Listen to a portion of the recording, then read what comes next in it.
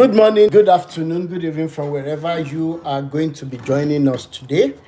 My name remains Rotimi Daniels. Awíkòkò akẹ́kàkà lójú ọlọ́rọ̀ tí bàbá ọlọ́rọ̀ bá gbọ́ kí ló fẹ́ fi mí ṣe.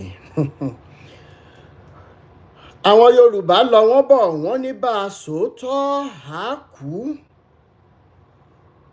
Bá a sòótọ́ á kú. Bá a sòótọ́ àdàbà fò. Bá a sòótọ́ àdàbà máa fò. Igi ẹyẹ oko fò lọ. Ǹjẹ́ kò kúkú bẹ́tà ká kúkú sòótọ́?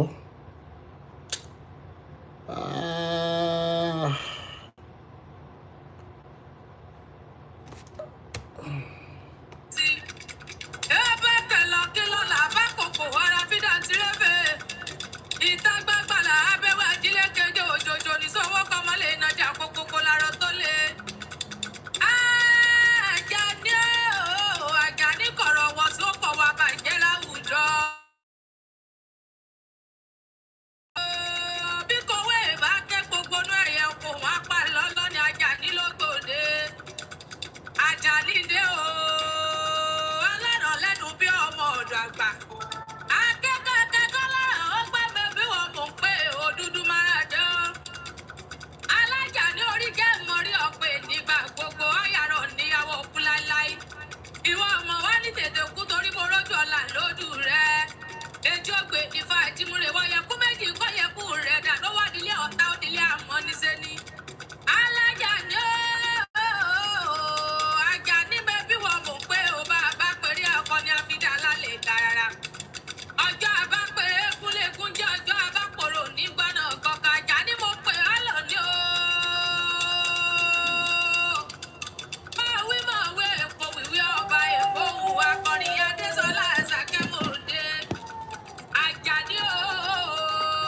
jọ̀ọ́ bẹ́ẹ̀ ṣe ń wọlé. As you are coming in on Facebook, on TikTok, and on YouTube, I try to plead with you to start sharing immediately, because I want to go right into what I have. Once I have the number of viewers, okay, I would let me share this on. Thank you so much.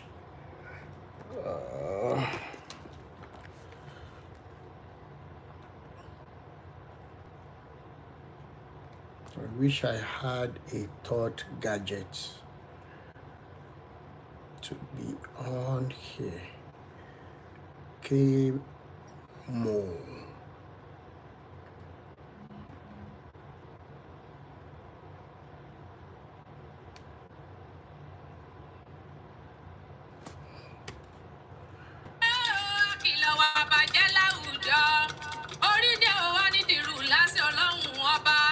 Ṣé Èdùmàrè.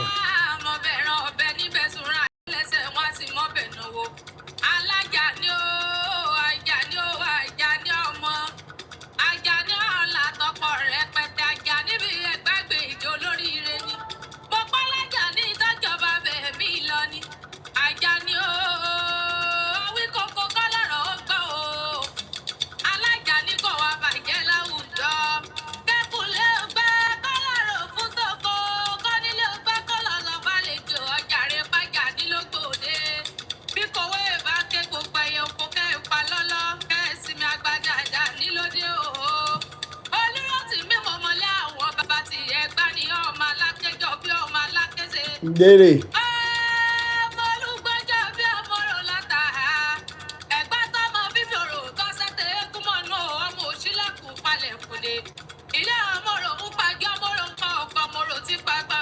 All right.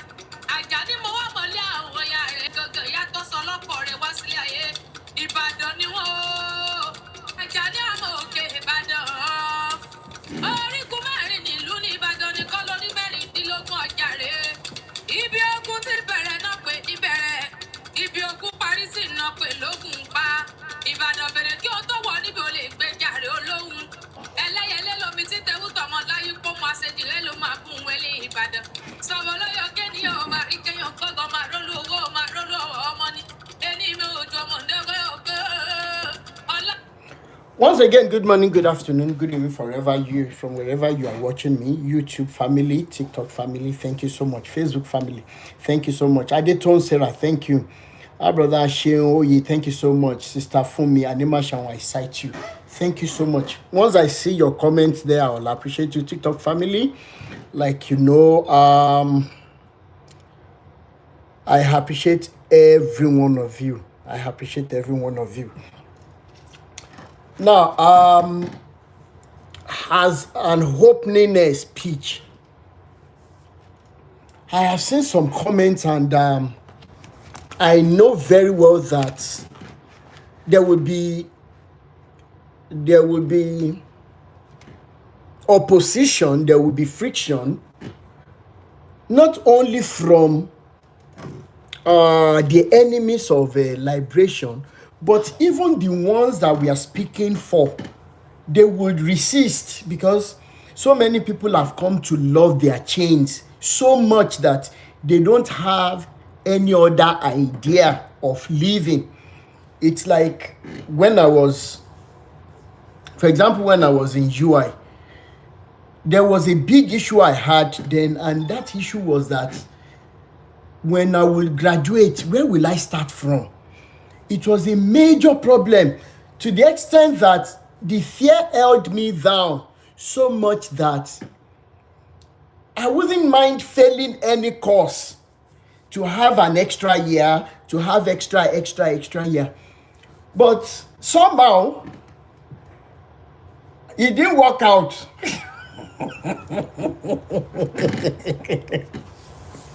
It didn't work out. Eventually, I was pushed out. You have graduated, go. You know, I was afraid of what would be on the next stage. And it's the same for so many of you that are still being tied down in these covens that you call churches. They're looking for love. So the resistance will be from so many people who don't have love at home. The resistance will come from those who can't even think outside the box. The resistance will come from young pastors. They have become pastors, but they have not hit the target yet. They have not started hitting the target yet of making money. So when they see me, I am their number one enemy. People, boy, okay, I'm a put all on so but tie dákẹ́ díẹ̀. Jẹ́ kí n kọ́kọ́ parí building tí mo fẹ́ fi ṣe ṣọ́ọ̀ṣì yìí. Bá ti jọ ìwọ̀nba àwọn tí mo ṣàjọ pé káwọn rọra máa rẹ wọ́n jẹ díẹ̀díẹ̀. Wọ́n fẹ́ fi bẹ́ẹ̀ wá mọ́ àwọn kọ̀ọ̀kan tó tún wá wọn ò mú wá mọ́. Awíkoko jọ. More so, the ones that are planning, they are already in training. Okay, they are already in various theological schools that they will become pastors. You know, when they see my videos, the first thing they tell people around them is, Bible says that in the end time, that so many people will rise up. So many people will say yes, they will assume the positions of Antichrist. Don't go further in searching for Antichrist. I am one of them. As long as I am speaking the truth, let that Christ come and arrest me when I'm speaking against what they are doing in his name. Like you're going to hear the first voice note. So I will give few minutes for people to join us so that they won't miss so much. And I'm still waiting for what is that her name again? I'm still waiting for another person, but while we're waiting for her, I have some voice notes to play. This is going to be opening your mouth so much. Going to be opening your mouth so much. So please, as you are coming in, continue to press the share button. Once I see, and continue to power tap, please, so that they don't flag us. And today's own, ẹ̀yin pastors, ibi tẹ́ bá ti lè pe orí èèyàn. My pictures are there. My videos are there. Ẹ bá forúkọ ìyá mi, màá fún yín kó lè easy fún yín. Okay? Sister Alabi Lizzie, ẹ ti like àpòkò jù. Ó yẹ wá tẹ start but ẹ wá tẹ.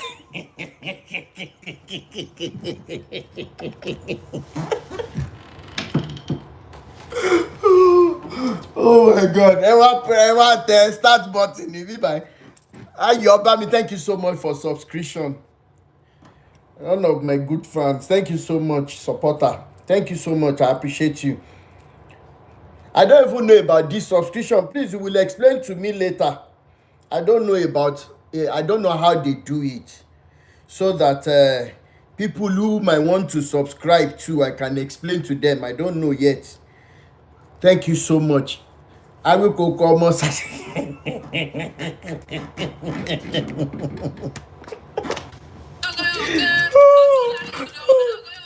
So then your upcoming pastor, the Ibadan clique, Osun State, Ondo, Ekiti, Lagos. Ibo lẹ tún localize sí yẹn, ẹ̀yin àwọn tí Igbo wọ́n bá yín fà lọ́wọ́, because these are the two regions, the two tribes that are really, really submerged under the Port Harcourt. Thank you. Under I can't even describe it. How do I describe this? Under the weight of these men. You know, you have to be proactive. Bóyá ní bá ti ń sùn kí n fún yín ní time mi, ẹ lè pè mí kí n má jí mọ́. Ṣùgbọ́n tí n bá ń jí tí mò ń mí, ọ̀rọ̀ èmi àti yín ni sẹ́, until when so many of you, until when all of you begin to turn new leaves, let's assume that the Bible is real, that this book is real. Let's assume that it is real and everything written there will come to pass.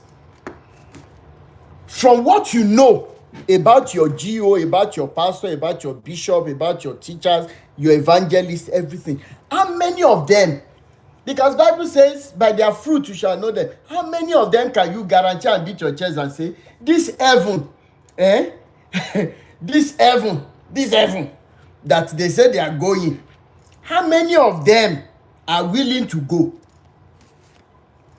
Because they taught us, they destroy us by saying that this heaven we are going, we should not care for the things of the world.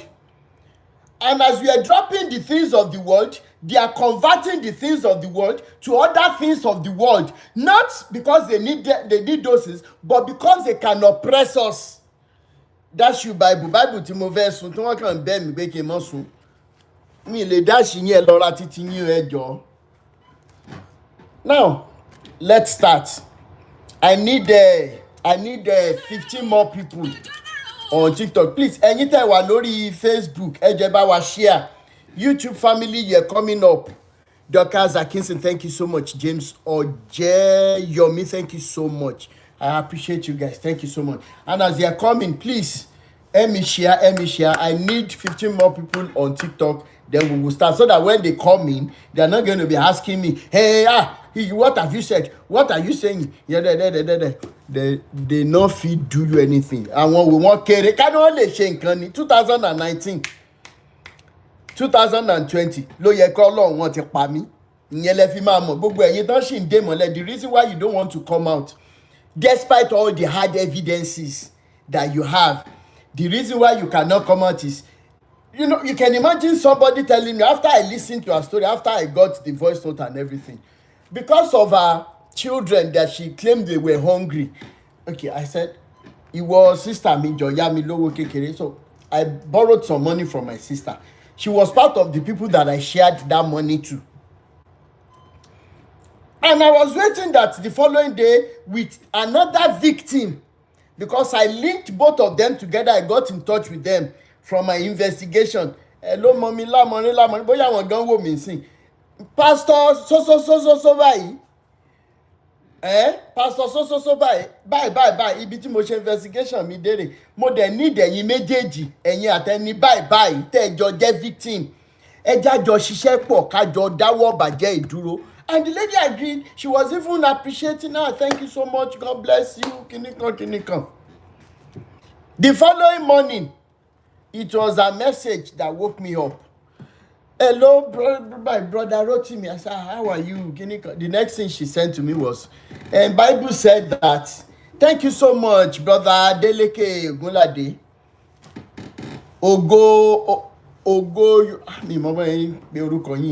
Now, when she woke me up, she now said, Bible sọ wípé ẹ má ṣe jẹ́ kí àwọn ẹni wọ̀nyí, bóyá àwọn ẹni àmì òróró ló pé, bóyá àwọn ẹni àmì engine oil epo, mi ìrántí pé Bible ní pé kẹ́ ẹ má ṣe jẹ́ kí wọ́n ti ọwọ́ yín ṣubú. I was so angry to the extent that if I had replied her, because of the, if I had replied her, oh my God, thank you so much, Baba mi Adekunle, thank you so much, thanks. Mo tiẹ̀ need the candle yìí, ọ̀rọ̀ candle. Halloween. When I saw that, I was furious. You're going to listen to her voice note today. Mommy Yemi Foluke, thank you so much, ma. Majeko Dumi Omobola, thank you so much. Thanks so much for joining. Ejeba, press share button. If your family members are still going to church, please let them be part of this program. Oh, let it go. Ẹ̀yin tí CAC, ẹ̀yin tí the Apostolic, ẹ̀yin tí Anglican, ẹ̀yin tí Methodist, gbogbo yín ẹ wá, ọ̀rọ̀ ti kàn yín. Ẹ jẹ́ kí n dúró fún 1 minute. 1 minute, then we will start. Ó let it care. thank you, thank you, thank you.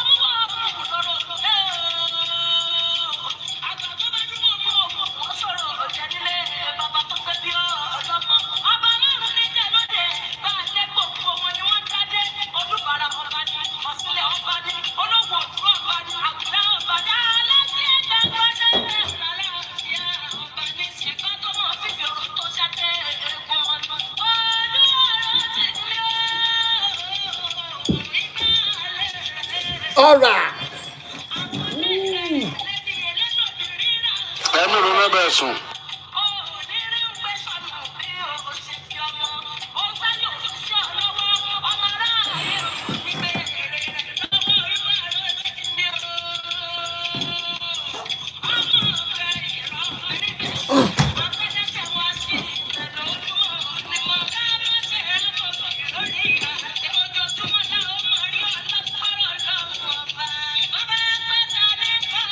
All right.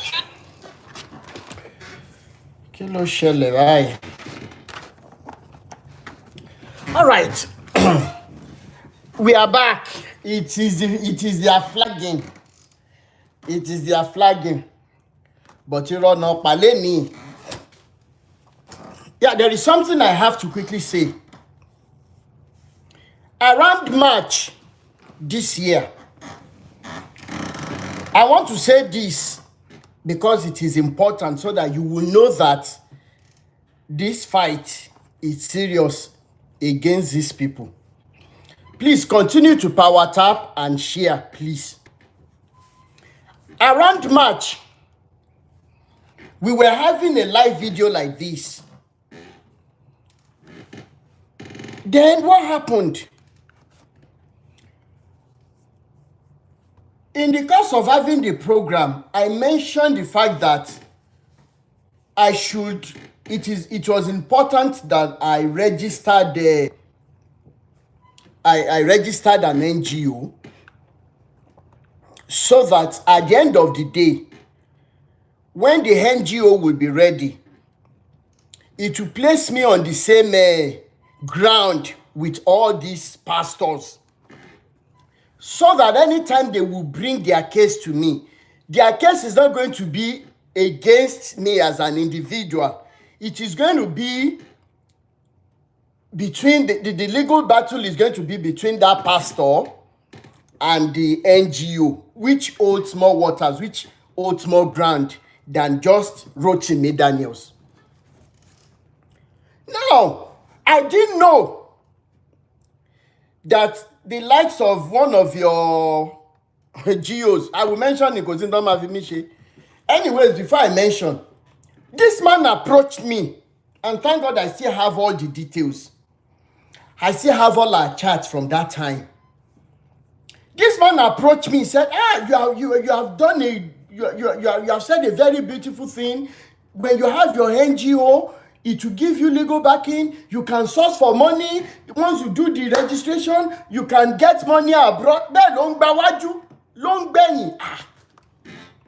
And as a wise person, the Yoruba say that wàá yára láti gbọ́rọ̀, ṣùgbọ́n ká lọ́ra láti fèsì.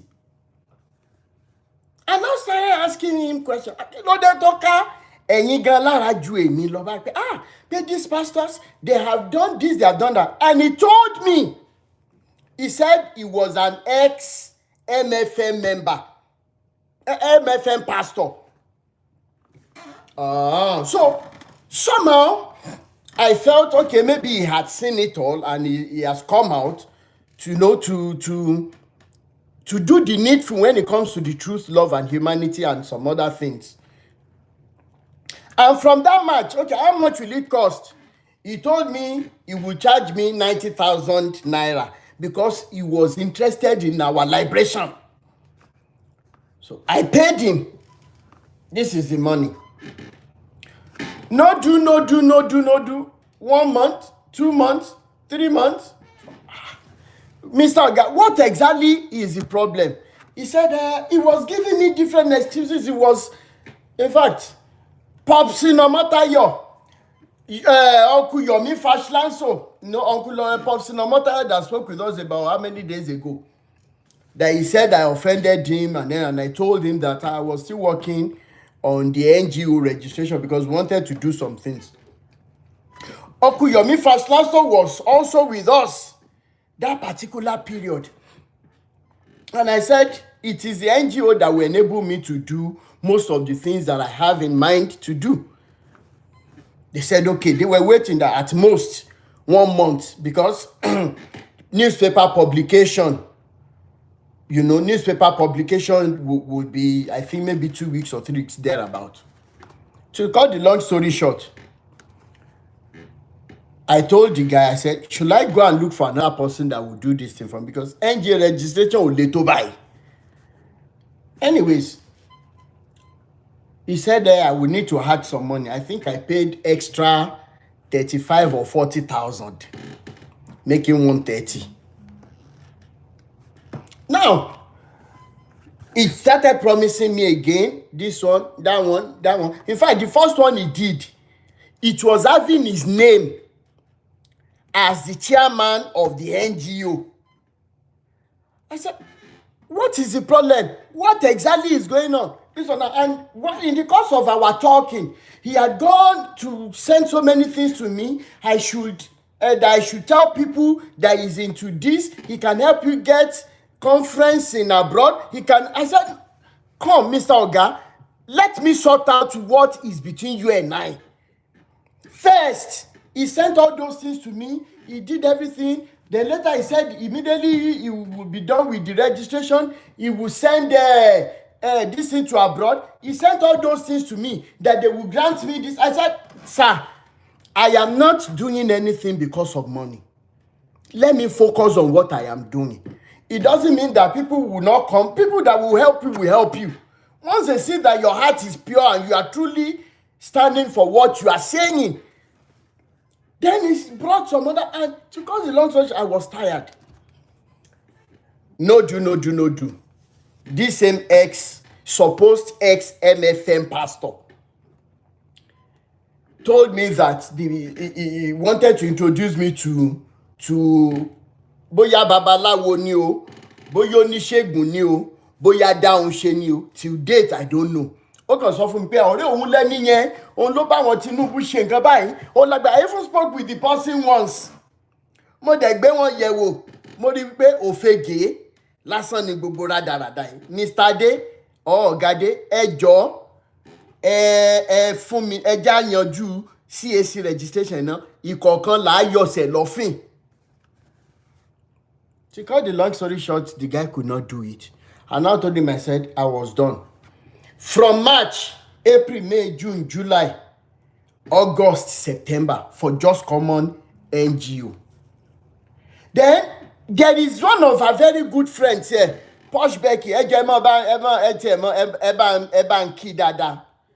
now says she is in Abuja. She has a lawyer that can quickly do this thing, do that. I said, Eloni. Said the person will charge me so amount of money. I said, okay, let's do it. Wọ́n ti ẹ̀gbà kí n sanwó díẹ̀díẹ̀ torí kò sówó lọ́wọ́ mi. Kí n san díẹ̀díẹ̀. Okay.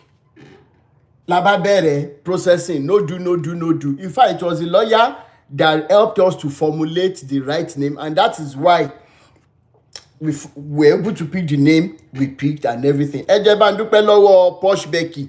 Gbogbo ẹ̀yin tẹ́ wà nílé. Kí n má fọ̀rọ̀ lọ sọ̀rọ̀ bọ̀. La bá ṣe newspaper náà jáde, la bá ra newspaper pé tọ̀. Nígbà tó di fẹ̀mọ́júmọ́ àárọ̀ yìí, wọ́n bá send message sí mi pé congratulations yo. Kí ni mo jẹ tẹ́tẹ́ ni? Ló ń bá wo the following kíní. Ká mọ́ sọ̀rọ̀ lọ sọ̀rọ̀ bọ̀, ẹ congratulate wa o. CAC registration of our NGO is officially out, and the certificate is out. Rotimi Daniels Foundation for Peace and Equity is out now. What did I say? Rotimi Daniels Foundation for Peace and Equity is out today. Thank you so much. Thank you. And as for the ex-MFM pastor, you know what I found out? I first told him, I said, even if you're not going to pay me all my money, I said, you know what? You have wasted my time. I will collect part of the money. My dear Bomi share lower. The guy manager said he will work on it and work on it. If it is Olukoya that sent you whatever that will pay that money, I don't mind. Just send me the money. So he has paid 50,000 naira out of the money. I am still waiting for whatever he will send again. However, about a few days ago, this was the man that told me he was going to sue MFM, he was going to do this, he was going to fight them. He had case with them, he did this, he did that. I said, about a few days ago, do you know what I saw? About 2 days ago, do you know what I saw on his Facebook page? Because I stumbled on his Facebook page. He was standing right in front of MFM church. Ibẹ̀ náà ti ya photo tán fi ṣe birthday post. Mo wá check ẹ̀, mo tún lọ check ẹ̀ níbi tí mo ti mọ̀ ní. Is this not the same man that told me he is having issue with MFM? And you came like a snake, you sneaked in and wanted to, but you fẹ́ fi òkú ọ̀rọ̀ gba àlàyé lọ́wọ́ mi to know what I know about your GO. Ẹ ṣáà mọ̀ bá ń dúpẹ́ pé àwọn ìtòrò pé àwọn nǹkan tí mo mọ̀ mo ṣáà ṣẹ̀ṣẹ̀nu fórum ní ẹ má wọrí liberation yẹn náà la máa ṣe pé èmi ò tiẹ̀ bàyàn lórúkọ mú kan ṣáà fẹ́ jẹ́ kí wọ́n stop wà burúkú wọn ní kíní. That was the summary of my gist with him. At the end of the day, mo wá lọ ṣe comment. Hello, Oga Adebo, you said you are no longer a member of MFM. You are no longer a member of MFM. Do you know what the guy said? He said, the church that you have been for so something years. Now, I am saying this to tell you to always be careful of those who come like sheep, but deep inside them, they are more ravenous than wolves. Such a man is an example. When I went back to check this morning, to check that page, he has removed me as his friend, but the picture he used for the birthday is there and everything. And I've seen that he has deleted my comment there because I posted it so that people will see. I asked someone else to go and put that comment there, but that you said you are no longer attending MFM. Me, but you to delete any no or not. It is well. You see this battle. So, henceforth, if you are somebody that has been victimized or you know a victim with good evidences, you are free to come forward to me. And the organization Rotimi Daniels Foundation for Peace and Equity, ìtìjọba Nàìjíríà fúnra wọn tán bu ọwọ́ lù.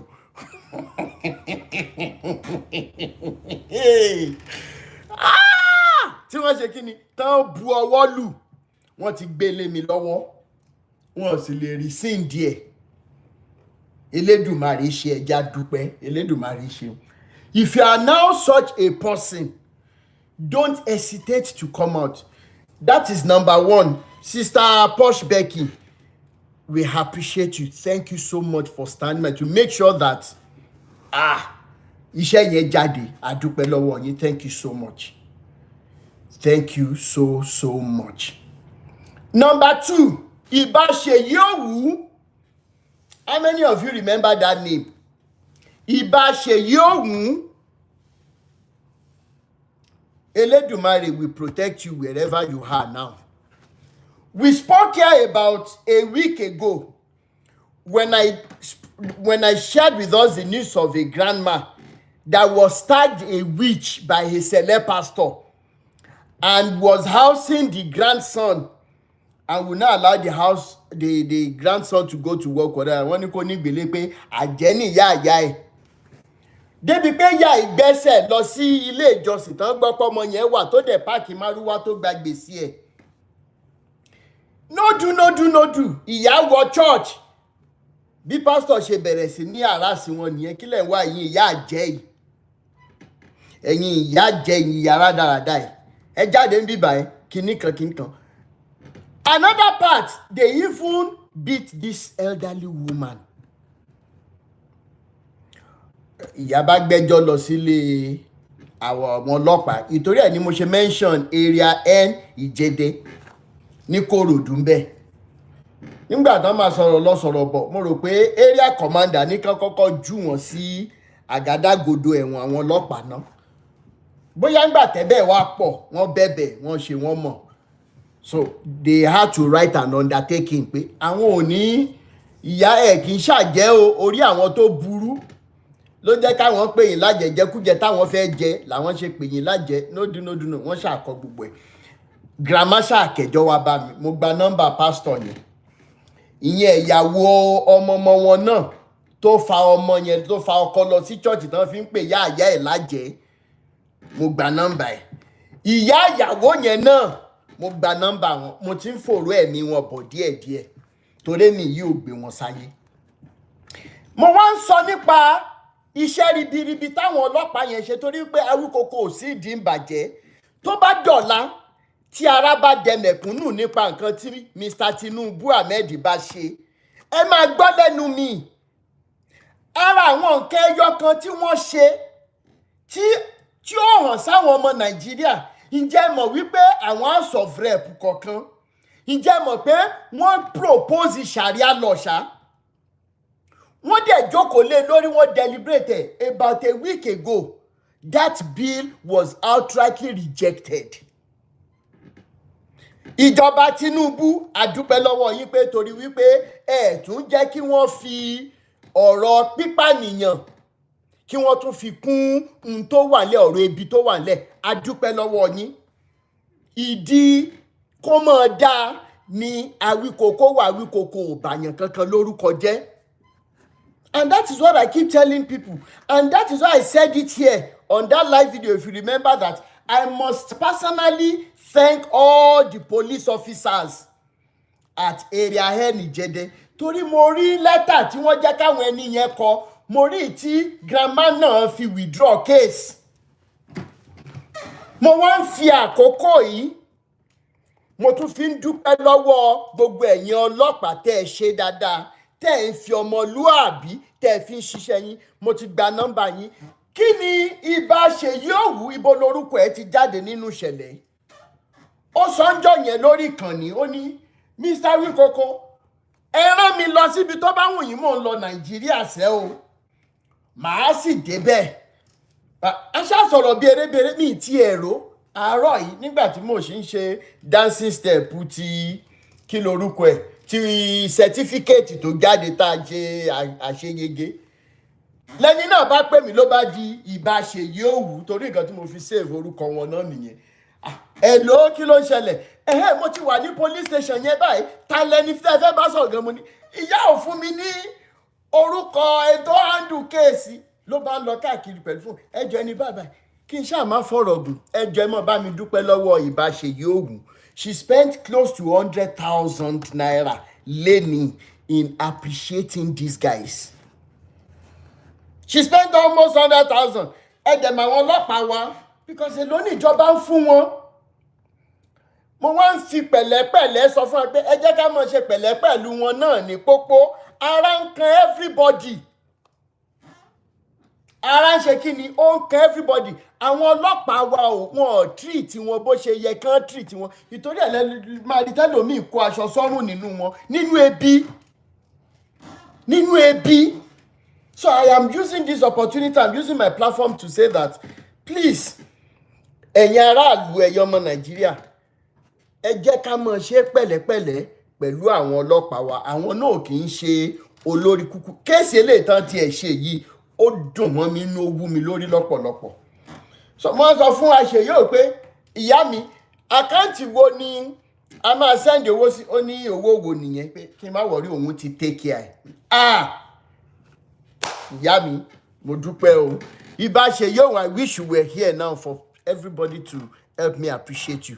Thank you so much and God bless you. So we have sorted the issue of àwọn ọlọ́pàá. Ẹ̀yin tẹ́ bá wá ní kéèsì pẹ̀lú àwọn pásítọ̀ yìí tàbí àáfàá tàbí oníṣẹ̀ṣe kankan tó bá gbà yín, ẹ mọ́ bẹ̀rù láti wá síwájú. Elédùmarè ti ń fún wa ní connection ta need láti clean àwùjọ wa débi tá a bá lè ṣe é dé. Mo mọ̀ pé gbogbo àwọn tó wà ní area ẹ̀yẹn ń sìn, ó ṣe òṣèré wọn bá ń gbọ́ Rotimi Daniels, Awíkókó, wọn mọ̀ pé ẹni báyìí ọ̀rẹ́ àwọn ni, ọ̀rẹ́ aráàlú ni, kò sì fẹ́yàn jẹ, màá kàn pé wọ́n ní ẹjọ́. Mo dẹ̀ mọ̀ pé ẹnìkan náà tún wà ń bíbà yìí tá a ti jọ sọ̀rọ̀ dáadáa, ọ̀gá sójà lọ́kọ wọn. Ọ̀gá sójà òun lọ́kọ wọn. Ṣé kí wá là ń wí? Tá àbàṣà àti bàyàn lórúkọ jẹ́ tó jẹ́ òótọ́ là ń sọ. Kó jẹ́ bàbá Adébóyè ló hùwà bàjẹ́ directly séyàn kan táṣìírí yẹn dẹ̀ tú sí wa lọ. Ẹ ló bàbá báyìí nǹkan báyìí la expect pé kẹ́ ẹ ṣe o. Tẹ́ bá ti ṣe ẹ sì mọ́ ṣerú ẹ̀ mọ́. Tó bá di pé à ń ṣe gbọ́n mi tí omi ò tó, àwọn ọmọ Nàìjíríà ò gbúdọ̀ mọ́ lajú kí àwọn nǹkan kan mọ́ ṣẹlẹ̀ láwùjọ. Ẹ ṣé, ẹ bá ń dúpẹ́ lọ́wọ́ àwọn tí mo dárúkọ ẹ̀. Posh Becky, once again thank you. Ìbáṣeyọ̀ọ́ wù. Ìbáyín mo ṣe sàdánkátà fún yín. Ẹ ṣé lọ́pọ̀lọpọ̀. Thank you. Ẹ jẹ́ ká kọ́kọ́ gbọ́ voice note eléyìí náà. Ẹ jẹ́ kí n gbé àwọn kan wọlé torí network. Èwo ni ká tiẹ̀ kọ́kọ́ ṣe ń bẹ̀ báyìí? Ẹ jẹ́ kí n kọ́kọ́ play eléyìí náà.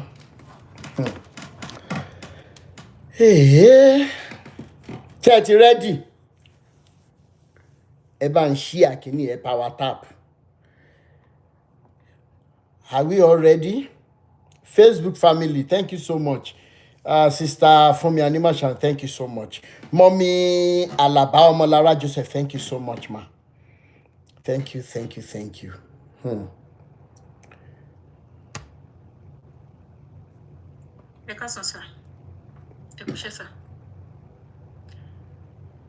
Nípa information tí wọ́n fún yín nípa bàbá Adébóyè. Kì í ṣọ̀rẹ́.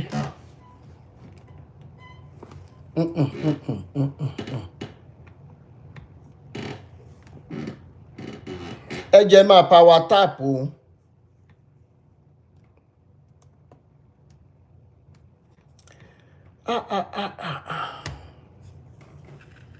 Ṣèyí ló ń sọ̀rọ̀ láti. Mẹ́sẹ̀jì ní TikTok torí mo máa ń wo àwọn programs yìí. Mi ò lè. Sister the Brownie.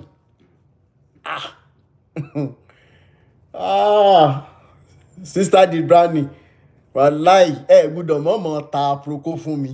Wàláì. Ṣé ẹ ti sáré gbọ́ eléyìí tí mo kọ́ ẹ ti mọ̀ pé títà náà nìyẹn?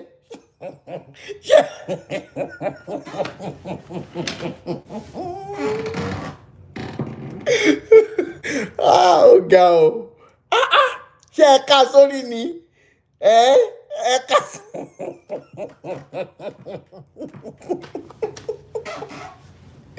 Oh God, it is well.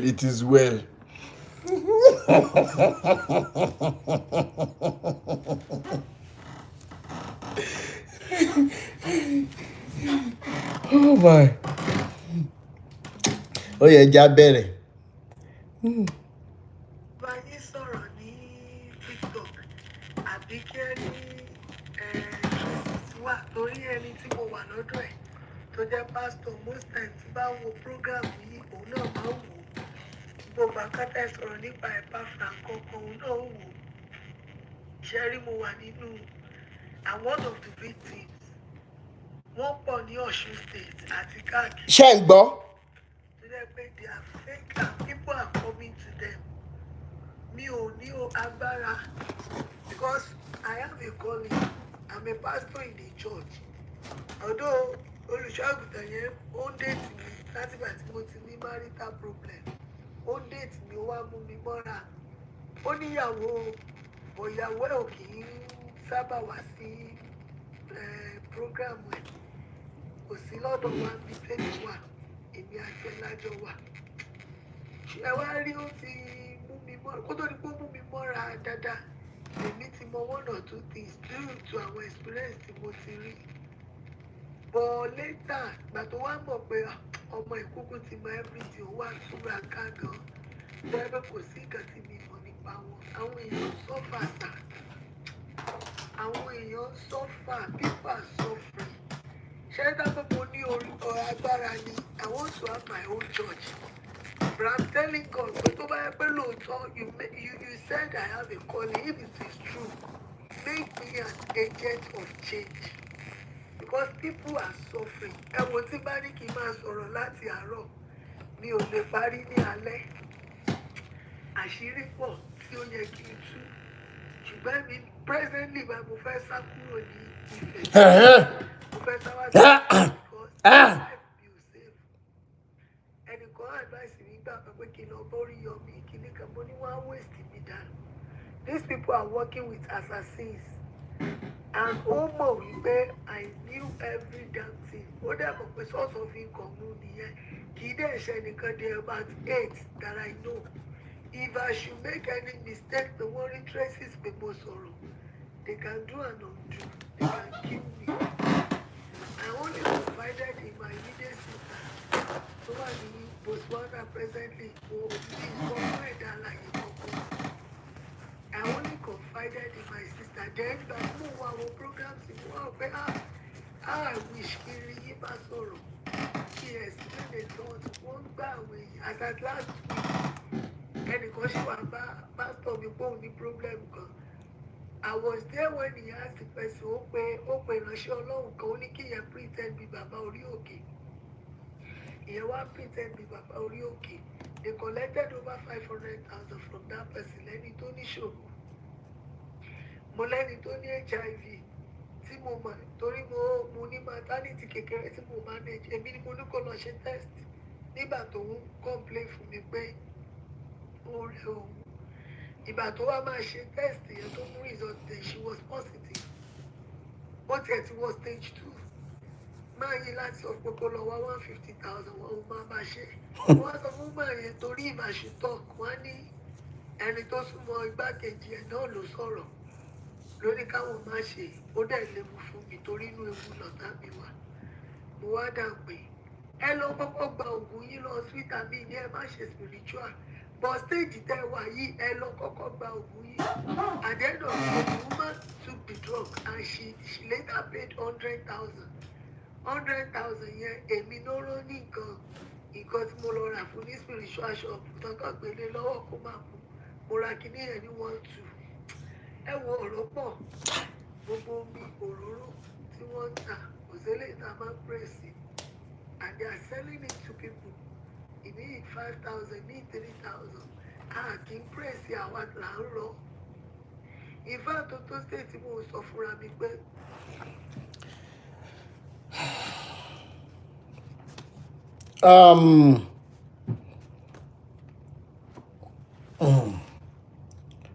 wọ́n tún ti flag a bá ti wọlé padà tẹ́ ẹ̀ bá ti share rẹ̀ yìí ní play ẹ̀ mọ́ tẹ́ ẹ̀ bá ti share rẹ̀ yìí ní play ẹ̀ mọ́ wọlé bẹ̀ mọ́ má mọ̀ ṣe lọ́kọ́ bọ́n ṣe ń ṣe tó bá ti mọ̀ ṣe.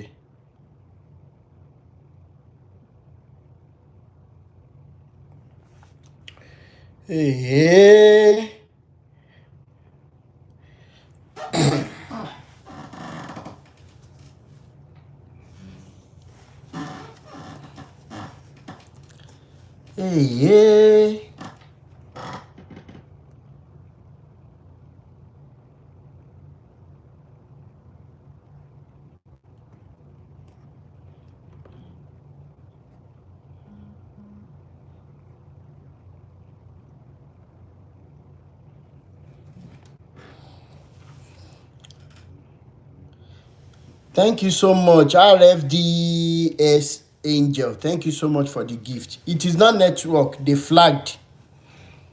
And please, as we're going to be listening to that, yeah, they are online bingos. They are online. Ìtàkùn tó ní kẹrin máa lọ ni òun àtẹni ni wọ́n yàjọ lọ. Ìtàkùn ẹ kéré lórí liberation yẹ kéré. Please help me press ẹ jẹ́ kí gbogbo wa share ẹ jọ̀ọ́ ẹ jẹ́ encourage àwọn èèyàn kan wọlé. Kíní ìlágbára excuse me ó lágbára gan àwọn àṣírí tó wà ńbẹ̀ ó ṣe dáadáa. Let's share please. Let's share with people. Please ẹ jọ̀ọ́. Ó yẹ ká ti pọ̀ jù báyìí lọ ẹ jọ̀ọ́ ẹ jẹ́ share fáwọn tá ẹ mọ̀ pé ó yẹ kán liberate. Please I am begging. Please. Yes, Bishop Andrew wọ́n flag gan. They are really flagging. Nǹkan tó ń ṣe sí first page mi yẹn náà nìyẹn. And then please, when you come in and you have not followed this page, follow so that I can follow back. I can continue.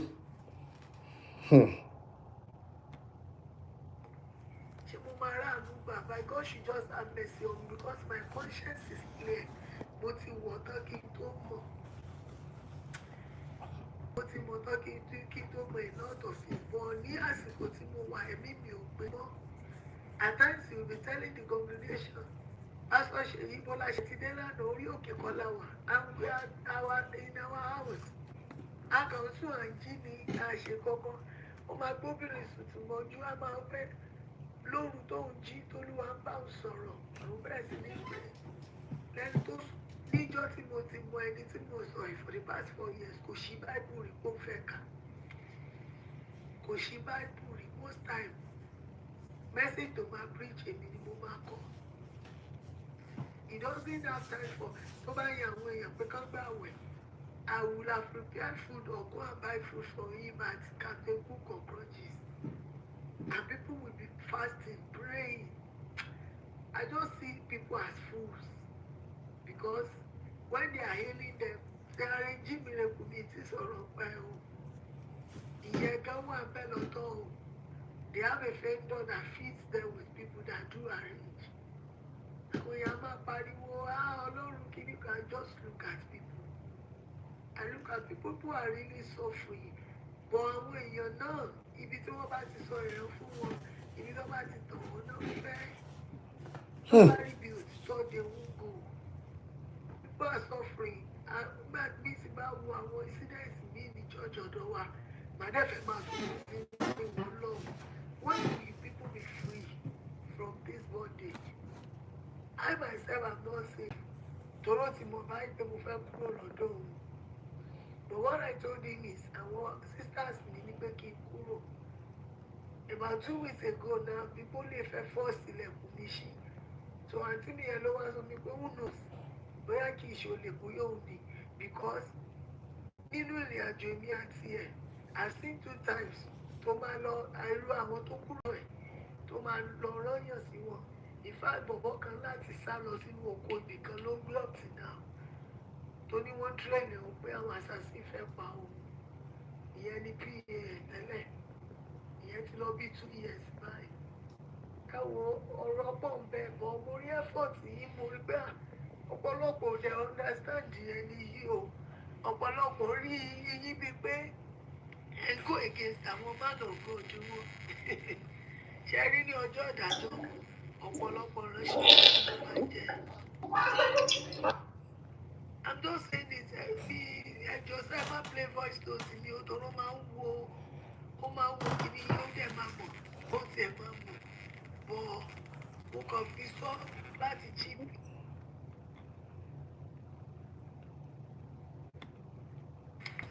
I have a provision shop, but presently I'm not going there. Like today, I'm supposed to be in my. Ọ̀rọ̀ ṣì pọ̀ ní part B gan o. Ọ̀rọ̀ ṣe kí ni? Ọ̀rọ̀ pọ̀ ní part B.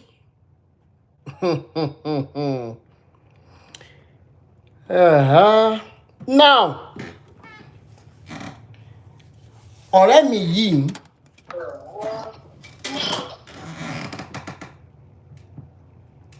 gbogbo wa ti fi etí ara wa gbọ́ díẹ̀ nínú àwọn kìíní. All of you tó máa ń Bishop Andrew ṣùwà ń bẹ̀ o, a fẹ́ mọ bí a ṣe fẹ́ arrange wọn kúrò ní sàkání àwọn pípì torí ẹni tó yẹ ká lò láti lè gba àwọn èèyàn wa ni. Wọ́n ní loads of information lọ́wọ́ gan. Ẹni tó yẹ ká gbà kúrò lọ́wọ́ àwọn pípì yìí ni. Ṣùgbọ́n ó require funds, ó require finances because tí wọ́n bá máa kúrò nsìn, a máa gbalé ibikíbi tó wù tán bá fẹ́ sá la gbọ́dọ̀ gbalé. Irú provision tán láwọn ń ta ẹ̀, a máa dá wọn lókòwò. Ibi tí wọ́n bá wà yẹn, wọ́n send gbogbo àwọn information tí wọ́n bá ní fún wa. Kí ni díẹ̀ tó ṣe gbọ́dọ̀ rí bẹ́ẹ̀? Ó láwọn ìbéèrè kọ̀ọ̀kan tí ọ̀pọ̀lọpọ̀ nínú wa ò kì í béèrè. Mo dẹ̀ mọ̀ pé lára àwọn iṣẹ́ àṣeparí tí wọ́n ti ṣe ni. Kí làwọn iṣẹ́ àṣeparí yìí? Lára ń tán rì mọ́lẹ̀ láwọn ibi tẹ́ ẹ tilẹ̀ lọ yẹn tí ẹ̀yin kọ̀ọ̀kan tó jẹ́ ní ìmọ̀ nǹkan tí mo fẹ́ pé mo ti fún ìyá kan lésì láàárọ̀ yìí. Mo dẹ̀ ń retí kí wọ́n lọ nú ẹgbẹ́ burúkú wọn kan pè mí síbẹ̀. Lára àwọn iṣẹ́ àṣeparí tán ṣe ni wípé kéèyàn má lè béèrè lára àwọn ìbéèrè kan pàtó. Èkíní ni wípé wàhálà ló gbé ẹ lọ sí church yẹn. Tẹ́ bá rọ́mọ Nàìjíríà, 98% of àwọn tó ń lọ sí church ní Nàìjíríà sìn, nǹkan tí wọ́n rò pé ìṣòro ayé kan tàbó mìíràn ló gbé wọn débẹ̀. It is because of challenges. And those challenges that have taken you to such camps, they are not actually challenges that are uncommon to people. But because you feel you are too special to have an issue, Marital problem. Who told you marital problem persists for life? If you take your time to the share and one can humanly possible, your marital problem will go. Need the prayer. Okay? Now, what am I saying? You get there, first year, second year, tell you enroll jeje. So many of you, I'm telling you, because there are no instruments to measure the weight of your problem when you are joining that organization. And measure that problem. Measure the weight of your problem in the following year. Has that problem reduced or it has increased? But from all indications, so many of you keto wobe enroll jeje. Ní ìsìn ó ti di pé tẹ́ ẹ bá wojú àwọn èèyàn ẹ lè jẹun. Then how has your problem solved? And you are there the second year, the third year, the fourth year, fifth year. Okay? Now, at the end of the day, each time the pastor comes up, my God is not small. My Father is very wonderful. He's a miracle worker. My Father is oh, yeah, praise it. Emma, praise Emma. Choir, thank you. Choir, thank you. The other day, I didn't tell you, I was going to the airport. I met this man by Ikeja. The man said I should give him money because he had one leg.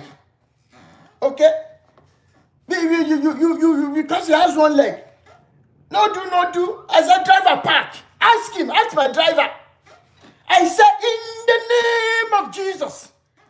In the name of Jesus. The one that can create legs out of nowhere. Oh yeah, give this man, shot this man with leg. Ask him. Immediately, that's a day, yo. Let somebody,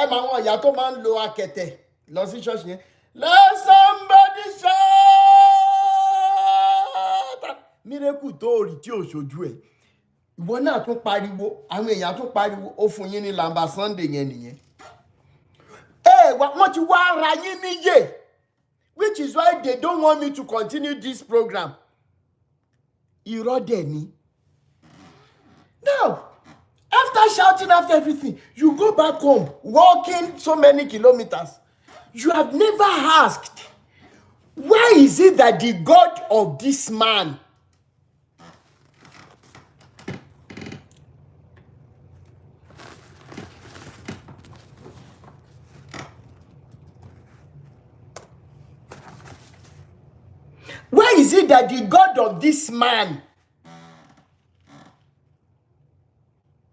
cannot solve my minor problem? The God that can make leg grow. Then what is my small problem that he cannot solve? And I said in a video this morning, I said, what these men play on is what do they call it now? Is probability. Bishop Andrew will know so much about that. Again, sáré ṣe àkíní pẹ̀lú sister mi tó fẹ́ wọlé wá.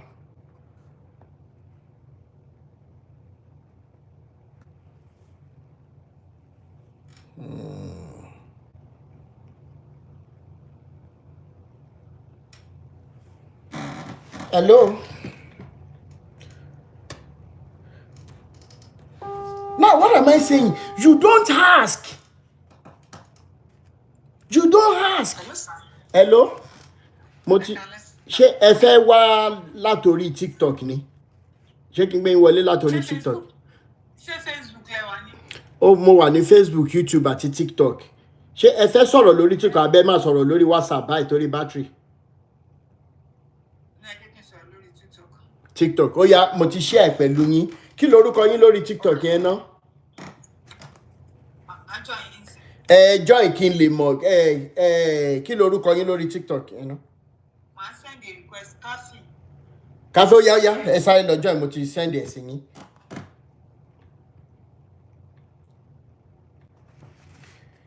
You don't ask. And what they play on is what we call probability. I was explaining this morning. I said, if I am holding these two things, how many of you remember probability? what they do is trial and error. Wọ́n mọ̀ pé ìjọ kan jọ ṣó possible ká kó èèyàn bíi 5 jọ. Ọlọ́run yẹn wá burú débi wípé àní réèyàn kan nínú èèyàn 5 yẹn tásìkò ẹ̀ ti tó. Pé nǹkan kan ṣẹlẹ̀ sí positively. So possible. How much more? 1,000, 2,000, débi 50,000. Tí a ṣe èrè ká wá ní. Thank you, Father.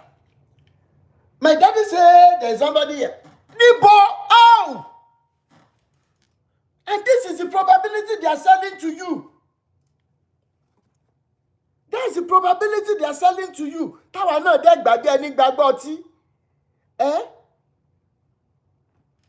Sister mi tó tún fẹ́ sọ̀rọ̀ yìí lára wọn náà ni. Now, nípa ilé tí mo play fún yín, ọ̀nà tá a bá máa gbé gbàǹgbà tí Rotimi Daniels Foundation for Peace and Equity tán bá ready báyìí. A máa mọ bá a ṣe máa ṣe ọ̀rọ̀ àǹtí débi wípé ẹ̀yà máa kọ́kọ́ lọ gbalé fún wọn níbì kan jìnnà rere táwọn ti ní trace wọn torí àwọn tá à ń sọ yìí ní gbogbo South West yẹn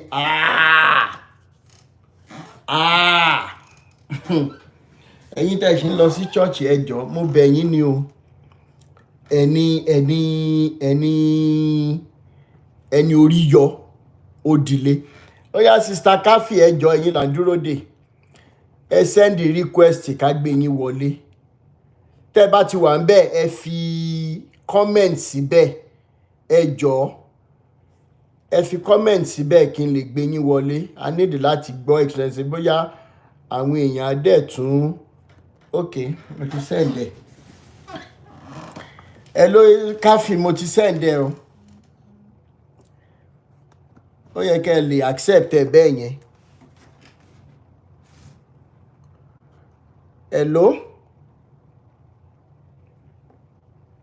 hello Káfí ṣé ẹ wà ń bẹ̀ hello.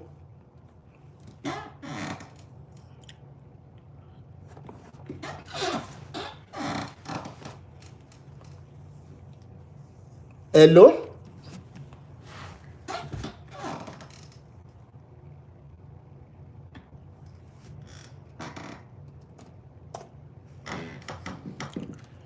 Ẹ jẹ́ bá ń share pẹ̀lú Káfí o.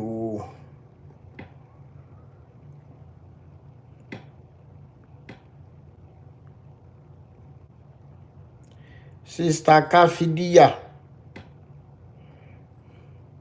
A ti send invite sí yín o. Okay.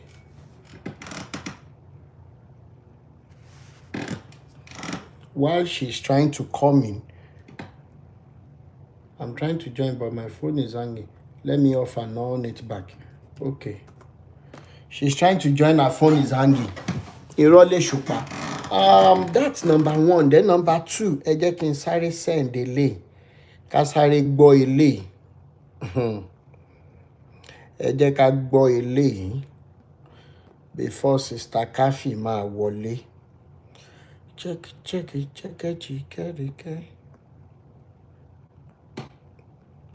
Eléyìí náà lẹ́tìkẹ́. Mi fẹ́ gbà wá lásìkò. And before I play this, I beseech that you don't see it like we're fighting the body of Christ. In fact, you die-hard Christians, okay? And you die-hard Christians, die-hard fans of Jesus. Before you even come to the truth of whether Christianity is real or not, you should be thanking us for speaking against the things that are staining the body of Christ. But unfortunately, we have found out that many of you followers, I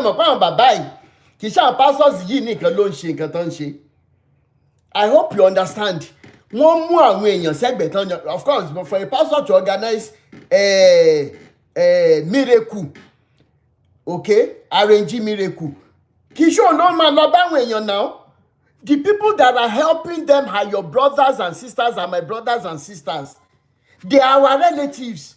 All because of what? For stipends. How many of you saw the ones that they arrested ní south níjọ̀wọ́ wọ́n wá ń wò Ìbàdàn bí ẹni wọ̀yọ́. How many of you saw the video? Arranging miracles. And each time we say, okay, ẹ jẹ́ kí n Fọdẹ́kúnlé Epaphras ṣe example. Olo pray for ọmọ kan tó ojú ẹ̀ ní problem. Tá a dẹ̀ ti rí nínú àwọn fọ́tò yẹn pé irọ́ ni kinní ìṣe. Okay, ó wá jẹ́rọ́ kò jẹ́rọ́.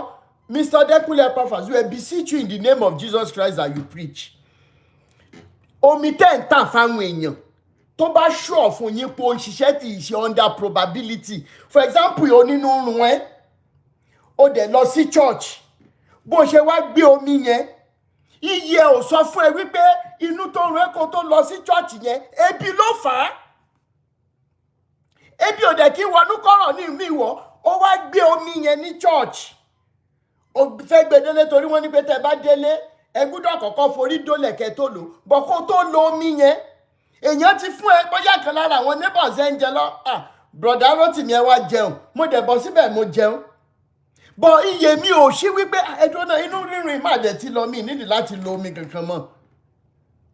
Orí ń gbà mí orí fífọ́ wàhálà Nàìjíríà lásán ó ń fa BP. How many people ló lọ ń ṣàyẹ̀wò lọ hospital ẹ sọ fún mi ẹ bá fẹ́ lọ ṣe BP test sí wọ́n charge yín ṣe tí ò tí ì jẹ́ ló fẹ́ lọ ṣe test BP.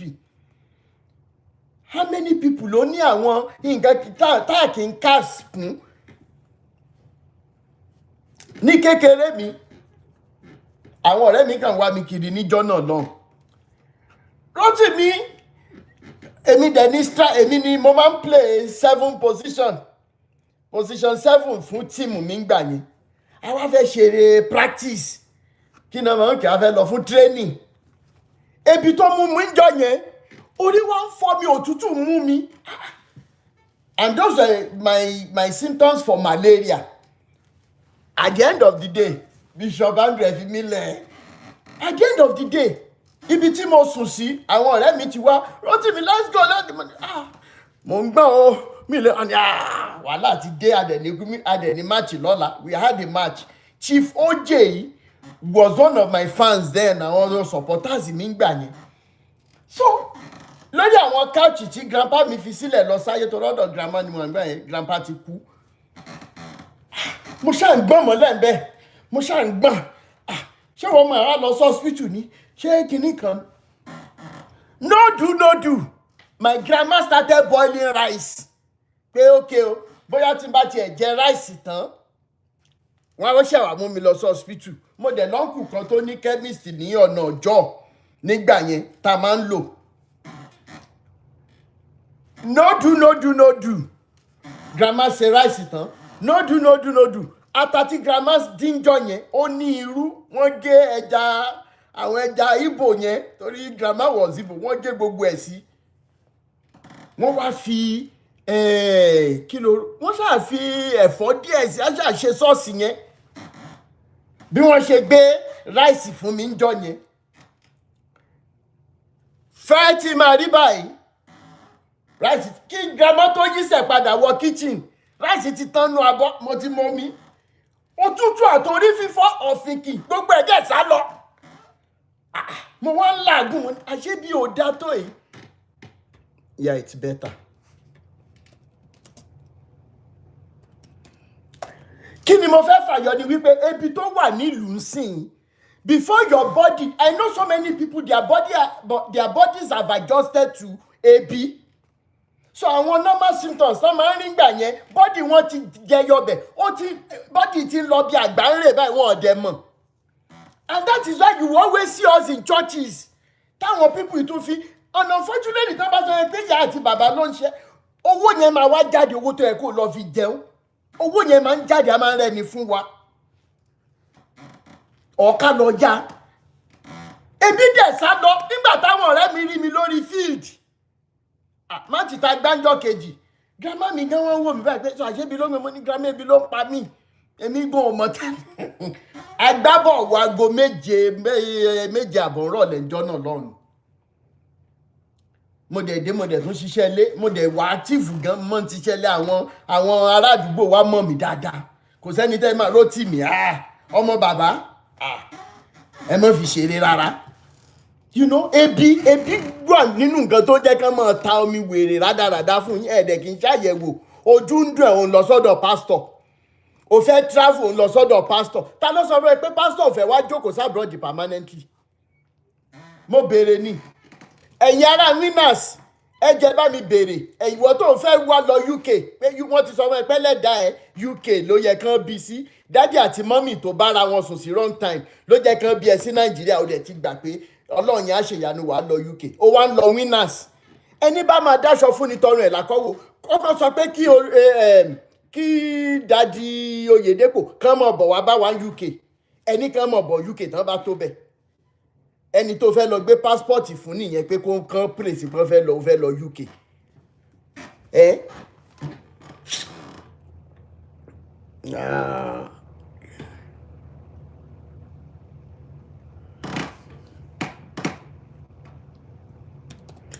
since you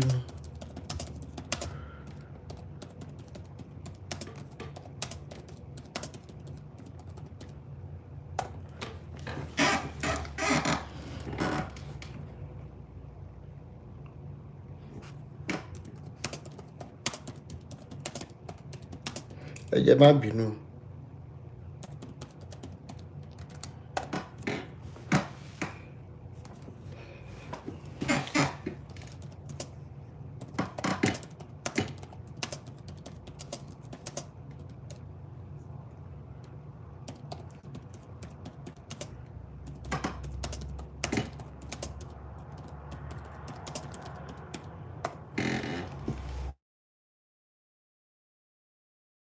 mo wà lórí láìfù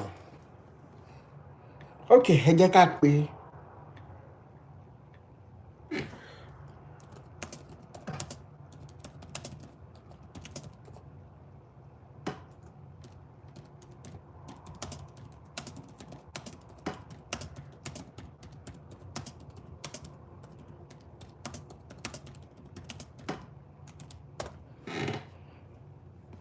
ẹ jẹ́ ń pe ẹni wọlé tẹ́ni bá ti wá sọ̀rọ̀ tán ká wá gbọ́ lẹ́nu ẹ̀yin aráalé good then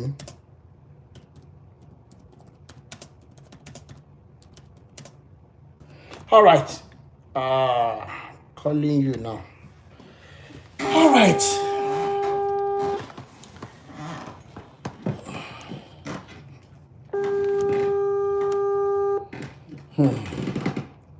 ẹ jẹ́ mọ́ power tap o Sister Kafi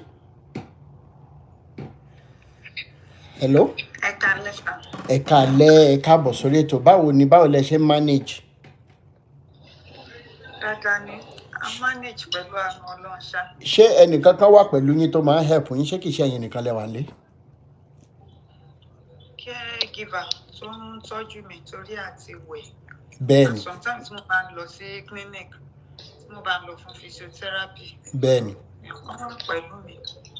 ok ṣé pẹ̀lú diagnosis àwọn doctor ṣé wọ́n sì ní ẹ máa lè rìn létà. àánú Ọlọ́run nìkan ló kù. àánú Ọlọ́run ló kù. bẹ́ẹ̀ operation tí mo kàn fẹ́ ṣe kí n fi mọ sign of toilet and ìtọ̀. ok so that ní fi máa lo adult dàgbà lọ. Elédùmarè á ṣàánú wa. àmín àmín. àwọn èèyàn ń gbọ́ yín yégéyégé báyìí Facebook ní o TikTok ní àti YouTube àwọn evidences tẹ ní lọ́wọ́ yẹn ṣé ọwọ́ yín directly ló wà. ọwọ́ mi ló wà. That's number one. Then number two, àwọn tó wà, for example, irú àwọn tó wà bẹ́ẹ̀ níjọ́ tí wọ́n ṣe burial àwọn ọmọ ẹ̀ tó sọ ọ̀rọ̀ rádaràda yẹn, ṣé ẹ ṣì mọ àwọn ẹni yẹn? My younger brother was there. Okay. With the blood mi kankan. Okay. So tí pastor dẹ̀ sọ ní hospital àwọn èèyàn wà bẹ́ẹ̀ gan. Ẹ dẹ̀ mọ àwọn ẹni yẹn. Bẹ́ẹ̀ bẹ́ẹ̀.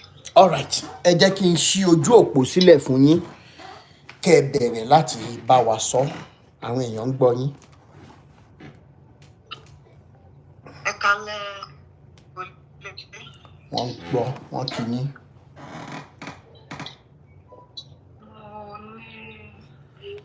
sì ṣẹlẹ̀ sí mi ní May 6, 2022 ní ìlú Ìbàdàn. 2022 ní Ìbàdàn. Okay. Bẹ́ẹ̀ni sà. All right. Ọ̀sán ọjọ́ yẹn mo lọ láti lọ ìrọ̀rùn fún ọmọ mi. Ní mọ́tò tó ń bọ̀ láti Èkó, ó yà wá bá mi àtàwọn ọmọ. Mo pọn a baby of 6 months. Mo dẹ̀ hold a baby girl of 6 years. Sọ́wọ́. So suddenly mo para gbà tí màá lajú. Mo lajú sí ICU nínú UCH. I spent 3 months in a coma. Ọgbà tí màá lajú yẹn, mo ń try láti bèrè pé àwọn ọmọ mi ń kọ́. So wọ́n ti gbé mi pé sport yẹn náà àwọn méjì yẹn ti. Ẹ dúró náà, ṣé ẹ ń lo earpiece ni ó ń fade? Mi ò lo earpiece o. Kí wá ló dé tó ń fade? Ṣé ẹ ti ń gbọ́ mi clearly? À ń gbọ́ yín báyìí. So wọ́n ti gbé mi pé sport yẹn náà àwọn méjì ti kú. So by the time I discharge me, wọ́n discharge me. I survived with spinal cord injury. But ìgbà tí mo délé, mo máa ń try láti explain fún ẹ̀dá sister mi tí wọ́n wá visit mi pé kí n tó kò lọ hospital, mo ń rí àwọn reaction of doctor and nurse. In fact, wọ́n fún mi ní proper care. Pé bọ̀ mi mọ nǹkan tó ṣẹlẹ̀. Ìgbà tí wọ́n máa discharge mi gan, wọn fún mi ní the common of paracetamol bí condition is a critical to not discharge me with cast. Pé kí ló ń ṣẹlẹ̀, ṣé kò sówó mọ́ ni kán yé kí n come out on social media kí n ṣe béèrè fún help. Again, àwọn tí wọ́n fi mí sínú trauma accordingly ìgbà tí mo lajú. Wọ́n jẹ́ pé mi pé police officer ó involve àti driver where are they? She ó dùn náà. So that night, sister mi wake me up. Wọ́n ní láti máa béèrè question kan lọ́wọ́ mi pé kí ni mo jẹ yó, kí ni mo fi sábẹ́ aṣọ. Torí ìgbà tí wọ́n gbé mi dé emergency, bí èrò sì pọ̀ tó pé pastor church wa, wọ́n sọ̀rọ̀ kan tó dẹ̀ fún ẹ̀rù bà àwọn. In fact, àwọn èèyàn ń ṣépè fún mi ní bí condition mi tó ṣe lè tó. Mo ní kí ni mo ṣe, kí ni wọ́n sọ pé mo ṣe. Wọ́n ní wọ́n wá sí ilé wa before the incident yẹn ṣẹlẹ̀ níjọ́ Friday. Pé pastor make mention pé àwọn wá sí ilé wa, àwọn gbé ìran wá bá mi, èmi àtọkọ mi, táwọn ríran sí mi pé kí n ṣègbélé, mi ìgbélé. Wọ́n ní ẹ̀mí. Nothing like that. Wọ́n sọ kankan bẹ́ẹ̀ yẹn fún mi. Pé quite alright wọ́n wá sí ilé wa. But nǹkan tí wọ́n wá fún, mo fẹ́ lọ fún interview. Pé a marriage of 7 years, I did nothing. Tí mo dẹ̀ lọ sí school tí mo ní certificate ní ọwọ́. Pé mo wá ń try láti sọ fún ọkọ mi pé mo ti submit CV o. Promise tó máa ń promise tó bá ti work out iṣẹ́ tí mo ń lọ. Màá stop. I can't continue being indoor. Pé kí ló lè fi ṣú mi. Mo ní ìyẹn ni instead ọkọ mi máa fi fún mi ní reply. Mo ló invite the pastor wá sílé. Mo ní which the pastor then sọ fún mi pé kí n hold on, kí n má ṣiṣẹ́, kí ni mo tún fẹ́. So that very day mo dẹ̀ sọ fún pastor, mo ní kò ní possible tẹ bá ní èmi gẹ́gẹ́ bí ọmọ tẹ tọ́ mi ní school. Kí wọ́n wá délé ọkọ for good 7 years, did nothing. Mo ní sir, ẹ má bínú. My interview is on Monday. Ìfẹ́ mi dẹ̀ ṣẹlẹ̀ níjọ́ Friday. Mo ní nothing else. Wọ́n tán ìkan tó yẹ lọ́kọ́ ń jọ mọ́ bẹ́ẹ̀ fún mi. Wọ́n ní bọ̀sọ̀kùn bá dé ẹbí. Wọ́n ní in fact ó mú pásítọ̀ yẹn tí wọ́n bá wọn privately kẹ́ńpé ẹ̀gbẹ́ ẹ̀yìn yìí ẹ sọ fún wọn. Wọ́n ní òwe ni pásítọ̀ fi ń dá wọn ló fi ń sọ̀rọ̀ fáwọn ọjọ́ yẹn pé ìgbọràn sàn ju ẹbọ rúrú lọ. Àǹtí ló pa ọmọ ẹ̀. Pé so kò lè pọ̀ mí káwọn náà lẹ́wọ̀n kí òun náà ṣe wà láyé. Wọ́n ní ìyẹn ṣáà ló ṣọ̀kà àwọn pípù kan ṣáà ń ṣépè fún mi. Pé sọ̀rọ̀ yẹn involve àwọn doctor and nurse. Pé tán bá treat mi bẹ́yẹn, nǹkan tí wọ́n gbọ́ ni pé ọwọ́ ti kan wọ́. So ìgbà tó kàn mí dé, he denied. Àǹtí mi ní ò jẹ́ deny torí àwọn èèyàn ń pọ́n bẹ́ẹ̀ gan. Àníwọ́gbọ́n tún sọ. So ìgbà tí wọ́n ń drag ọ̀rọ̀ yẹn, wọ́n ní láti pe the younger brother mi. Wọ́n ní náà pé ìgbà tí wọ́n bẹ̀rẹ̀ àwọn ọmọ mi, pastor yìí fún repeat it. Ó tún sọ ní etí bẹ̀rẹ̀ àgbà tí fẹ́ bẹ̀rẹ̀ àwọn ọmọ pé ìyá yín ló pa yín. So gbàtọ́ ọkọ mi dé tí wọ́n bí ọkọ mi deny àǹtí mi ní ẹ̀jẹ̀ deny torí ẹ̀ believe pé condition tí ó bá rẹ̀ nínú ẹ̀ yí pé kò lè survive ẹ̀ so pastor using it to announce ara ẹ̀ pé bóyá ìran sure pé tí kì bá ṣe yẹn wọn lè parọ́ tó báyẹn torí kò sẹ́ni tó expect pé máa survive ẹ̀ ló fi sọ̀rọ̀ yẹn láti lè chase the crowd pé náà òun sure òun ríran and I mention it pé this pastor tí wọ́n ríran yìí wọ́n sọ pé àwọn ríran bú tí wọ́n ríran re the same year incident ní ṣẹlẹ̀ January tèmi ṣẹlẹ̀ ní May January ní first but wọ́n náà kú tí wọ́n dẹ̀ ríran sí wọn ní inú káàdì dẹ̀ gan ni wọ́n ń tọmọ tí mo ṣẹ̀ dé hospital tí wọ́n dẹ̀ ríran sí ọmọ tó yẹ pé mi ni wọ́n ríran sí so my sister called the pastor pé kí báwọn fẹ́ rí wọn báwọn wà lára àwọn fẹ́ appreciate ọjọ́ bóyá ọkọ mi ti inform wọn pé nǹkan báyìí ti ṣẹlẹ̀ wọn so face títí sísá mi fi lọ so ọgbà tí sísá mi lọ mo ní láti máa di pé náà tí o sọ pé kò ságbára fẹ́ mọ́ láti tẹ̀kẹ́ mi ó dẹ̀ mọ́ pé inú permanent trauma níbi tí mo bára mi yìí mo dẹ̀ need care cast mi lọ́rùn mi tẹ́lẹ̀ mi ò bá ti gbà má sá survive pé so màá máa lọ sí therapy màá dẹ̀ máa lọ sí clinic and drug. That's good. Good that you are happy. Hello? I'm going. Kí dẹ̀ ṣe pé bóyá mo wọ̀n leg tí máa sọ pé tí mo fẹ́ toilet àbí tí mo bá fẹ́ tọ̀ dápà ni mò ń lò pé so mo ní ìdówó láti fi take care ara mi àwọn èèyàn tó yẹ kó kọ́ mi láti render assistant pé kán fi lè sọ. What's up? Oh.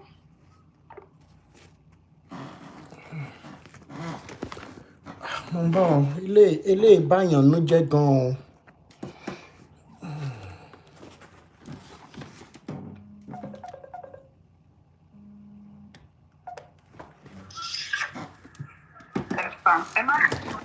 Yeah. Okay. So, ìgbà tí mo bèrè pẹ̀lú àwọn Nigerian police involved and there is evidence ní ìdòkó yẹ kí kankan dílé wọn lórí nǹkan tí mo bára ní pé driver ńkọ́ police nǹkan kò lè bá case dé kí lórúkọ driver ló ní wọ́n ti fi handle case mi. They can't just put me through this trauma kán dẹ̀ fọ ọmọ mi kán dẹ̀ lọ free bẹ́yìn. Kò lè bá case dé instead wọ́n máa fi disclose ẹ̀ fún mi pé ibi táwọn bá case dé nìyí àbí orúkọ nìyí wọn láwọn ṣiṣẹ́ lé lórí so gbà táwọn family mi kọ́ mi pé náà ẹ gbúdọ̀ sọ bí tí ẹjọ́ dé instead wọ́n máa fi provide need wọ́n send assassin mi pé kán wá clear ní mọ́lẹ̀ kó tó di pé àwọn ẹ dúró káfí ẹ dúró.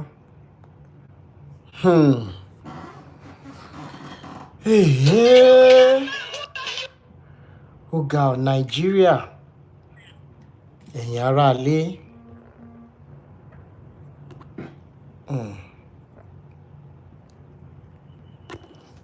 mo ń bọ̀ ọ́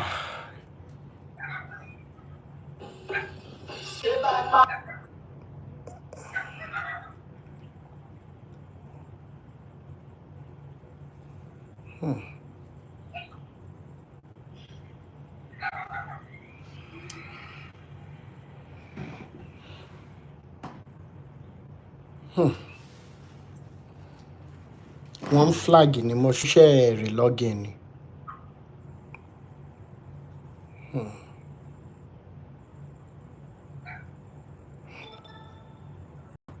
Oh yeah, continue, Sister Cafe. Bẹ́ẹ̀ ni à ń gbọ́ yín.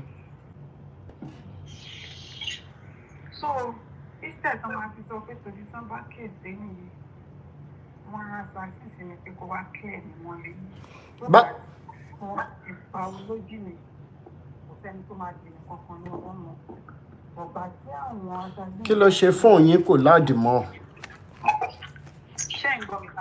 À ń gbọ́ yín báyìí.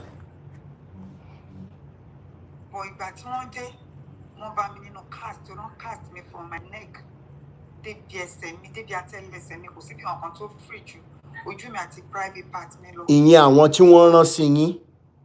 Ìyẹn àwọn tí wọ́n rán sí mi wọ́n ṣe dé wọ́n nínú wọ́n fi former picture mi wọ́n fi hàn mí mo ní this mi pé bọ̀ nǹkan tó ṣẹlẹ̀ sí mi nìyí, and I survive with spinal cord.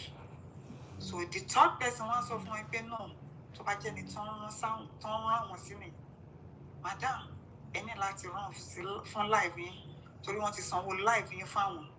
Ó pẹ́ ju 3 days lẹ́gbùdọ̀dọ̀, and anywhere tẹ́ bá wà tẹ́ bá lọ, ẹ má ever béèrè is it that driver or àwọn police or bóyá ẹsẹ̀ fẹ́ fight fún anything, just run for your life. Pé àwọn máa sọ pé àwọn ṣì léwọ̀, pé àwọn get address tí wọ́n fún àwọn. And ilé tó gbà fún mi kì í ibi àti kúrò ní former place ọ̀dọ̀ àtàwọn kò sì jẹ́ kí àwọn kan mọ̀ bẹ̀yẹn. Lẹ́yìn òun pastor, ìyàwó pastor àtàwọn family mi àti caregiver tó wà lọ́dọ̀ mi nígbà yẹn, kò sí ọ̀rẹ́ kankan wá even láti ọ̀dọ̀ ìgan. So máa ò pé ta ló mọ̀ pàtó ẹ̀wọ̀n jẹ́ bóyá mi pé kí n máa wọlé bọ̀ moment náà ti mention pé kí n má béèrè nǹkan báyìí kan. Báyìí.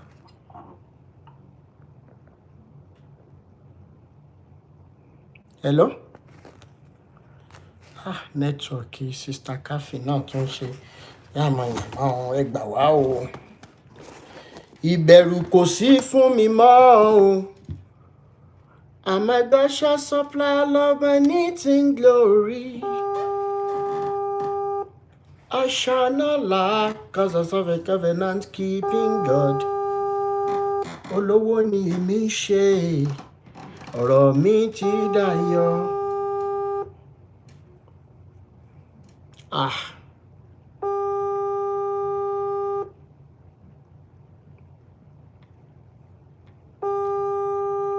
Maybe our battery. While she is trying to call him back, there is a question I want to ask everybody here today as a Christian. Gbogbo ẹ̀yin Christians tẹ́ wà nínú ilé tẹ́ ń wò mí nílé lóko. I understand the fact that all of us were born into either Christianity or Islam. And in our formative years, not that we didn't have questions. We had questions, but we were never allowed to ask questions. The children of this generation can ask questions. Okay, she's back. Hello? Ẹ má bínú, call kan wọlé mi. Okay. Ẹ má bínú. Yep. Hello, sir. Ẹ máa bá ọ̀rọ̀ yín lọ. So, tó fi di pé mo kúrò níbi bẹ́ẹ̀ yẹn. Àti gbà yẹn, mi ìṣẹ̀lẹ̀ sófin tí pé bóyá màá sọ pé bóyá mo fẹ́ gbégbèsè láti fight fún right mi. Mi lè gbégbèsè because mi mọ any step tó tún lè gbé. Tí mo fi kúrò níbi bẹ́ẹ̀ yẹn, sir. Ṣé kìí ṣe pé bóyá ẹ feel pé àwọn tí wọ́n ṣe alákòóbá ìjàmbá ọkọ̀ yìí, ṣé kìí pé bóyá ẹ feel pé bóyá wọ́n sanwó fẹ́nìkankan pé kọ́lọ́pàá lè fi wọ́n sílẹ̀? Ṣé rí ẹni tí wọ́n mi nílé gbogbo ẹnu sọ̀rọ̀ tó ń torí ẹni tó ṣe ọkọ mi àti ọ̀gá ọkọ mi? Ìdí òfin náà wà, they have the evidence. If they want to take the step that very day, they will. But wọ́n jẹ́ kó yé mi pé lẹ́yìn ìgbà tó yá táwọn èèyàn kọ̀ọ̀kan get back sí mi pé wọ́n ti gbowó huge amount. Even the governor, he don't know that I'm still alive. Nígbà tẹ́ bá sọ wípé olófin, kí lẹ mean by that as in ọkọ yín? Mo ti make mention fún yín ní Okay, ó ti yé mi. Ẹ̀yin ọmọ Nàìjíríà, ẹ̀yin olóòótọ́ ìlú, mo ń sọ nǹkan kan lẹ́ẹ̀kan kan tó pè padà. Ẹ̀yin tẹ́ ẹ jábíamọ, ẹ̀yin tẹ́ ẹ jẹ́ bàbá, ẹ̀yin tẹ́ ẹ jẹ́ ìyá. Mi lọ́mọ kankan láyé mọ́ o, ọmọ méjèèjì mi ló ti kú yẹn. Àwọn ọmọ méjèèjì ló ṣe aláìsí níjọ́ náà, àbí? Bẹ́ẹ̀ ni, sir. gbogbo ẹ̀yin tẹ́ ń gbọ́ wa nílé, gbogbo ẹ̀yin tí ó ṣe wípé ìjọ náà lọ́hùn mo drop video kan. In that video, I gave the best description of what we call the body of Christ. And so many of you, ẹ gbọ́ mi parí. Bẹ́ẹ̀ ṣe wá gbọ́ mi parí níjọ́ náà lọ́hùn. Ẹ̀yin kọ̀ọ̀kan tẹ́ ẹ sọ̀rọ̀, mo lọ wo profile yín, mi ò rí òótọ́ kankan bẹ́ẹ̀. Pásítọ̀ tá à ń sọ yìí, olórúkọ Ìbàdàn ló wà. Mo ti rí fọ́tò ẹ̀, mo morúkọ ẹ̀. Ó ṣeé ṣe pé irú pásítọ̀ yẹn á máa gbọ́ wa báyìí, ẹ̀rí ọkàn á dẹ̀ máa jẹ́. Unfortunately, mélòó nínú gbogbo àwọn tẹ́ ẹ máa ń wá defend, mélòó nínú gbogbo àwọn tẹ́ ẹ lè para yín lé lórí ló sì ní conscience? Mo sọ rí wípé àwọn tó ń sọ wípé kò sí Ọlọ́run, people who have come out to declare that they are atheists. Some of you hypocritically, you say, you are condemned to hell, you are going to hell. Ojú òde kì í tì yín. Somebody says he or she doesn't believe that God exists. You want to kill yourself over the person.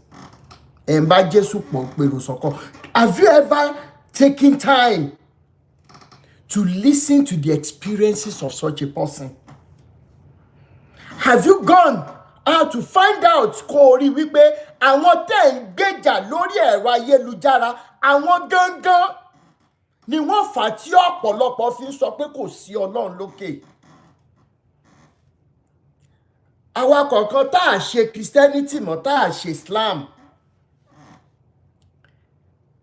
tó kàn ṣe pé a jókòó lórí wípé òótọ́, ìfẹ́ àti ìfẹ́ ọmọlàkejì òun la fẹ́ fi lò wọ́n bá tó kù láyé wa, tá a dẹ̀ regret ẹ̀, ṣùgbọ́n tá a ṣì ń gbà pé Ọlọ́run wà, oore ọ̀fẹ́ la rí. But as Christians, mi mọ nǹkan tó máa ń ṣe yín. Because some of you, when we post about these pastors, ṣó dìgbà tí wọ́n bá tó play video ibi táwọn bàbá àwọn ọmọ kéékèèké lẹ́yìn wọn, ibi tí wọ́n ti ń gbé ọ̀bẹ lé àwọn èèyàn lọ́rùn fún iṣẹ́ ibi tán wá ṣe láyé kẹ́ tó believe.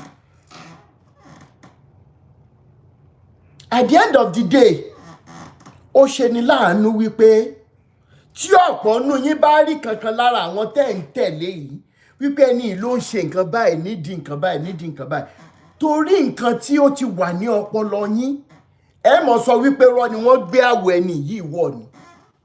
Torí the most holy, as if you wine and dine with them. Lóòótọ́, pásítọ̀ tó ṣe gbogbo wàhálà ẹ̀, torí ipa tó kó ń bẹ̀ ni wípé ẹ jẹ́ ká kọ́kọ́ ro iṣẹ́ tó lóun jẹ́ fárábìnrin. Torí àwọn Ọlọ́run tí ò sí tẹ̀ ń sìn kiri, àwọn ìròyìn ibi náà máa ń fẹ́ spread káàkiri. Irú Ọlọ́run wo tó ní agbára, tó lè ṣe ohun gbogbo? Ọba tó mú mi jáde nínú àpáta, tẹ́ ló mú àwọn ọmọ Ísírẹ́lì kúrò ní ilẹ̀ Íjíbítì, tó mú wọn gba kí lorúkọ ẹ̀ jáde, orí Òkun Pupa, gbogbo kíní. Ọlọ́run yẹn wá rán ìránṣẹ́ wípé lọ sọ fún obìnrin pé kó má jáde lé. Arábìnrin yìí dẹ̀ lọ léèwé, she has never used her certification to work. And she said she would rather go and look for job. Nǹkan gidi ló lọ ṣe. Ẹgbẹ́ ìyẹ̀wò náà. Mo ń sọ under the assumption that pé káti ẹ̀ sọ pé pásítọ̀ yẹn jọ tó wá sílé wọn, ó give message yẹn lóòótọ́. Ẹ jẹ́ ká fún ní scenario, logic reasoning. At the end of the day, the biblical God that they preach was not sane, was not human enough to prevent an accident. An accident that claimed 2 children that allegedly came from him. Tí wọ́n wá gbé nǹkan ṣe nílé ayé. An accident that will make his own creation to be bedridden for life. At what age? Ẹni tó ti lè rìn tẹ́lẹ̀ tó ti lè kúrò ń bíbá ẹni tó mọ̀ pé tóun bá fẹ́ ṣègbọ̀nsẹ̀ òun lè kúrò kó ń lọ ṣùgbọ́n sìn ó dẹni tí ó mọ̀. And biblical God, the man will claim that his own God told him. Ó wá ń fi yẹn chase clout káàkiri pé mo jíṣẹ́ yẹn. Arábìnrin ló pa ọmọ ẹ̀. How inhuman can we be again to say, you know what? Òòṣà Christianity yìí irọ́ ló wà ńbẹ̀. Òòṣà bó lè gbè mí ṣe mí bó ṣe bá mi. You Christians are listening to me tonight. At the end of the day,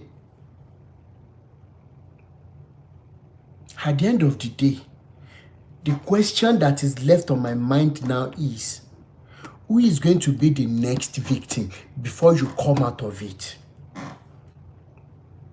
Who told you that you cannot live your life outside these gatherings that are buying you people? Who told you that the man of God is so heartless that where they were planting those children, those lovely souls, you could say it, but I am laying this emphasis because I need you to step back a bit as Christians. If you happen to be in the shoes of this lady as a mother, will you still call me names for exposing these men of the underworld, these con men? Will you still be able to come on my page, on my post, and throw tantrums because you need to defend the men you think you know, but you know nada about them?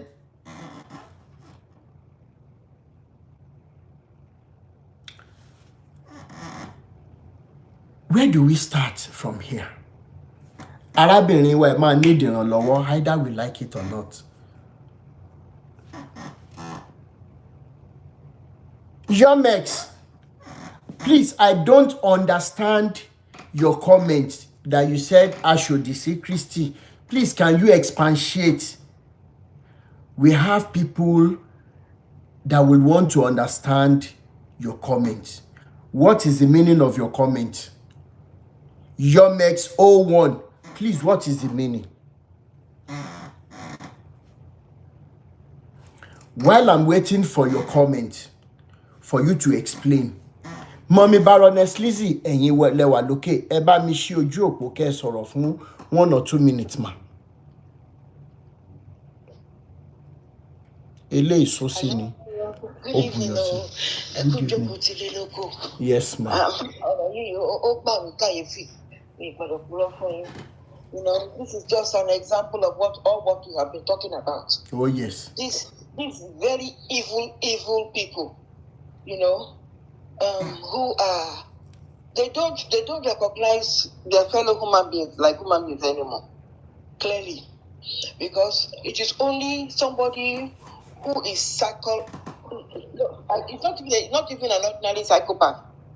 This one is a senior psychopath, would use a traumatic event like an accident where this woman lost her children and then use it as a weapon to introduce fear and intimidation into her life to try and ruin her, knowing that she was vulnerable.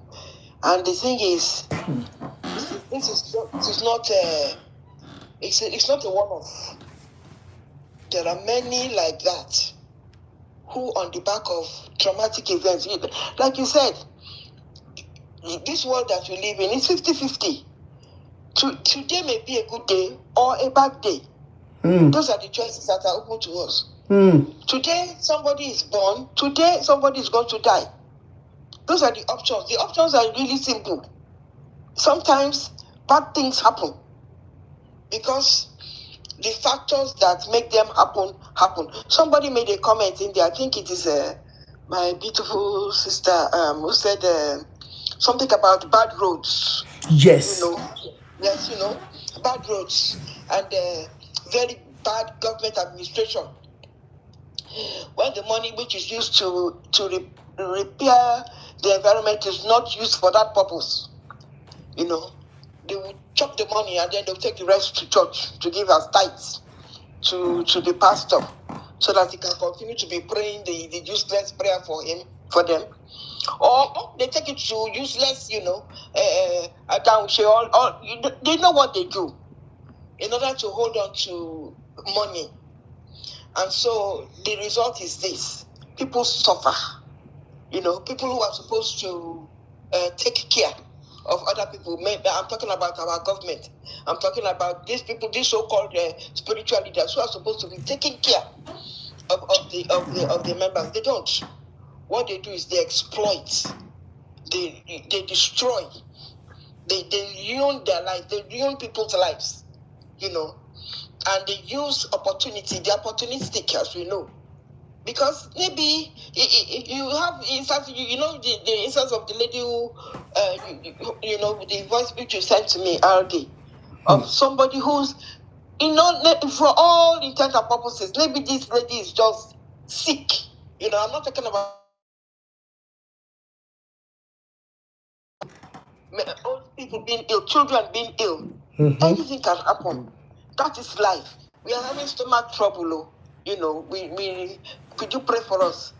And the priest said, have you been to the hospital? He said, no. He said, go to the hospital first. And then we would offer a prayer for healing. But you need to go to the hospital. Then went to the hospital only for them to discover that, what do they call it? She brought a little daughter. She was suffering from a burst appendix. And if they had not treated that thing in good time, my understanding is that it would have killed her. Do you understand? Now, if they had gone to all these evil places, now, they'll put them on fasting and prayer.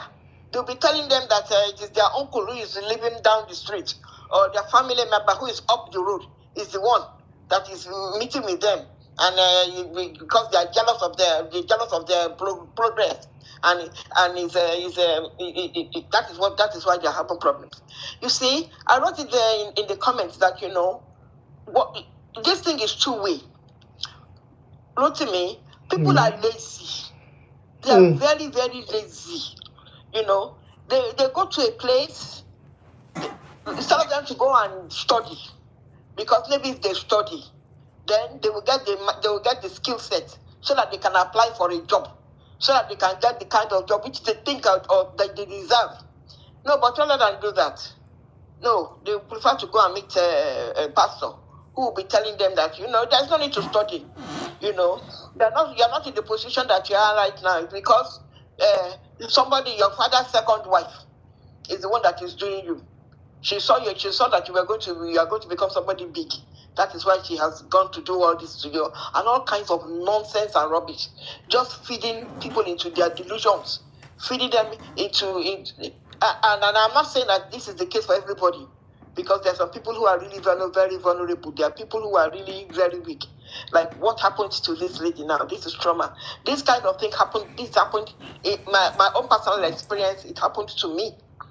I lost 2 brothers within a year, and the first church that we approached, my baby was 6 months old, and the first church which my mother used to go to Saleh, she had been attending Saleh since 1969 or something like that, and when this happened in 1996, so it's been a long time. She of course then left the church, because she said they didn't foresee one of my brothers died in an accident. The other one died he was a surgeon. in the Navy, the Nigerian Navy, and he died when they had this local problem in Liberia, and somebody threw a bomb into the military ship. So, and he was the only one. Him and his nurses in the medical center were the ones who died. Everybody else, they were instrumental. Him and the nurses, they were throwing people overboard the ship, into the lifeboat so that they can be saved.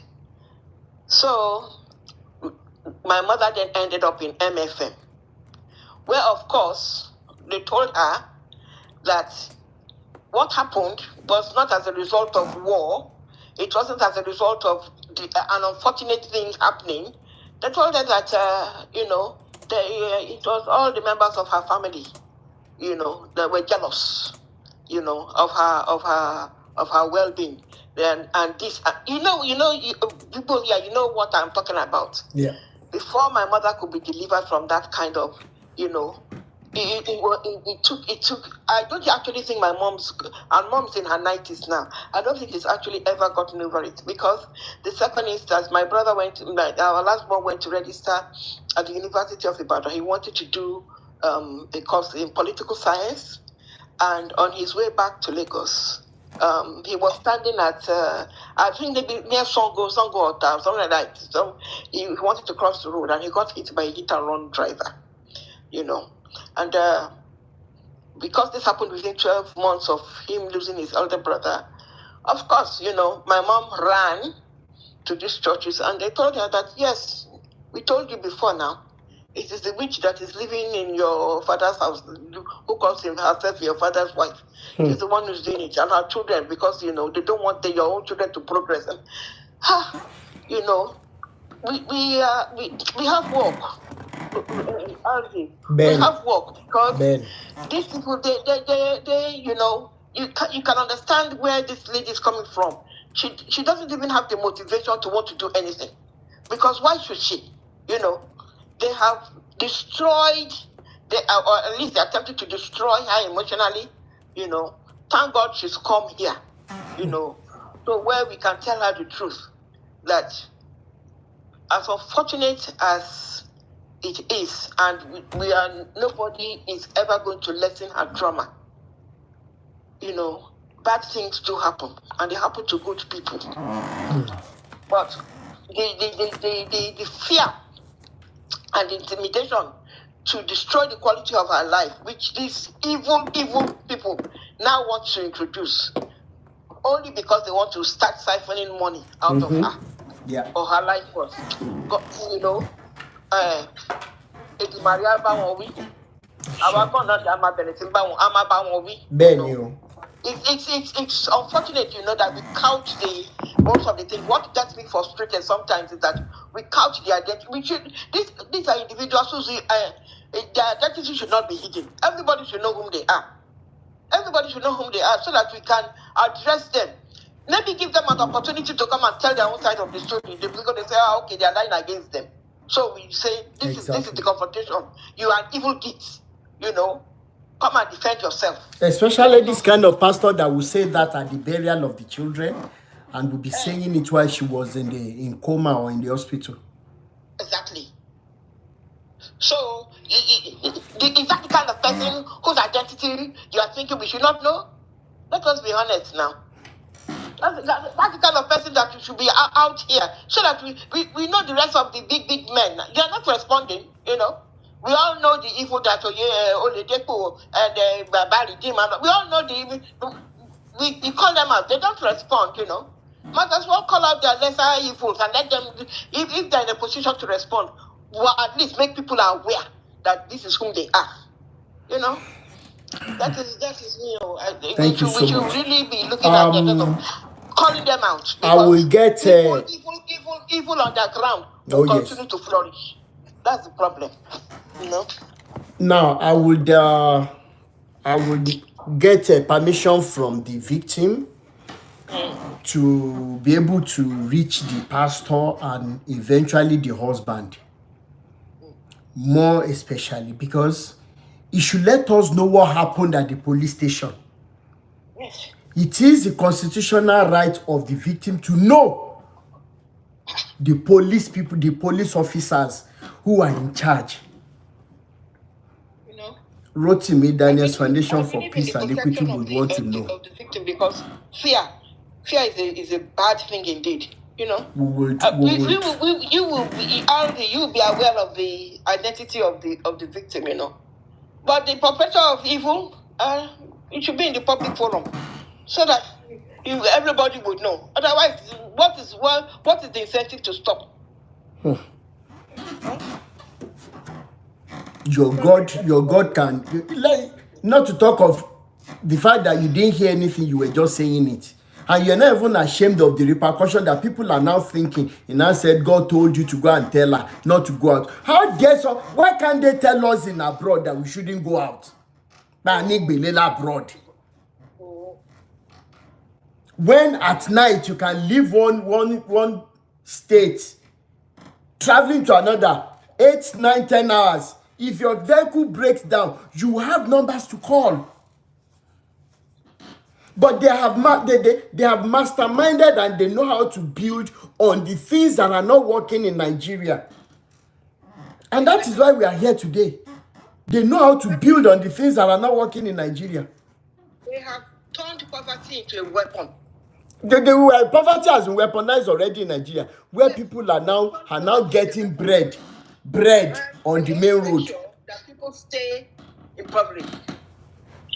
You know, you are not going to be given an opportunity to come out of that poverty. It doesn't benefit them. God bless you. Yes, man. Thank you so much, man. Brother Shegun, please unmute and speak with us briefly. Ekale, Brother Rotimi. Ekale Jari. Modeki Bogoleo, God bless you all. Yeah, first of all, mo fẹ́ share experience kan kí n tó comment lórí èèyàn tó woman tó bá wa sọ̀rọ̀ yẹn, that victim. Shortly after we lost our dad, we were planning for my younger sister's wedding in Kaduna. So 2 weeks to the wedding, we lost our dad, Nigbayen. So I rush, I ṣe burial, I ṣe gbogbo nǹkan tó yẹ ká ṣe, like the normal rites. But only for me to now discover that one rules, you know, church, the late dad me law, don't contribute to building, to, you know, all kinds of project or manche, but one she burial until we meet, you know, some of the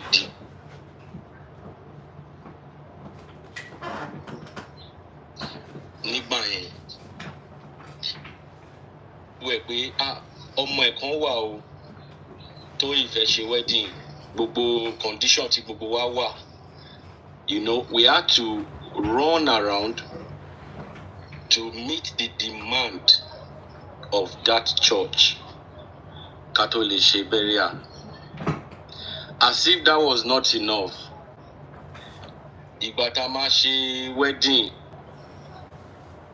the pastor said, after the wedding rather, I decided to just follow them to their church. Pastor yẹn wá ó ṣá rìn káàkiri lẹ́rìn congregation. Along the line, he was just he touched some of us. They are one altar, so we stepped on the altar. So when he got to my turn, he was like, ṣé wàá bẹ́ẹ̀ Mr. Rotimi? Bẹ́ẹ̀ ni mò ń gbọ́ o. Okay, so he was like, èmi ní shorter life, pé èmi mi ò lè gùn. This thing ó ti ń lọ bí a ti máa súnmọ́ tó bí 15 or 14 years now. So my sister now ran àgbẹ àkànjọ pé a ṣe lose daddy wa ṣe ṣe kinní kan èmi ní ọkùnrin wọ́n ṣáà ń sọ gbogbo ẹ̀. I was just looking at them. Ẹ jọ kí lorúkọ chọ́ọ̀chì náà? Ẹ mọ something as church kan tó máa ń ṣe bí TB Joshua báyìí bí assembly of kinní kan. Ẹ mọ church oríṣiríṣi but the one tèmi lọ tí wọ́n ní ká mówó wá ká tó lè bury daddy was the Apostolic Church. Ibẹ̀ ni church wa gangan. So but this one in Kaduna said, you have a short life, you have short this thing to live, blah blah blah. I wasn't moved, honestly. I was just looking at him.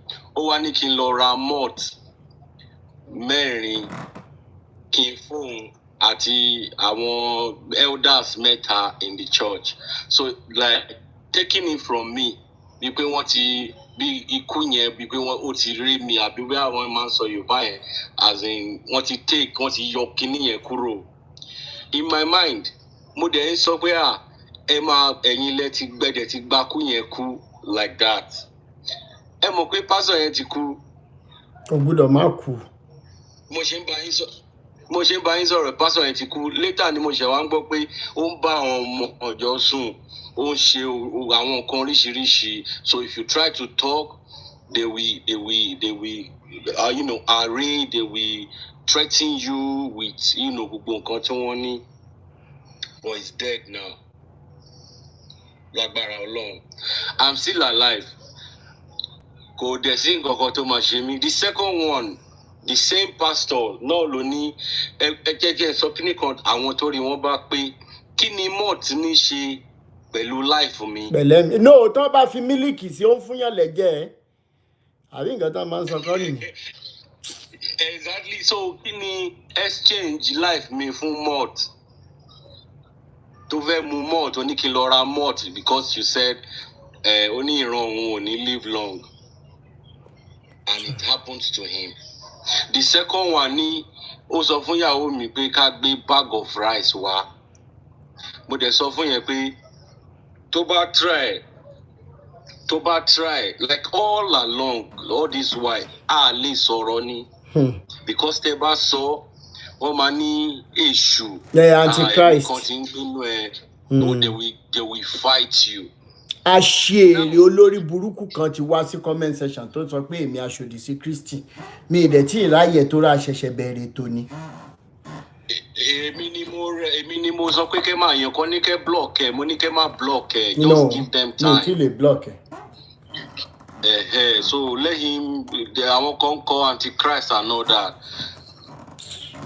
Let's just pay attention to the big picture. So now 13 nohun díẹ̀díẹ̀ wo situation woman yìí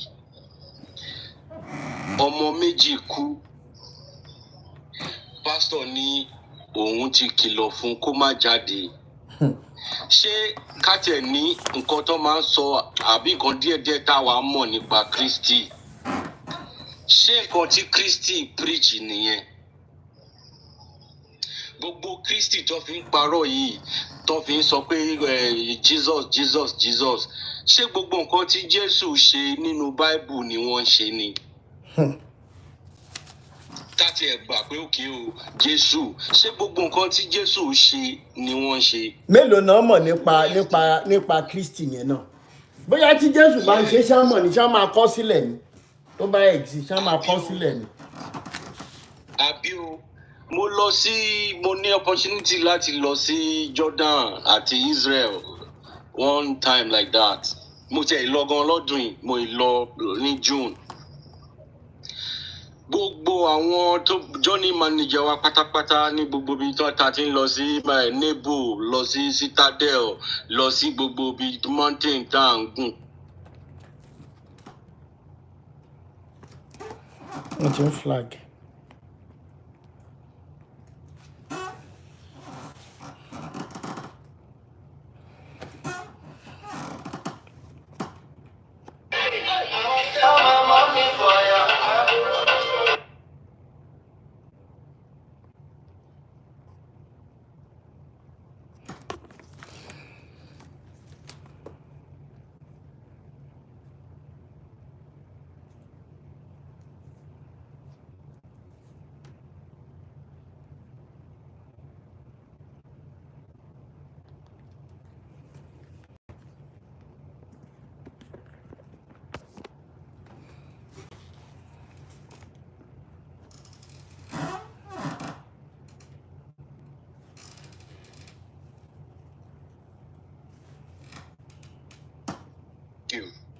So those people are not really living the life tí wọ́n sọ fún wa ń bí báyìí. Ibẹ̀ mo ti bẹ̀rẹ̀ sí change mind me towards all those things. Last time, I think last week I spoke on this your life program. Ibẹ̀ ni mo ti kọ́kọ́ join yín, ibẹ̀ náà ni mo ti ń sọ̀rọ̀, mo ti wá ń sọ̀rọ̀ díẹ̀. So bí nǹkan tí ó ti ń bọ́dà mi tipẹ́tipẹ́. Èèyàn kan kọ́ so you be JP. I've never one day me cause anywhere rí. Me cause any, in fact, me care bóyá anybody apart from my immediate family. Me rò bóyá anybody gan mọ̀ pé mo lọ. Because I wasn't proud of it. I wasn't proud of the whole experience. I wasn't. So, wọ́n show woman yẹn ní love. Wọ́n wá victimize her. She doesn't have anything to lose right now. So, and I don't know why she's protecting the name of the pastor and the rest of the people involved. So, Tabama sọ̀rọ̀, just like here we speak the truth, we fear nobody. Kò sí nǹkan tó lè ṣe fún yàn, kò sí nǹkan tẹ́tẹ̀lé fi dẹ̀rù bà wá ń sìn. So, ká máa sọ bó ṣe yẹ kó rí, we should be exposing them. They are not responding because they don't really have anything to say. Àwọn kan wà tó jẹ́ pé they will just say, àwọn tó sọ pé antichrist àti kíní. If you involve them in a debate, they cannot stand the debate. That's the problem. They can want more anything. So, but because wọ́n ti kó wọn lọ́pọlọ lọ, wọn ní brain, wọn lè ronú mọ́ fúnra wọn. Lẹ́nìí láti I left Abuja this morning. Gbogbo tí mo ti rìn by road. I was seeing missionary àwọn church, and one of the driver that took me today said everywhere missionary. And I used that opportunity. Mo dey hit gbogbo àwa tájọ wà nínú mọ́tò mo ní bóni gbogbo ọ̀rọ̀ kí ni missionary ti shoot me. I just started with that, not knowing that the same driver now was on the same distance with me. But I can't turn around. He started talking so many things, his experience and all that. Nípa church àti gbogbo attitude wọn. If you want to see àwọn tó worst tó ní bad character jù are Christians. Àwọn Muslim kankan wọ́n bá yín ṣe tẹ́ bá cross boundary wọn, tẹ́ bá ti bú, wọ́n bá yín ṣe, wọ́n bá yín, you know, if you see the way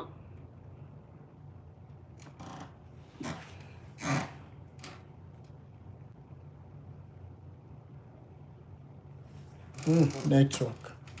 Ẹ jẹ́ kí n sáré pe ẹni yìí because okay. Tá contribute ń gbà yẹn, tá máa ń fún wọn owó diet, owó gbogbo ẹ̀, owó building, tá bá ṣe who are they? Kí ni wọ́n lè ṣe? Kí ni wọ́n lè dá ṣe fúnra wọn? Nothing. Ṣá wọ́n ṣiṣẹ́ owó rí? Ṣá wọ́n gba salary rí? Wọ́n pé wọ́n ṣiṣẹ́ àwọn kan ní God called me. Gbogbo wa lọ́lọ́run pé gbogbo òde ṣe ukọ̀ ta ló ní pé ta ni ò ní pé. Everybody now wants to become a pastor.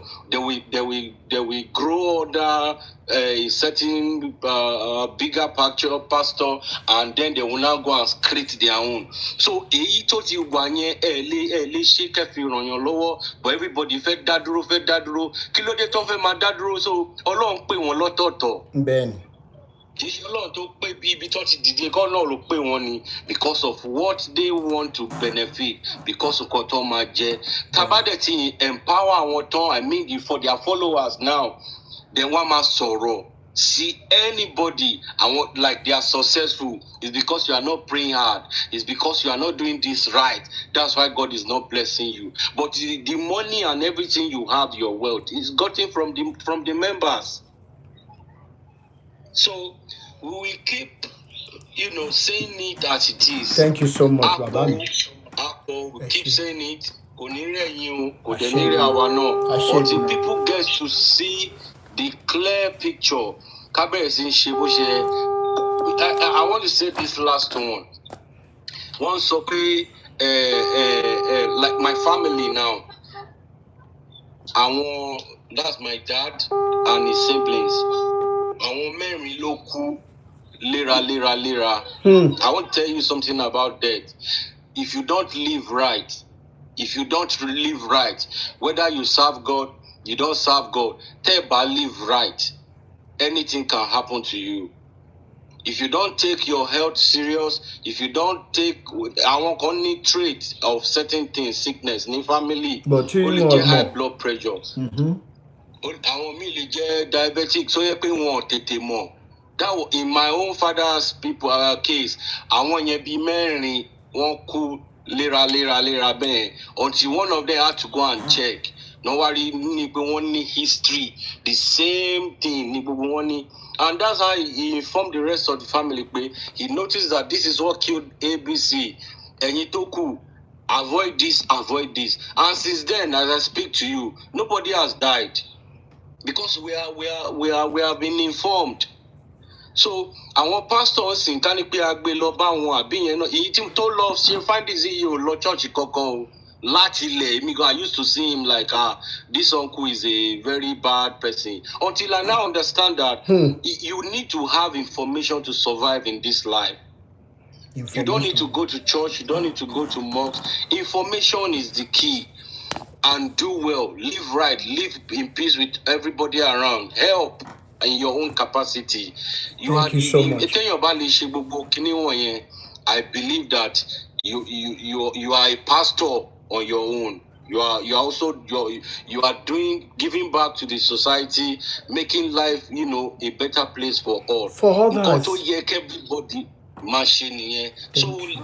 if we know all of that, kò sí àjẹ́ àbí oṣó kan àbí anything, orí bá ń fọ́ ẹ, know where to go. Inú bá ń run ẹ́, know where to go. If it's surgery, má máa gbàdúrà máa fi omi pa ibi tó yẹ kó lọ yọ nǹkan tó ń ṣe ẹ́ kúrò. So those are those other things táwọn èèyàn mọ̀ tó máa sọ pé àjẹ́ ní gbogbo wa. If I tí bá ti ro nǹkan tí ò dá sí yín àjẹ́ oṣó ni mí àjẹ́ ni mí. Tó bá ti lè ro nǹkan tí ò dá sọ́mọ ẹnìkejì àjẹ́ oṣó ni ẹ́. So there's no evil anywhere. Thank you so much, Baba. So we are expanding, we keep growing, and God, mind and the wisdom to help them out of it. I share the Yeah. All right, sir. Yeah. Thank you. V Beauty. Share one bit. V Beauty. Hello, Kathy, are you there? Hello, Kathy, I'm trying to call you. Can you?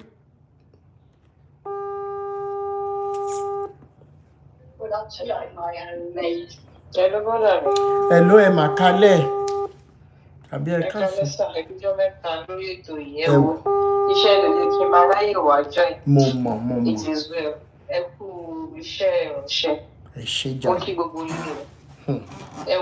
Or story the woman you play for who taking one kind of down. I don't even know what to say. But I would send you to her, Eva Mary.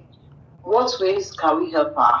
And apart from maybe financial aspects, in what ways can we help her? What does she to get justice, kind of, if it is possible? Because this one that has involved assassination. So just communicate to us, our liberators, so to say.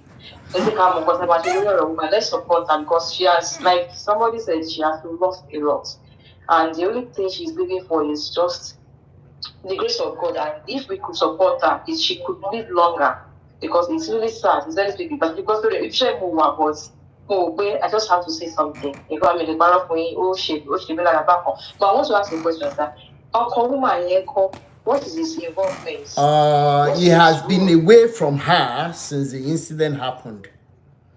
And what's think you said the guy has left her. Yes. Okay. So that's why I said that I will get his number. She will help me to get his number. I will get the number of the pastor as well. Whatever I derive from them, my Jackie Bobo. her more so that we can actually see how we can support her. At least our love and care for her. Yes. To give her another reason to live, at least live a bit and live longer. She understands. Yes. Hope is not lost totally. Yeah. So I would say I will tell you now because we have the shape water. Just All right. but what so sad. Exactly. And Very God sad. bless you. I share the money. Thank you so much. Thank you, sir. As so many of you, thank you so much, my very wonderful sister V Beauty. As some of you already know, people who have been with me since early 2019 before I became a TikTok user, most times or all the times I try as much as possible to use my own fund to do whatever little I can do, and to such effect, there was a time we had this WhatsApp group.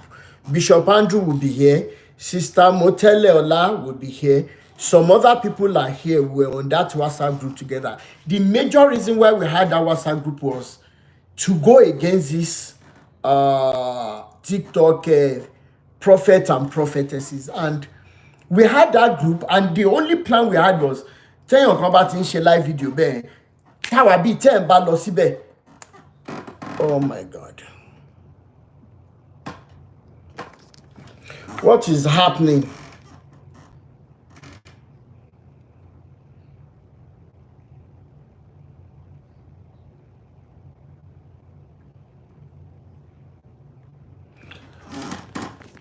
Àwọn bàbá yín ní Olúwa mọ̀ fẹ́ seize screen mi kẹ́.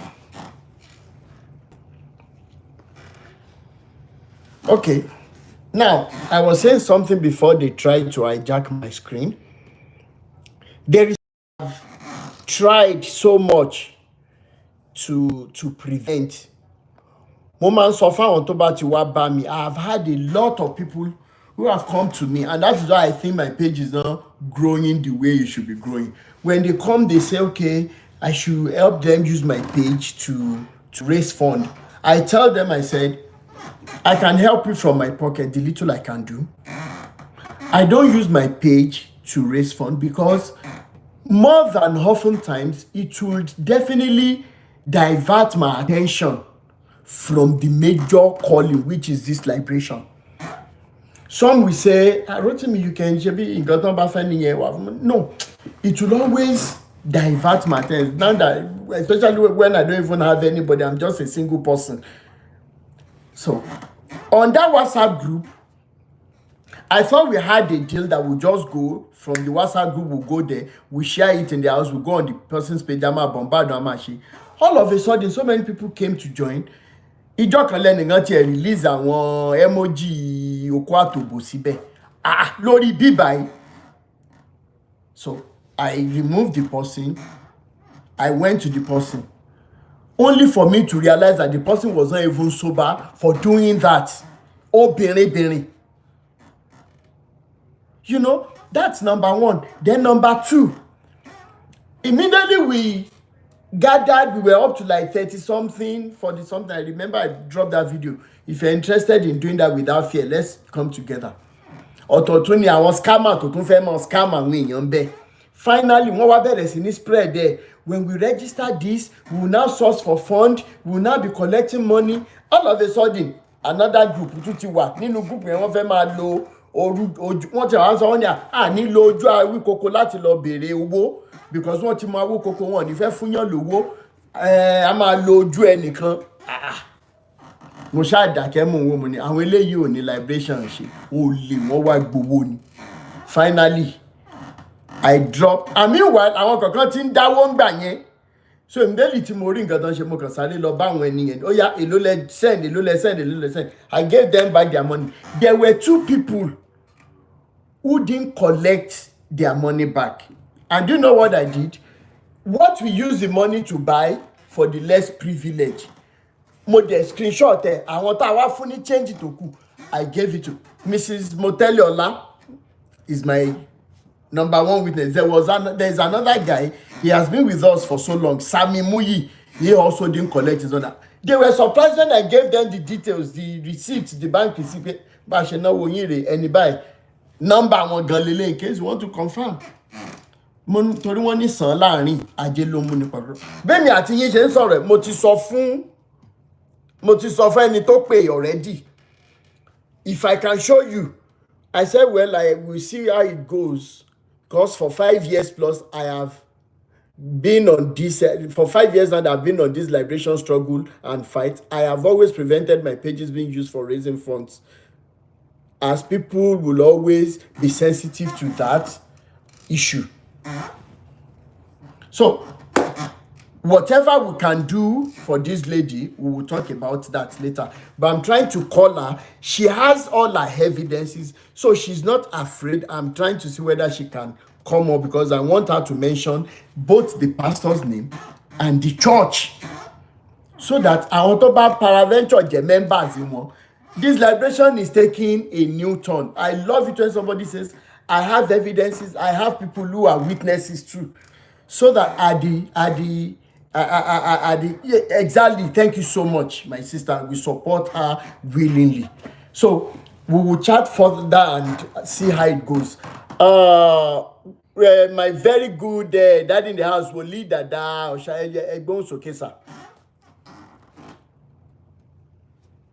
On mute, sir. Uncle mi wòlíì. Yes, sir. Ó tọ́jọ́ mẹ́ta, ṣé ó yà yín lẹ́nu pé ẹ̀rí àpòsù ń bẹ̀ mọ́? Yóò yà mí lẹ́nu díẹ̀, kí ló ń ṣẹlẹ̀, sir? Ẹ wo liberation yìí, I'm fully support. Thank you so much, sir. Olódùmarè ó máa fún yín ṣe. Àṣẹ Èdùmàrè. Lágbára Ọlọ́run, gbogbo ẹnikẹ́ni tó bá ní òrùkèrò sí yín yóò forí ara ẹ̀ gbé. Àṣẹ Èdùmàrè. Èmi náà ogún ọdún lé méjì rèé tí mo lọ church, mo dẹ̀ jẹ́ wòlíì kérúbù. Wọ́n dẹ̀ máa ní gbogbo nǹkan tèmi tó lódìlódì ni, ṣùgbọ́n torí mi bílíìfù pé ìjọ ó wà fún ìrànlọ́wọ́ ọmọlàkejì.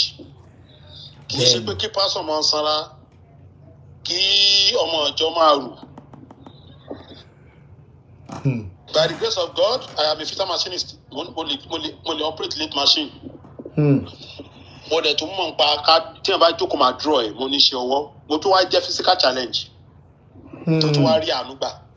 And then àwọn èèyàn lè wà lórí program tí èèyàn bá wọ́dọ̀ mi, ntọ́lọ́run bá ní kí n sọ fún tí Ọlọ́run bàbá mi sọ anything màá ní kó máa lọ, màá dẹ̀ tó fún ní nǹkan.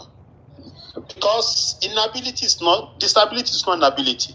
And being a man of God does not mean pé ò ní ṣiṣẹ́ owó ẹ̀, ò ní ṣe iṣẹ́ òòjọ́ rẹ, tàbí kó wá jókòó yàkalẹ̀ kọ́ ọmọdé tí kò wọ́n mú bọ̀. Ṣé rí kò sígbà tí wọ́n máa pàdé yín, inú mi máa ń dùn gan. Inú mi sì dùn sí gbogbo àwọn tó ń comment. Lágbára Ọlọ́run á máa tẹ̀síwájú. Àṣẹ Èdùmàrè. Lágbára Ọlọ́run ìyanu ó ṣẹlẹ̀. Gbogbo ẹnikẹ́ni tó bá fẹ́ lo péjì fúnṣẹ́ bí àṣírí ẹ̀ máa tú. Àṣẹ Èdùmàrè. And again, mo tún fẹ́ fún yín ní kudos lórí ìgboyà.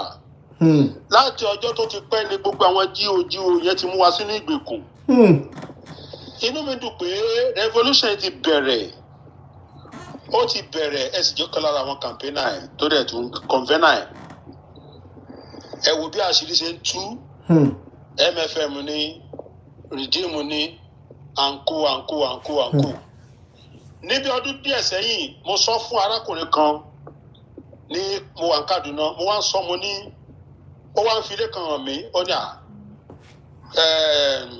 Abíóyè ló nílé yẹn o. Mo ní ta ló ń jẹ́ bẹ́ẹ̀, ó ní igbákejì Oyèdépò. Mo kàn sọ fún jọ ẹni, mo ní máa dẹ̀ ń ṣe, ó dẹ̀ ń ṣe lásán. Mo torí pé mo ń wò pé nínú òye tèmi yóò kan àbùkù kó lọ́dọ̀ máa ní. Mo ní torí pé mo ní yóò kan àbùkù kó ní ìjọ tí wọ́n gbé ọ̀rọ̀ jáde pé ó dá àwọn méjì dúró, ó fẹ́ fún wọn ẹ̀ tó ń ṣe kíní bá di rẹ̀ tó ṣe yẹn. John ṣe pè mí láti Kaduna pé alàgbà ohun tẹ́ ẹ̀ máa sọ ni mo ní kì í ṣe pé mo ríran, mo rí inú òye ni. Nítorí pé tó bá ṣiṣẹ́ pẹ̀lú ènìyàn, kò lè gbà láíláí kó dìde lábẹ́ òun. Ó yá máa fi ogún rẹ̀ sìn ni. Amúnisìn kì í fẹ́ kí ẹni tó mú sìn kó bọ́. Ìgbà tó bá rí pé òun lu ayé wọn dé ìkóríta kan, kí ni 60 years fẹ́ ṣẹ́nu ayé 60 something years ó ti lo ọ̀pọ̀lọpọ̀ ayé ẹ̀ láti fi bu omi rin ìwà gàbàgebè ẹnìkan. Lágbára Ọlọ́run ò ní jẹ́ kí àṣírí wọn kó máa bò. Àṣẹ Èdùmàrè. Èmi ò wá sọ̀rọ̀ púpọ̀ ju pé ẹ tẹ̀síwájú. Tí ìbá wá sọ̀ online mo rìnrìn àjò ni. Torí pé ẹnikẹ́ni tó bá tako ìrìn àjò yìí, èmi sọ́njọ́ kan mo ní ẹ̀yin èèyàn wa ní ìpàdé àwa wòlíì mo ní ọjọ́ kan ń bọ̀ o tí àwọn ọmọ ìjọ dẹ ìgbàjọ fún anybody. Wọ́n á na ó ti ń débẹ̀ báyìí. Bẹ́ẹ̀ ni ó ti ń débẹ̀ báyìí. Mo ní torí pé wọ́n á já, mo ní wọ́n máa já, mo lójú wọn sì máa là. Mo là a lè mú yàn dé ṣùgbọ́n nígbà tá a bá mú yàn dé mo ní òwò ẹrú nígbà tí òwò ẹrú kúrò tán a bọ́ sí òwò ẹrú ti ìgbàgbọ́ ti ìjọ. Onígbàgbọ́ ń ṣe tiẹ̀, mùsùlùmí ń ṣe tiẹ̀. Wọ́n wá sọ ibi báyìí wọ́n sọ di ibùdó ìmúnalẹ́rú ní orílẹ̀-èdè Nàìjíríà. Sọ̀rọ̀ mi ò yé yín. Bẹ́ẹ̀ni. Àtọ̀run àpáàdì àtijọba ọ̀run tá à ń sọ inú ọkàn ènìyàn ló wà. Bẹ́ẹ̀ni. Ọ̀run àpáàdì tẹ́ ń wò yẹn 11 AD ni àwọn Roman Catholic create yẹ. Bẹ́ẹ̀ni. Kò sí ibi kan tí iná wà. Mo sọ plainly forget Ọlọ́run ò dá iná, Olódùmarè tèmi ò dá iná sí ibi kankan. Kò dá iná sí ibi kankan. Báwo ni Olódùmarè ṣe máa wà partially kéèyàn lo 100 years láyé kó wá kú tán sí ẹ̀mí spirit máa ń jóná ni. Kó wá lọ máa fi millions of years kó lọ máa fi jóná. Nígbà tí èmi kéré tí n bá lọ wo iná ọ̀run àpáàdì tó ń jó ọ̀sẹ̀ méjì ni ò ní sùn. Wọ́n kó bá wa gan kékeré bẹ́ẹ̀ni. Ẹ̀mí mi fẹ́ bọ́. Àwọn àbọ̀dá tó wá gbé fíìmù yẹn wá nígbà tó yá tí ìjọ fìdí múlẹ̀ tán la bẹ̀rẹ̀ sí rí àṣírí wọn. Bọ̀dé ẹgbẹ́ akọrin á fún lédi akọrin á fún lóyún. Pásọ̀ kékeré á máa bá ìyàwó pásọ̀ lásùn. Àwọn ló sì gbé iná ọ̀run àpáàdì wá tó ń jó. Hell is another topic of enslavery. Bẹ́ẹ̀ni. Ta ló lọ rí tó bọ̀? Ṣé ẹ rántí pé arákùnrin kan sunkún tó ṣe ìwé jáde tó ní òun lọ sí ẹ̀lì? Ẹ wo bí wọ́n ṣe ra ìwé yẹn. And then ẹni tó bá tún wo ìwé yẹn deliver from the power of the darkness. Bọ̀bọ̀ yẹn nìsín ó ń gbé ìlú kan nínú òyìnbó tó ń gbádùn. Ó ṣe ìwé yẹn kó lọ sínú omi òun ní màmí wọ̀tá. Èmi náà ka gbogbo àwọn ìwé òfò ìwé rádaràda. Mo kà á tún jẹ́ pé gbogbo ìgbà yẹn náà ìbẹ̀rù ní bàbá kúmi náà tún gbé tiẹ̀ dé tẹlifíṣàn igbó gbogbo igbó. Nígbà tá a máa wọn Deeper Life gbélé wọ́n ní àwa ń lọ sí inú náà ọ̀run àpáàdì. My family was a Baptist. Níbo ni ìfẹ́ wà? Níbo ni gbogbo ẹ̀ wà? Nítorí díẹ̀ yìí Olúwa máa fún yín ṣe. Olúwa sì máa tẹ̀síwájú fún yín. Lágbára Ọlọ́run kò ní rẹ̀ yín nípa ti ara, kò ní rẹ̀ yín nípa ti ẹ̀mí. Tá a bá rẹ̀ ẹnikẹ́ni tó bá dìde ogun yóò forí ara ẹ̀ gbé. Gbogbo friction ní Bíbélì yẹn ojú ti là ti pẹ́. But àwọn ò láyà láti sọ̀rọ̀ torí inú ìbẹ̀rù la wà. Torí pé a wà nínú ìdè iṣẹ́ ìríjú. I am a missionary. Sọ̀rọ̀ mi ò yé tó lè jẹ́ pé gbogbo ìgbà ni mo máa ń gbéná kojú àwọn ọ̀gá mi wọ́n lè mi kọ́ ẹ̀kọ́ òdì èmi ìwà wọn ni mo ti ya wèrè ṣùgbọ́n nígbà tí mo rí tí irú yín jáde àti àwọn ènìyàn kọ̀ọ̀kan I'm very very happy. Ẹ ṣé bàbá mi. I'm very very happy. Ọlọ́run á túbọ̀ máa fún yín ṣe á máa gbé yín ọ sókè. Olódùmarè ọba tó dá wa tó dá oníkàlùkù tó sì fẹ́ kẹ́nìkan kó jìyà tó wà nínú ìdè kò ní fún ọ láyè láti borí yín. Tá a bá bí mo mọ̀ ná àwọn gbogbo àwọn kòhó yẹn wọ́n á máa gbàgbé òdì ẹ má rò ẹ ní ọ̀tá o dìgbì. Bàbá Adébáyọ̀ lè fojú rẹ̀ wò yín. Oyèdèpò lè fojú rẹ̀ wò yín ẹ má rò fún wọn wò yín o. Bàbá ọmọ ọlọ́pàá tó náà tún jẹ́ ọlọ́pàá olójú dàbìrì kí ló ti ń pè é. Olúkọ̀yà. MFM. Bẹ́ẹ̀ni. Olúkọ̀yà afọlọ́pàá mú yàn. Kò lè ṣe kí ni èmi ò ní church o mi ò ní church mi ò sì lè dá church ilẹ̀ mi ò dá church ilẹ̀ rí sọ̀rọ̀ mi ò yé Bẹ́ẹ̀ni. ẹni tó sọ̀rọ̀ yẹn mo sì dẹ́ lóhùn mi ò ní church and church is a scam. I'm telling you boldly jókòó sílẹ̀ kó o gba àdúrà lọ sábẹ́ igi kó o bọ́lẹ́dà rẹ sọ̀rọ̀ sọ̀rọ̀ mi ò yé bó o bá lọ síwájú ìránṣẹ́ Ọlọ́run tó bá tó lọ fún ni pé kó gbẹ̀ níyànjú kí ṣe pé kó máa ríran kú nípa ikú ń bọ̀ o àrùn bọ̀ o Tani ò ní kú? ẹnìkan ò lè dictate ikú fún ẹnikẹ́ni ẹnìkan ò mọ bí mo ṣe wá sílé ayé kò dẹ̀ sẹ́ tó máa mọ bí mo ṣe máa lọ mo fi ìgbàgbọ́ mi lé ọwọ́ Olódùmarè lọ́wọ́ lẹ́yìn náà ẹ jẹ́ ká fọwọ́sowọ́pọ̀ pẹ̀lú alàgbà yìí àti àwọn ènìyàn tí wọ́n dìde fún campaign yìí kì í ṣe gbogbo wa la máa ní péjì o kì í ṣe gbogbo wa la máa ní program o ṣùgbọ́n program yìí gbọ́dọ̀ máa tẹ̀síwájú àwọn èèyàn ń bẹ nínú ìdè tó pọ̀ o ebi ṣe ń pa àwọn èèyàn ìyà ń jẹ àwọn èèyàn gidigidi wọ́n ń mìkì àwọn ènìyàn wọ́n tó ń fún wọn mo sọ mo ní president wa kọ́ ni problem wa religion ni problem wa sọ̀rọ̀ mi ò yé ṣé bíbí láti ní religion mẹ́ta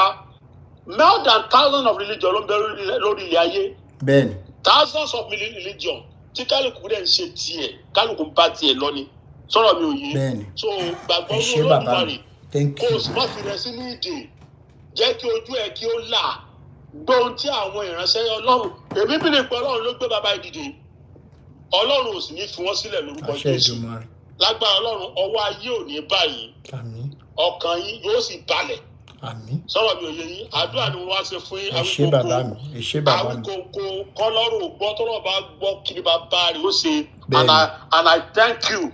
Thank you, sir.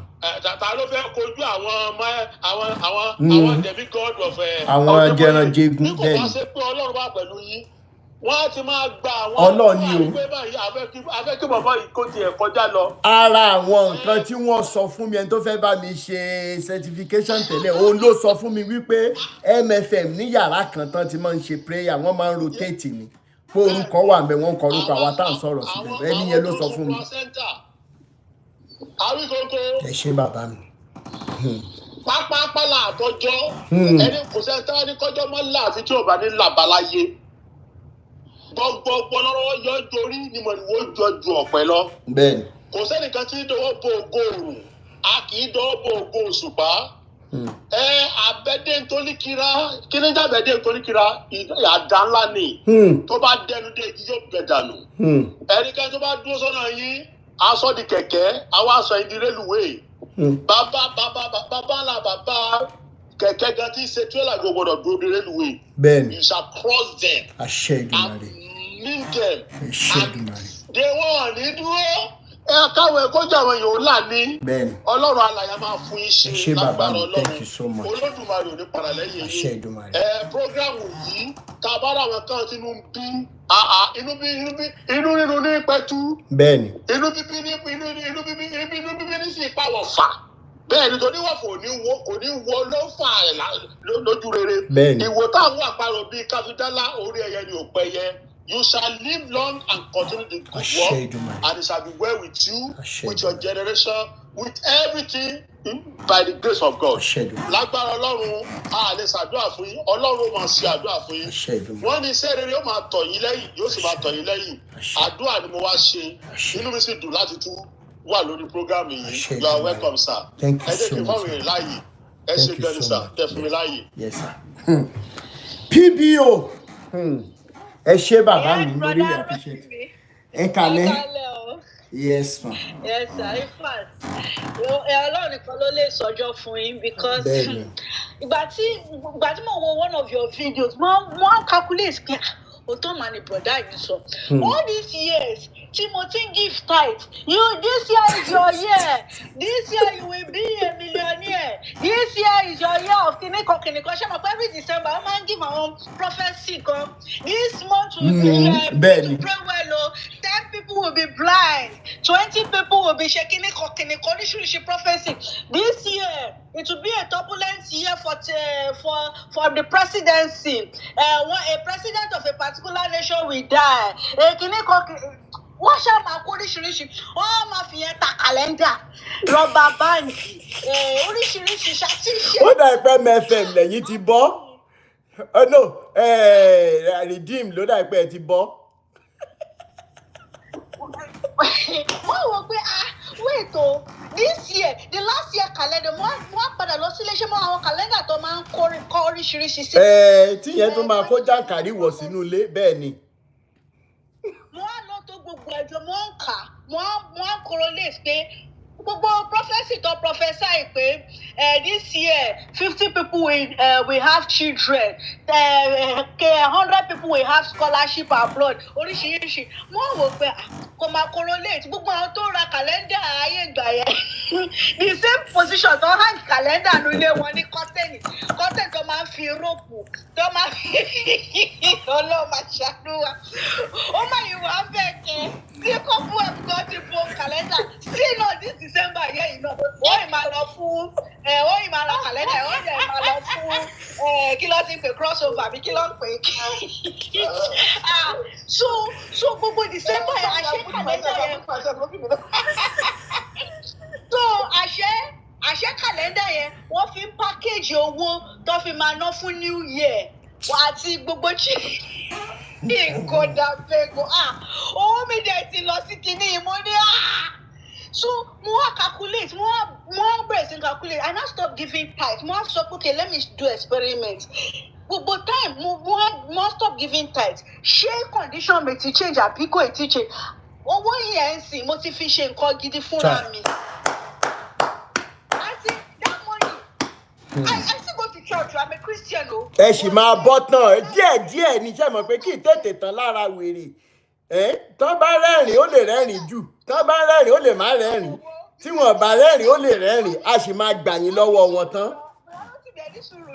So tithe yẹn sìn let's say I'm supposed to pay tithe of maybe like 10,000 naira 10,000 yẹn tí bá ń bọ̀ láti church ìyá kan tí ò lówó láti sọ fún mọ́tò lọ síbi tó ń lọ máa fún yẹn ẹni tó bá lọ sí supermarket bóyá kò rí owó fi ra nǹkan bó jẹ́ omo bó jẹ́ oúnjẹ kìíní máa fún àwọn yẹn àmọ́ ń lọ o but ṣe rí pé but tithe yẹn mi ò ń drop kìíní mo máa ń fún àwọn ìyá àti àwọn ìyá tó máa ń gbálẹ̀ títì ìyẹn tó máa ń kó dọ̀tí irú àwọn ìyá yẹn sì mo máa ń kówó fún àwọn yẹn àwọn ọlọ́kadà ìgbà mi máa wọ ọ̀kadà tí ò kọjá maybe 200 mo lè fún ní 2,000 orúkọ bẹ́ẹ̀ kan tí mo máa ń fi tithe tèmi ṣe nìyẹn.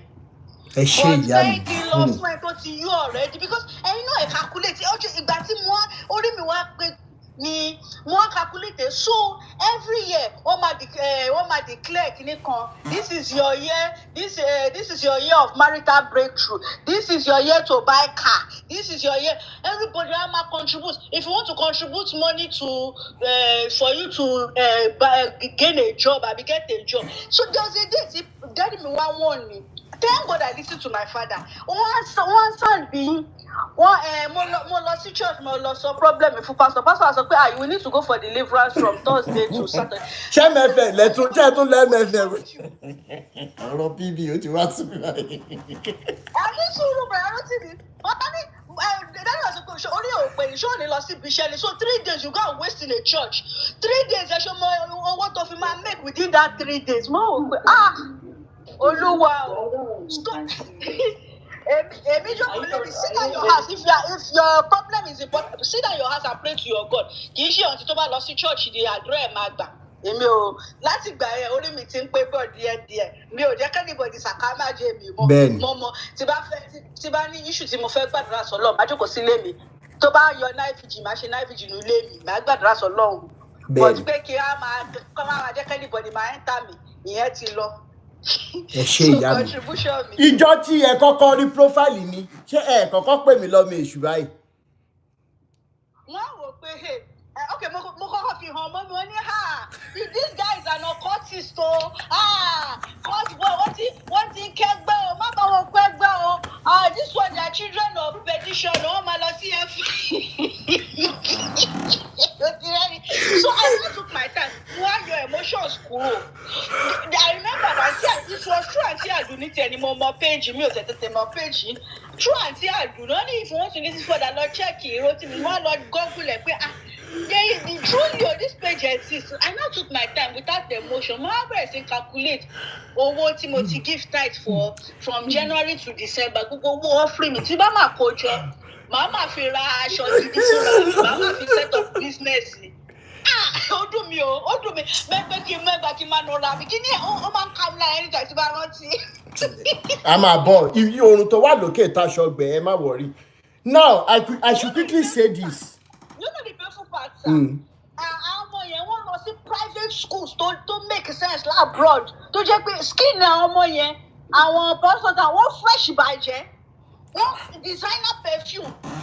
Tó jẹ́ salary ẹnìkan mà lọ fi ń ṣe perfume. Ṣé ń ṣeré ni? Lọ fi ń ṣe canvas. Wọ́n lẹ́ni tó gọ̀ ló ń gbégun nu, òun lọ̀rọ̀ àwọn tó ṣì ń lọ sí church. But we must say this. All of you that are listening to us underground, so many pastors are always looking at our show underground. There is a sincere ìṣọjọ́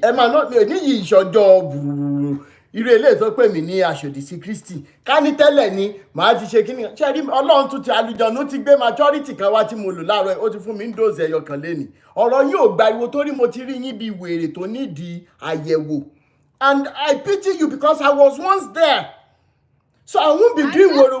Ẹni tó sọ pé aṣòdì sí Kristi ní mí ní comment section tó sọ pé you gather people to tell them about the kíní kan of Christianity. Let me ask you, all things being equal, assuming that these stories are true, with all the things that we have seen in the body of Christ, what exactly did Jesus do when he entered into the temple? Ẹ kọ́kọ́ dá mi lóhùn gbogbo ẹ̀yin pastor nínú ilé. Wọ́n ti ń flag. Ọwọ́ ti ń bá wọ́n ti ń flag. PB ó ti fọ́ table.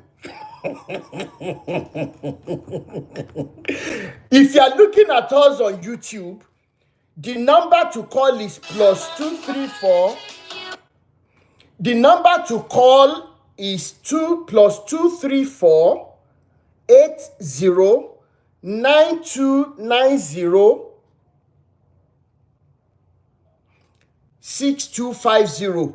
The number to call is +234 80 9290 6250. That is the number to call. If you're also on Facebook and you wish to call, that is the WhatsApp number to call, not a direct call.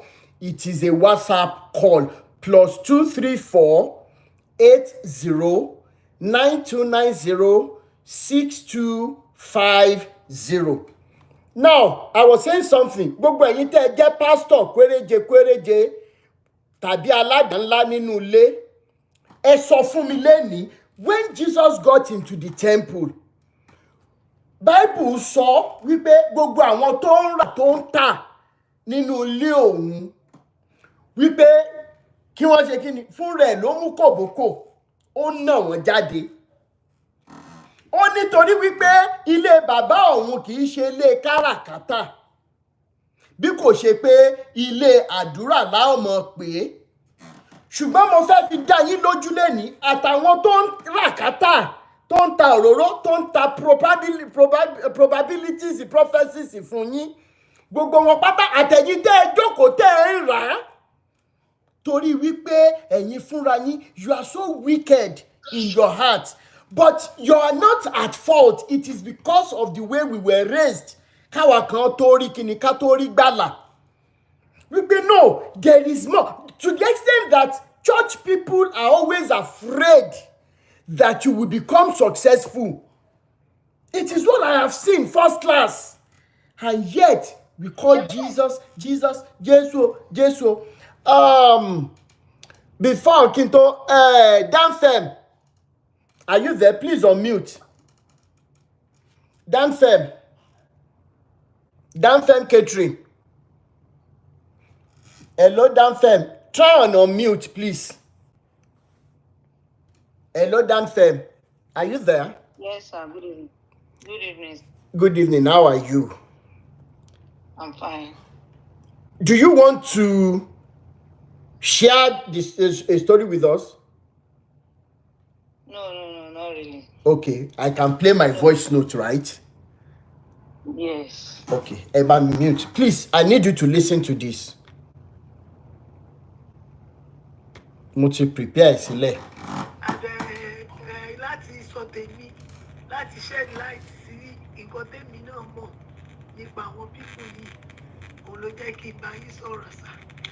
ẹ ṣe sà ṣọ̀pọ̀ mi lọ torí pé mo fẹ́ relocate so most things mo ti tà even gbogbo àwọn hospital abẹ tí mo fi ṣe maternity ẹ wá rí ó ti mú mi mọ́.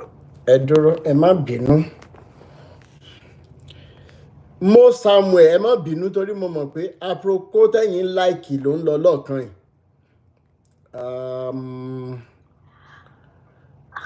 Brother Rotimi. Nam. Can anybody hear me? Yes, ta ló ń sọ̀rọ̀? Bẹ́ẹ̀ni. We are with you. We are with you. Okay. Network, it will be back. Network, it will come back. Okay.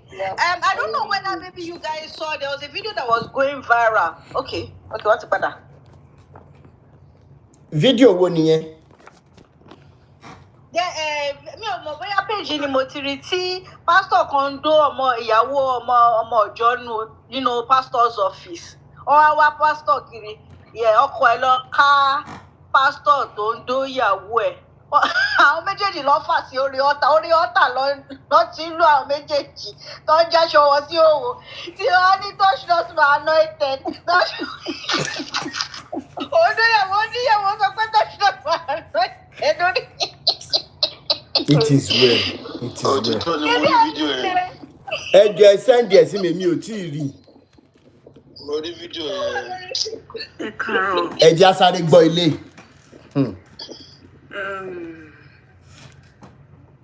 Ọ̀rọ̀ pọ̀ lórí pásítọ̀ yìí gan-an, ọ̀rọ̀ pọ̀ lórí ẹ̀ gan-an, ṣùgbọ́n màá try kí n narrate such a way to ma understand. Wọ́n fò pé mo ní ọ̀rẹ́ kan, family friend ni wọ́n jẹ́. Sorry, ẹ má bínú. Mo fẹ́ jẹ́ kí Golden Seed. Ìyá yẹn ló bí mi. Àwọn èèyàn máa ní Golden Seed, on mute.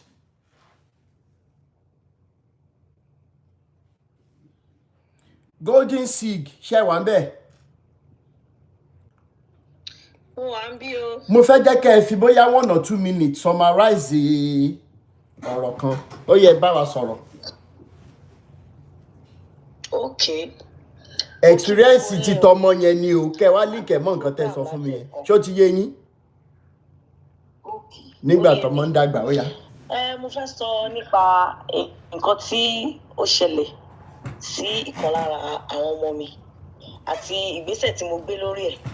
Because tabaníkà wo àwọn nǹkan tí àwa òbí tá ń fà lórí ọ̀rọ̀ religions sí orí àwọn ọmọ wa òun ló pọ̀ jù. Bí àtòrí pé mi jẹ́ Catholic mi ò jẹ́ kí àwọn òbí ti tèmi wọn ò really mi ò jẹ́ kí ọ̀rọ̀ religion kó really wọ̀ wá lára. Bọ́n kan tèmi fẹ́ Anglican ni wọ́n but ìyá ẹ̀ jẹ́ èèyàn tó máa ń ya church kiri. So that thing is ó ṣò lára ọkọ mi. So incident kan wá ṣẹlẹ̀ sí ọmọ mi nígbà tí ó lọ ṣe A-level bí kan. Màá tó wà ní secondary school ó like kírun ẹ̀ pọ̀. Ẹ jọ̀ọ́ ṣé ń gbọ́ mi? À ń gbọ́ yín. Hello? Okay. À ń gbọ́ yín. So ó máa like kírun kún kó pọ̀. So ó wá bá ọ̀rẹ́ ẹ̀ kan sọ pé òun reach kírun òun pọ̀. Ẹni wá ní òun ní nǹkan kan tó máa fún ó máa fi sí cream hair cream a máa fi pa irun ẹ̀. So ó ṣáà ní 2000 náà ta ọmọ mi wá fún ní owó yẹn pé kó lọ fi rà. Wọ́n fún ẹ pé igbó ni wọ́n rà fún. So bọ́n ṣe rà fún òun ò dẹ̀ fi hàn wá nílé kò ṣe anything èmi gan ò tí ẹ̀ dààmú tí ń bá rí. So kò pẹ́ ní admission fún ó ti wá lọ díẹ̀ ó ti fi sí kí ló ti ń fi pa irun ẹ̀. So kò wá pẹ́ ní ó rà admission ẹ̀ sí ibi tó ti fẹ́ lọ ṣe this A-level something wọ́n ní tó bá ṣe tán máa bọ́ sí 200 level. So bó ṣe wá lọ ọjọ́ kan náà kàn pè wá pé wọ́n lọ rí gbó nínú báàgì wọ́n ṣe arrest ẹ̀. So bó ṣe arrest ẹ̀ dáàdi ẹ̀ ṣá immediately tí bàbá ẹ̀ gbọ́ bẹ́ẹ̀ sì sọ pé àwọn ayé ni wọ́n fẹ́ kó kàwé wọ́n fẹ́ kó lọ school wọ́n fẹ́ immediately yẹn lèmi ti pa mọ́ lẹ́nu pé kí ló ń jẹ́ bẹ́ẹ̀ kò sí nínú dictionary èmi pé ayé ń ṣe èèyàn kan fúnra ẹ̀ ló ra kínní ó béèrè fún pé òun fẹ́ràn tí òun máa fi gùn wọ́n dẹ̀ sọ fún wọ́n tà fún ó délé kò fi hàn wá ó dẹ̀ mú sínú báàgì òun lọlé báwo nìyẹn ṣe jẹ́ iṣẹ́ ayé So ó ṣàlọ school yẹn aṣáṣe gbogbo ẹ̀ wọ́n dá ọmọ padà wá sílé. So lójú ẹ̀ ni bàbá ẹ̀ tó ṣe ń sọ fún pé don't worry, they don't want you to go to school. Mo láwọn wo. Immediately I told my child pé wọ́n gbàgbé ẹ̀, ayé kankan ò ṣe ẹ́, ayé ò kì í ṣe èèyàn téèyàn ò bá ti ṣe ara ẹ̀. Tí a bá ti fi mentality yẹn sórí àwọn ọmọ wa pé anything tó bá ti ṣẹlẹ̀ sí wọn ayé ló ń ṣe wọ́n, kò sígbà tí wọn ò ní máa wá pásítọ̀ kankan káàkiri. Immediately mo jẹ́ kó yé ọmọ mi pé ẹni ìgbésẹ̀ tó bá fẹ́ gbé rò ó dáadáa, èyí tó bá rírò pé èèyàn kó fi lọ èèyàn, fi lọ bàbá ẹ̀, fi lọ ìyá ẹ̀, talk to me. Lẹ́sẹ̀ pé ìgbà tó ti mú kí ní ìwálé o ti jẹ́ kí n mọ̀ pé nǹkan wọn kà nǹkan báyìí fún ẹ tó lọ ṣe lẹ́yìn, nǹkan tó ṣẹlẹ̀ yóò bá má ṣẹlẹ̀. So eléyìí ló wá jẹ́ kí n wò pé ẹ jẹ́ ká wo àwọn tó máa ń pè ní pedophile àbáwọn nǹkan tó máa ń wu ìwà ìbàjẹ́ ní Nàìjíríà. Ó ṣe jẹ́ pé tó máa ti travel out tó máa sọ pé tó bá ti ìwà ìbàjẹ́ yẹn bíbá wọn máa ní ayé ni kò ń ṣojú lásán wọ́n ṣàṣì ni ó lọ rẹ́pù ìyàwó níyàwó wa náà ṣàṣì ẹni pásítọ̀ tó lọ rẹ́pù orí náà wá ní àwọn pásítọ̀ ẹgbẹ́ ẹ̀ ló ṣe nǹkan sí ọmọ kékeré tó lọ ń ti ìkàbọ̀ di ọmọ ọlọ́mọ wọ́n máa ní wọ́n ṣàṣì ni ayé ni kíní kan ni but tó bá travel out ayé yẹn ò ṣe kí n ṣe wọ́n débẹ̀ because they know law yẹn wọ́n ní law wọ́n mọ̀ pé wọn ò lè ṣe tó máa ṣe wọ́n máa jìyà ẹ̀ but bí báyìí they can do anything àwọn ọ̀sán máa ti ń jẹ́ kó máa yé wọn pé ayé ni instead of tó yẹ kó check ara wọn kọ́ wò pé ṣé kò ń ṣèmi ni mò ń fa ìfàsẹ́yìn fún ara mi, wọ́n máa jẹ́ kó yé wọn pé ayé ni. Ẹlòmíì ó máa fi iṣẹ́ ẹ̀ ṣeré kò ní lọ bí iṣẹ́ lásìkò ìfàmì tẹ́lómi gan bá fẹ́ dá kọ́sítọ́mà lóhùn díwé tẹ́lómi ṣe máa ń ṣe ti kọ́sítọ́mà ẹni yá wá lọ sọ́dọ̀ pásítọ̀ pé mi ta àwọn kọ́sítọ́mà ò wá pásítọ̀ yà máa sọ fún pé ayé ni. Wọn ò ní bí wípé báwo ló ṣe ń ṣe iṣẹ́ wo ló ń ṣe, ibo gangan ni ṣọ́ọ̀bù ẹ wà, àsìkò wo ló ń dé ṣọ́ọ̀bù, báwo ló ṣe ń dá kọ́sítọ́mà lóhùn. Kò sí ní dictionary àwọn pípù yìí o. Wọ́n ṣe máa gbé ogun ayé wá síwájú ẹ̀ tá a ṣe máa ní kó lọ ṣe lè kó lọ ṣe tán òun náà máa ṣe. Ṣèmi kàn ní kí n sọ eléyìí ká lè fi mọ̀ pé kò sáyé tó ń ṣe èmi máa dúró lórí ẹ̀, èmi ò gbà páyé ń ṣèyàn o téèyàn ò bá ti fi ara ẹ̀ because kan tó bá ti wà nínú èèyàn tó bá ti wà lọ́wọ́ èèyàn òun ni ó máa ń fi ìyà jẹ èèyàn. Èmi ò gbàgbọ́ nú ayé. Thank you so much. Èmi ò gbà pé ayé kan máa ń ṣe èèyàn just like that. Thank you. Thank you so much for that. Thank you so much for that wonderful contribution. Ẹ jẹ́ ká sáré gbọ́ eléyìí ó lágbára díẹ̀. Reason tí mo ṣe jẹ́ kí sister mi kọ́kọ́ sọ̀rọ̀ ni wípé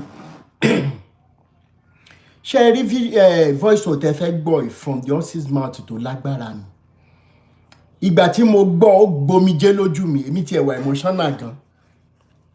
Mo wà emotional gan, ó gbomijé lójú mi. Ṣùgbọ́n lórí nǹkan tí sister mi sọ tán yìí, it is high time we started teaching our children about truth, love, and humanity and how to take responsibilities for your lives. Ìyókù challenges tó kù tó bá máa wá, ó máa wá dẹ̀ máa sọ̀tẹ̀. And thank God for the kind of mother tọmọ yẹn ní. If they had gone in the direction of ayé ni, ọmọ yẹn máa yàpá lé ni, a máa fi kíní yẹn ṣe excuse. A máa ṣìwàwù. Ẹ jọ̀ọ́ lórí eléyìí tí mo fẹ́ play, ẹ̀yin tẹ́ ẹ bá ní àwọn ọ̀rẹ́ tán ṣe ń ti ọmọ wọn gbọ̀ngbọ̀n káàkiri church, ẹ̀yin tí ẹ bá ní ìyàwó, ẹ jọ̀ọ́ ẹ bá mi share pẹ̀lú wọn, ẹ jẹ́ ká share, ẹ jẹ́ ká power tap, ẹ jọ̀ọ́ nítorí Ọlọ́run. It is not hatred on anybody, it is solely and basically for the liberation of our people. And I think it is high time we started getting tired of what has become of our society. Irú àwa tá a sì jẹ ìgbádùn Nàìjíríà, àwa gan-an la wá ń bayé jẹ́. Ó mì pé ìkà ló pọ̀ nù wa. Torí gbogbo ìgbà yẹn wọ́n rán mọ́ ń ṣẹ́ lálẹ́. Pé kìíní nísìnyí àti rán mọ́ lọ sí school lójúmọ́. Ọmọ dẹ̀ máa kúrò lákàtà òbí láàárọ̀ pé ó ń lọ sí school. Òbí a máa wá wò ó. Abiyamọ máa wá wọ ọmọ yẹn pé tí òun dẹ̀ sì máa rọ ọmọ ìmọ̀ ṣá. It has gotten to that level in Nigeria. And we are not worried as parents to enjoy Nigeria when there was safety. How many of you lẹ gbọ́ story ọmọ mẹ́ta tí wọ́n jí gbé ní school gbà yẹn? mi ti ẹ̀ wá rántí bóyá wọ́n rí wọn o ọ̀wọ́n rí wọn. Ẹ jọ̀ọ́ ẹ bá mi share video yìí. I need more people to hear because I won't come back to what we have done today. I won't. Lóòótọ́ ni ẹ̀wọ̀n rẹ̀ á close gan. Ó dẹ̀ ṣẹlẹ̀ pé ní Ogun State ló ti ṣẹlẹ̀. Ó ṣẹlẹ̀ pé church tí ìyá yìí ń lọ tẹ́lẹ̀ Exodus Church ló ń lọ. Exodus Church ló ń lọ tẹ́lẹ̀. Ó kàn dẹ̀ kan náà ló lóun fẹ́ máa lọ sí Redeem. Ó dẹ̀ tiẹ̀ ti rìtáyà. Ó kù díẹ̀ kó rìtáyà ló change sí Redeem. Ó tiẹ̀ ti wá rìtáyà nígbà tọ́rọ̀ ìṣẹ̀lẹ̀. Bóyá few years after I think. Ọmọ ẹ̀ tí èmi àti ẹ̀ close jù tó jẹ́ pé tí ìyá yẹn bá rí mi ọmọ mi ni kò lè má pè mí ní ọjọ́ kan á ní mi tí ì gbúrò ẹ̀. Bó ṣe di pé ìyá yẹn lọ Redeem. Àti ìyá yìí dẹ̀ lọ Redeem. Kò sí anybody tó go against ẹ̀. Ó ṣáà change kúrò ní church tó lọ tẹ́lẹ̀. Ní Ogun State yẹn náà lórí ìtayà síbẹ̀ náà ló ń gbé àwọn ọmọ ẹ̀ ti parí wọn. Ó ṣe ìyá yìí dẹ̀ jẹ́ yàn tó wà hard working tó tí ò gbádùn ọkọ tó tún wá ń tọ́jú ọmọ. Tó ń tiraka káwọn ọmọ ẹ̀ lọ iléèwé gíga kan graduate. Ìgbà tó ti wá rìtáyà táwọn ọmọ ẹ̀ náà ti graduate. Bó ṣe bẹ̀rẹ̀ sí ní lọ sí Redeem nìyẹn mi ò mọ̀ bóyá wọ́n wá wàásù fún nílé ni o. Bó dàbí pé wọ́n wá wàásù fún nílé náà ni pé máa wá church wa. Tithe and offering. Pastor ni tẹ́ bá wá wọn lọ lébẹ̀ máa gbọ́ pastor mi pastor. Ọmọ kékeré ni pastor yìí ò tí ìyá yìí máa bí ní 100 times. Ọmọ kékeré ni pastor yìí tí ìyá yìí máa bí ní 100 times. So ó ti wá kùn pé èèyàn kan gan ọmọ pastor yẹn tó ní junior mi ni ní secondary school lẹ́ni tó jẹ́ bí ọmọ sí ìyá yẹn náà. So ìgbà tó ṣàwáyá kò tẹ̀ sẹ́ni tó fúnra pé bóyá ó níwà burúkú lọ́wọ́. Ẹ mọ̀ ìyá àwọn ọmọ ti parí iléèwé wọn sí lọ́dọ̀ ìyá mọ́ wọn ti graduate wọn sí mọ́ lọ́dọ̀ ẹ̀. Onìkan ló ń dá gbé ilé bíi 4 bedroom flat. Ó dẹ̀ ní problem ọkọ láti ilẹ̀. Bàbá àwọn ọmọ yẹn wà but wọn sí papọ̀. Bàbá yẹn ti lọ fẹ́ lómi náà. Ìyá yẹn ṣáà rọ́jú pé kó ṣáà tọ́jú àwọn ọmọ òun. Ẹ mọ̀ kán ní abiyamọ ó kú ọ̀rọ̀ ọmọ ìyá yẹn ló ń jẹ́ bẹ́ẹ̀ kò fọ̀rọ̀ àwọn ọmọ ẹ̀ ṣeré rárá. Tó ṣe dàgbà tó máa gbé wọn bí bébì ni. Kò fọ̀rọ̀ àwọn ọmọ ẹ̀ ṣeré rárá. Ṣùgbọ́n tẹ bá àti wà lọ anytime tẹ bá ti rí wọn àbí tẹ wá pastor ni. Kódà mo ti lọ bẹ̀rẹ̀ ìjọ kan tó ní àjọ kí n wọ̀ lọ́dọ̀ pastor kó wá lọ pray kí wọ́n náà wá lọ pray kó tó máa padà sí station. Mo ní mọ́mí ẹ má worry kò need. Kíní kan ní kí ló máa ń ṣe ẹ náà ọ̀rẹ́ ẹ náà òun náà bó ṣe máa ń ṣe nìyẹn. Ṣé ẹ rí mo ń sọ story yìí fún àwọn tó máa ń tẹ̀lé pastor. Tọ́wọ̀n bá rí pastor wọn ní jẹun àárọ̀ wọn ní jẹ tọ̀sán pastor ni. Kẹ́lọ́mì tó jẹun á pe pastor pé kó gbàdúrà sí fóun. Wọ́n ní mo ṣe ń sọ story yìí kì í ṣe pé kí n fi bà pastor yẹn lórúkọ jẹ́ àbí kí n fi bà Redeem lórúkọ jẹ́ rárá kọ́. Problem táwọn Redeem tún ní ni pé parish ó ti pọ̀ jù branches ti pọ̀ jù so oníkùúrú ni pastor wọn tán rí. Tábátà ti rí èèyàn kan tó kàn wò pé mo ti ń lọ church dédé mo ti lọ school of workers in training ó ti ṣe kinní. Kẹ́tọ́ mọ̀ wọ́n máa sọ di pastor ni. Ó léèyàn kan ládùúgbò mi bí báyìí náà ó sá nígbà tán náà fẹ́ pé kó wá ṣe pastor. Wọ́n àtàwọn colleague wájọ máa ń jókòó mọtí lálálẹ́ ni bó máa ń lọ church dáadáa. Nígbà ni wọ́n ti bẹ̀rẹ̀ parish kan bí kan pé kó wá lọ ṣe pastor. I want to ask myself, is it because of the tithe and offering that people will be collecting? That is why we must be expanding the branches, will I call it branches or parishes all the time?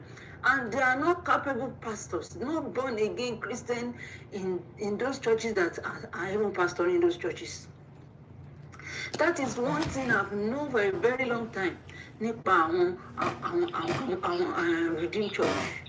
Ní street kí wọ́n máa ka Redeem 4-5 ní street kan. Ẹ wá béèrè pé àwọn òwò ni wọ́n fi ṣe pastor. Ṣé ká lè rí ìjọba ọ̀run wọ̀ ni àbí ká lè kówó jọ?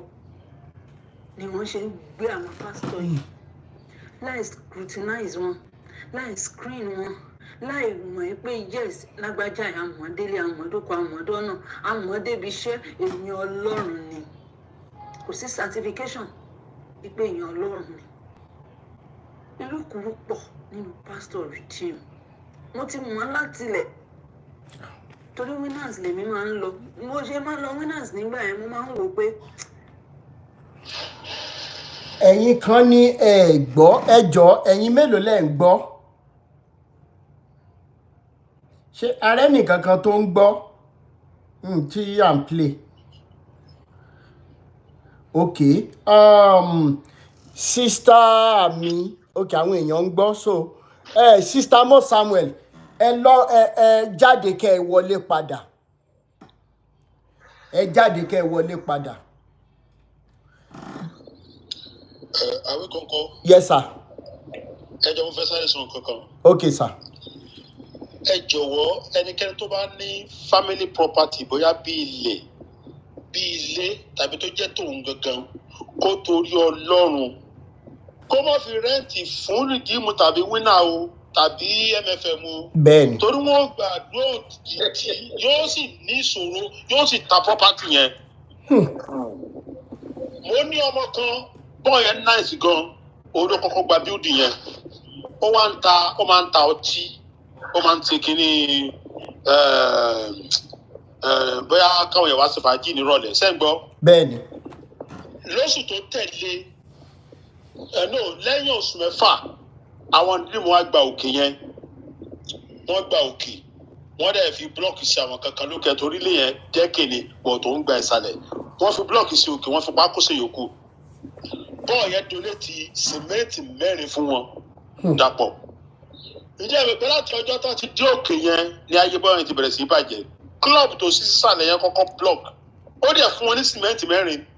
Nígbà tí wọ́n frustrate ayé bọ́ọ̀ yẹn tí ò lè rówó ra oúnjẹ ọlọ́tí lówó, oúnjẹ DJ lówó, oúnjẹ gbogbo àwọn entertainers ẹ̀ lówó.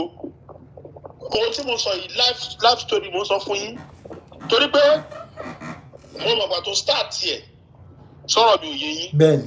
Ǹjẹ́ ìmọ̀ pé wọ́n gba àdúrà òdì bọ́ọ̀ wá níjọ́ kan òun kàn lọ síbẹ̀ òun nìkan ló ń dá wà nísàlẹ̀ yẹn ló wá ń gbọ́ ohun àdúrà yẹn the Lord of Ajeboye wọ́n bẹ̀rẹ̀ sí sọ èdè ọ́ọ́dì kíní onígbà bẹ̀rẹ̀ sí sọ pé the temple of the enemy the temple of devil underneath us God give me the trouble is life ó lóun kọ́kọ́ wò pé kí ló ń gbọ́ yìí wọ́n bá bẹ̀rẹ̀ sọ the club the entertainment industry because the altar of God can never stand with the altar of God wọ́n ti gbàgbé kó fún wọn ní cement 4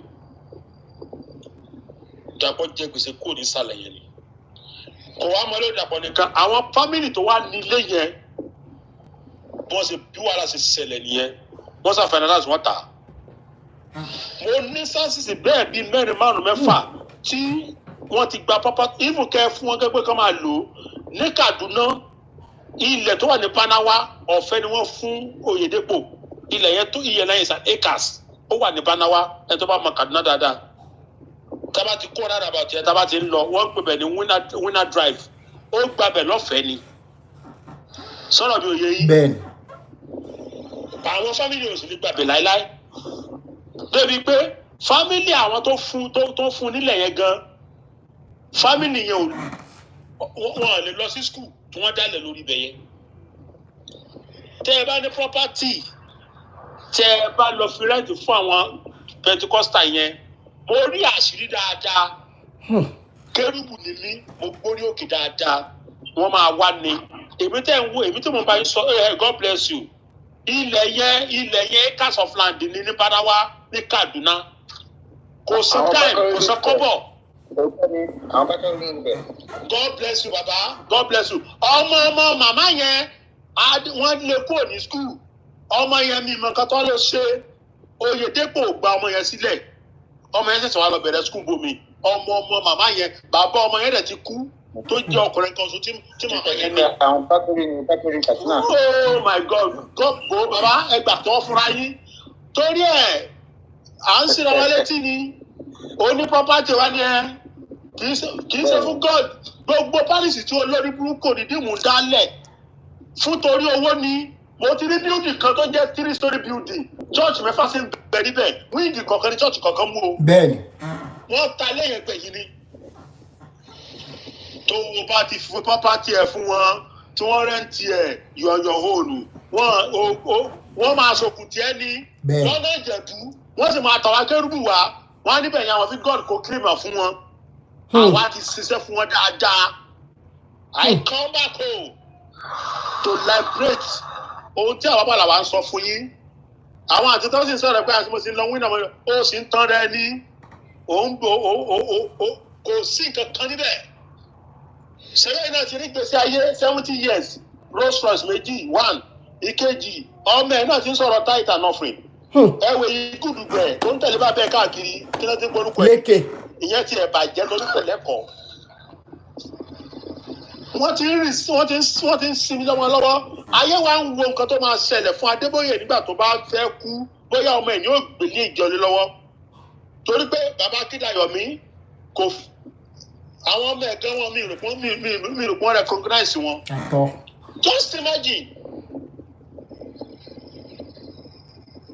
Ọlọ́run alàyè aṣáájú fún wa má fi property ẹlẹ̀ fún wọn o má dá wọn á ṣiṣẹ́ tiẹ̀ ìṣòro máa dé ìwọ ló máa pè wọ́n pé ẹjọ́ mo máa ta property fún Olúwa wọ́n wá àwọn ọmọ tí gẹ́sìmọ́nì ṣe ní ẹlẹ́ẹ̀lẹ́ náà ẹ̀mí lọ sí ní ẹlẹ́ẹ̀lẹ́ roundabout ẹ lọ wo ibi tó ń kọ sí ẹ̀mí lọ sí àti ní wọn rè lọ́wọ́ wa yìí tó bá pawọ́ ọ̀rọ̀ là ń lọ wọ́n wá ní àwọn ṣe gẹ́sìmọ́nì prayer irọ́ ni irọ́ bú ni ẹ̀mí mo sọ fún yín pé ẹ má wọ̀rí ìyà tó sì máa jẹ ọ̀pọ̀lọpọ̀ torí èmi ti kúrò láàrin wọn ṣe é dúró orúkọ mi òòṣà ni mí àdé òòṣà tọ́lọ̀ bí àgbọ̀bà ẹlòmíì kọ́kàn lọ sí ìdílé wọn kó lọ béèrè origin ní tó ń ṣẹlẹ̀ bóyá èèwọ̀ ló ń jẹ ok fún àpẹẹrẹ ẹlòmíì èèwọ̀ ló ń jẹ tí ò yẹ kó jẹ mọ́ ẹ má bínú ibi tí mo yà lọ yìí tó wá lọ tó wá sọ rẹ̀ di ìjẹ́ lọ́dọ̀ àwọn pastors yẹ.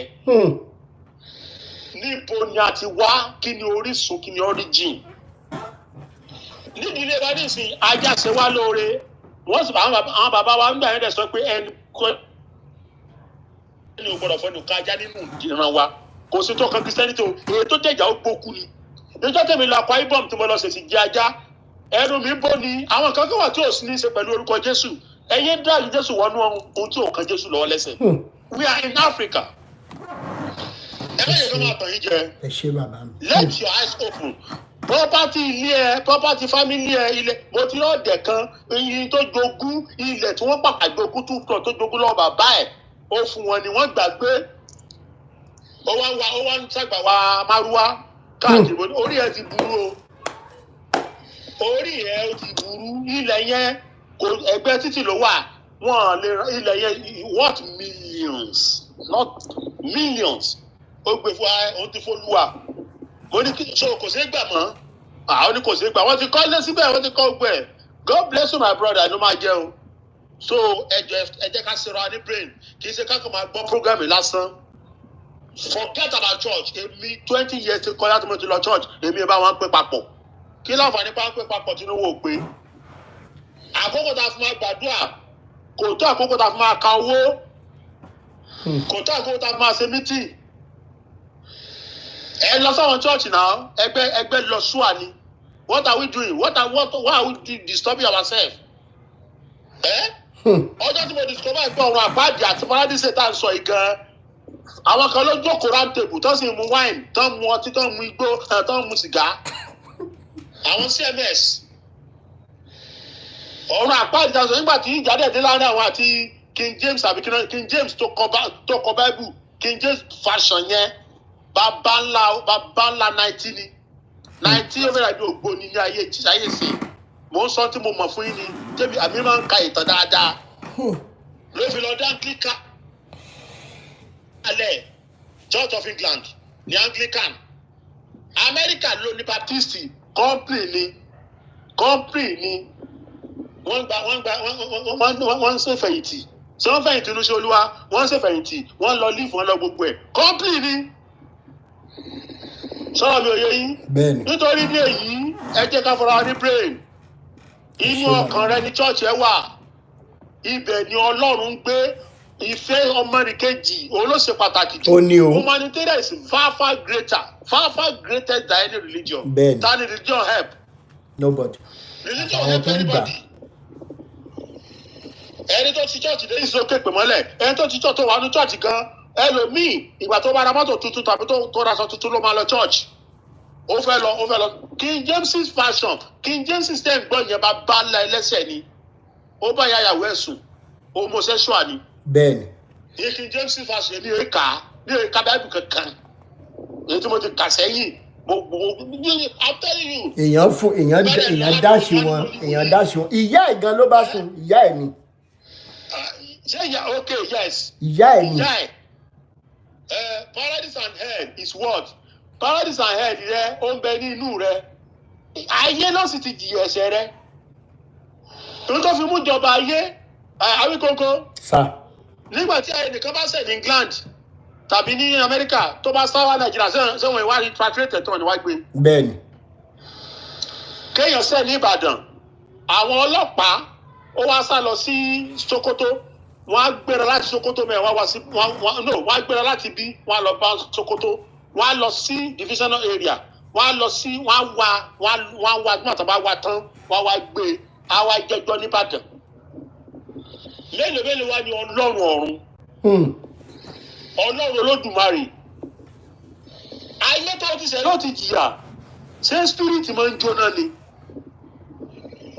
ẹskísà àti èèyàn ti kú ó ti jẹrà wọ́n lẹ́mìí jáde èmi ò tí ì kú rí ṣùgbọ́n tọ́lá tí àdínà wà ṣé Ọlọ́run á lọ kó àwọn ẹ̀mí sínú náwó tó máa jóná ṣé Ọlọ́run fẹ́ jẹran ni kò ní kálukú kó fún rẹ̀ brain ọ̀rọ̀ mi ò jù bẹ́ẹ̀ lọ sà ẹ ṣé. yes sir ẹ jẹ́ kí n sáré play voice note yìí tán Burna Girl welcome on to today's program ẹ jẹ́ ká mọ̀ gbọ́ lọ kẹ́ ẹ gbọ́ wìnrìn òun lẹ tó ti gbọ́ mi you welcome. a pe pásítọ̀ pé kó gbàdúrà sí i wọn ni mo ṣe ń sọ story yìí kì í ṣe pé kí n fi bà pásítọ̀ yẹn lórúkọ jẹ́ àbí kí n fi bà redeem lórúkọ jẹ́ rárá kọ́ problem táwọn redeem tún ní ni pé parish ó ti pọ̀ jù branches ti pọ̀ jù so orúkúrú ni pásítọ̀ wọn tán rí tọ́bátì àti rí èèyàn kan tó kàn wò pé mo ti lọ church dédé mo ti lọ school of workers in training ó ti ṣe kinní kẹ́tọ́ mọ̀ wọ́n máa sọ di pásítọ̀ ni ó léèyàn kan ládùúgbò mi bí báyìí náà ó sá nígbà táwọn fẹ́ pè kó wá ṣe pásítọ̀ òun àtàwọn kọ̀ọ̀lìgì wájọ máa ń jókòó mọ́ ọtí lálálẹ́ nìbò ó máa ń lọ church dáadáa nígbà ni wọ́n ti bẹ̀rẹ̀ parish kan bí kan pé kó wá lọ ṣe pásítọ̀. I'm going to ask myself, is it because of the certain offering that people will be collecting? That is why you must be expanding the branches, will I call it branches or parishes, all the time. And they are not capable pastors, not born again Christian in those churches that are even pastoring those churches. That is one thing I've known for a very long time. Nípa àwọn Redeem Church. Ní street kan máa ka Redeem 4-5 ní street kan. Ẹ wá béèrè pé àwọn òwò ni wọ́n fi ṣe pastor. Ṣé ká lè rí ìjọba ọ̀run wọ̀ ni àbí ká lè kówó jọ ni wọ́n ṣe ń gbé àwọn pastor yìí. Láì scrutinize wọn, láì screen wọn, láì mọ̀ pé yes lágbájá àwọn délé àwọn dókò àwọn dọ́nà àwọn débi iṣẹ́ èèyàn Ọlọ́run ni. Kò sí certification pé èèyàn Ọlọ́run ni. Irúkúrú pọ̀ nínú pastor Redeem. Mo ti mọ̀ látilẹ̀ torí winners lèmi máa ń lọ. Mo ṣe máa ń lọ winners nígbà yẹn mo máa ń wò pé ìsìn náà winners ti ń pọ̀ bọ̀ tẹ́lẹ̀ winners wọ́n máa kàn ní ẹyọ̀kan ní city kan kò sí bí city yẹn ṣe fẹ́ tó. So ó máa ń jẹ́ kán screen àwọn pastors wọn to some reasonable level nígbà yẹn bọ̀ ìsìn náà àwọn náà ti pọ̀ ń sìn. So ká wá sọ̀rọ̀ lọ ká wá sọ̀rọ̀ bọ̀ ká wá sọ̀rọ̀ lọ ká wá sọ̀rọ̀ bọ̀ lórí ọ̀rọ̀ pásítọ̀ yìí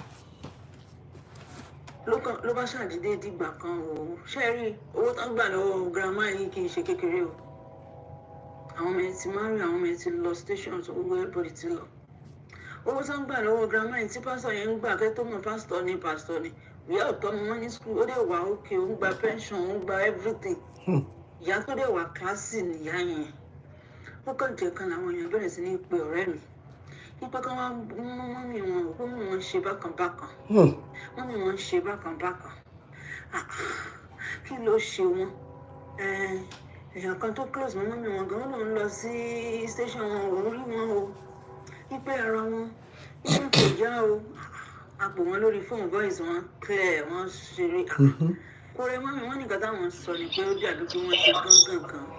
Josco ẹ mute. ọ̀rẹ́ mi bá pè mí ló bá sọ fún mi pé lágbájá báyìí ni mo bá àwọn ọmọ ìyá ẹ̀ tó kù sọ̀rọ̀ náà wọ́n ṣáà lọ wọ́n lọ wò wọ́n lóòótọ́ ni o tàbá ní kí ló ṣe wọ́n wá láwọn òróró sùn lóru pé kí wọ́n lè wá ń lò àrí oògùn tó pọ̀ lọ́wọ́ wọn bí àwọn failure 5 ọ̀rọ̀ tí mo ń sọ yìí ọ̀rọ̀ tó ju 13 years lọ ni mo ń sọ yìí tó bá jẹ́ pé ìgbà tí ọ̀rọ̀ yẹn ṣẹlẹ̀ ipa Facebook ti wà báyìí tí a ti lè lọ fẹjọ́ sùn níbì kan àbí nǹkan kan tó ti pọ̀ báyìí àwọn tó rẹ́dì láti fight fún yàn àní dákẹ́ má ti sọ fún ọ̀rẹ́ mi kó yá jẹ́ ká pariwo ẹ̀ síta káyé gbọ́ káwá wo èèyàn tó fẹ́ pa pẹ̀lú oògùn ẹ̀ èmi ni ti yín tòótọ́ ó bá bẹ̀rẹ̀ lọ́wọ́ ìyá pé ìyá wọ́n lè tí wọ́n rí ẹ̀wù àwọn oògùn yìí àjọ gbé how many years ẹ̀yin lẹ bí àwọn ọmọ yìí kí ló dé àárọ̀ oògùn lọ́wọ́ yín rí wọ́n ní pásítọ̀ ló máa ń bá wọn ra oògùn yẹn àwọn oògùn tí ìyá bá tún sọ lọ á tún ní ìfẹ́ sọ kínní kan tó bá tún wá fẹ́ sọ kínní yẹn nígbà tí ìyá bá ní memory loss ìyá tó wà fluent kò lè dá sóyìnbó ìyá tó wà fluent kò lè dá rí kò lè kà mọ́ kò lè kọ́ mọ́ kò lè read and write tẹ́ bá ń gbọ́ wọn da èèyàn rú wọ́n ra níyì pátápátá nǹkan tó jù ẹ rí yẹn o ò ní lè sọ. ẹ jọ̀ọ́ nítorí Ọlọ́run mo dárúkọ ẹnìkan nígbà tá a bẹ̀rẹ̀ ètò yìí ìbáṣe yóò wùn mo dúpẹ́ pé òkun gbogbo àwa tá a wà liberated tá a wà níbí báyìí a dúpẹ́ lọ́wọ́ ẹ̀ fún oore tó ṣe wẹ́ẹ́jẹ́ bá mi dúpẹ́ lọ́wọ́ ìbáṣe yóò wùn a dúpẹ́ o thank you so much for that wonderful trip.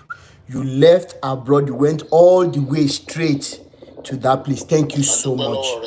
We thank you so much. Ibasheyo, we thank you so much. Ìyá mi dáadáa. Thank you so much. Thank you so much. Yeah. Ó ní wọ́n fi àyàn ṣe.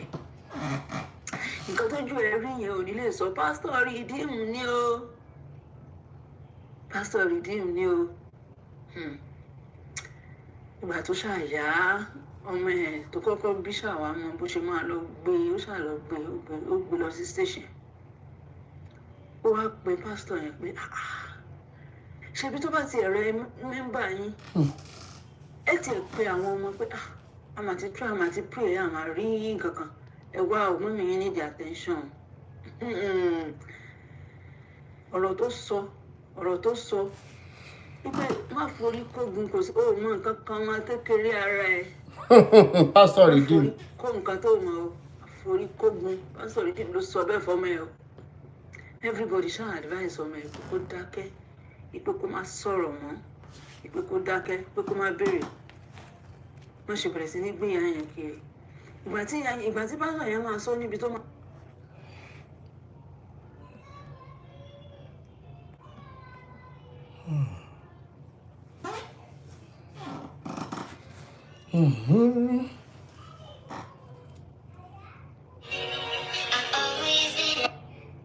Mo máa tètè ṣetán lénìí.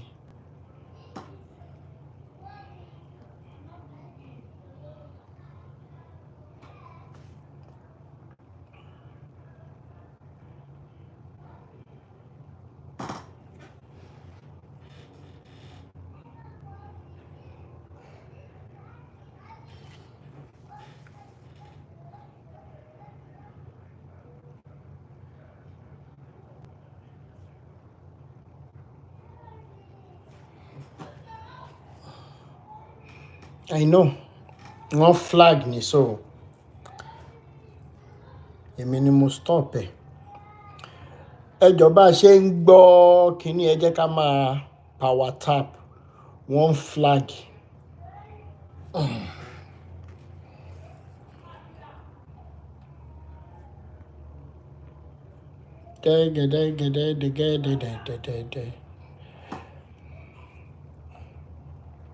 All right. Máa sọ dé, ó sọ débi pé nígbà tó ju èèyàn bá rí nǹkan tẹ́nu ẹ̀ ò bá bò, tẹ́nu ẹ̀ ò bò tó lóun máa sọ káàkiri, tá ṣe máa ń ṣe irú wọn náà nìyẹn. Ó ti yé yín. Ìtumọ̀ ni pé ìyá yẹn bóyá ó wá lọ lẹ́jọ́ kan o, bóyá ó. Hello, Lagos, bar in London.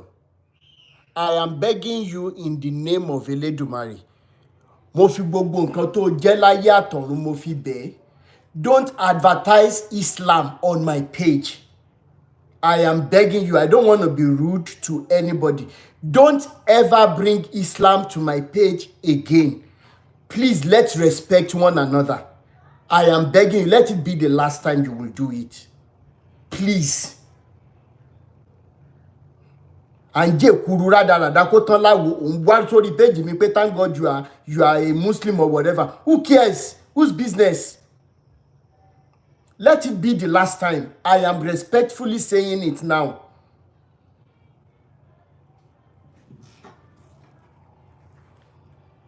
Yóò sọ pé Muslim ni àwọn àfáàyín tó wà lẹ́yìn Bobrisky tán pé Bobrisky ní àwọn ìyá wa. You didn't say that on your page.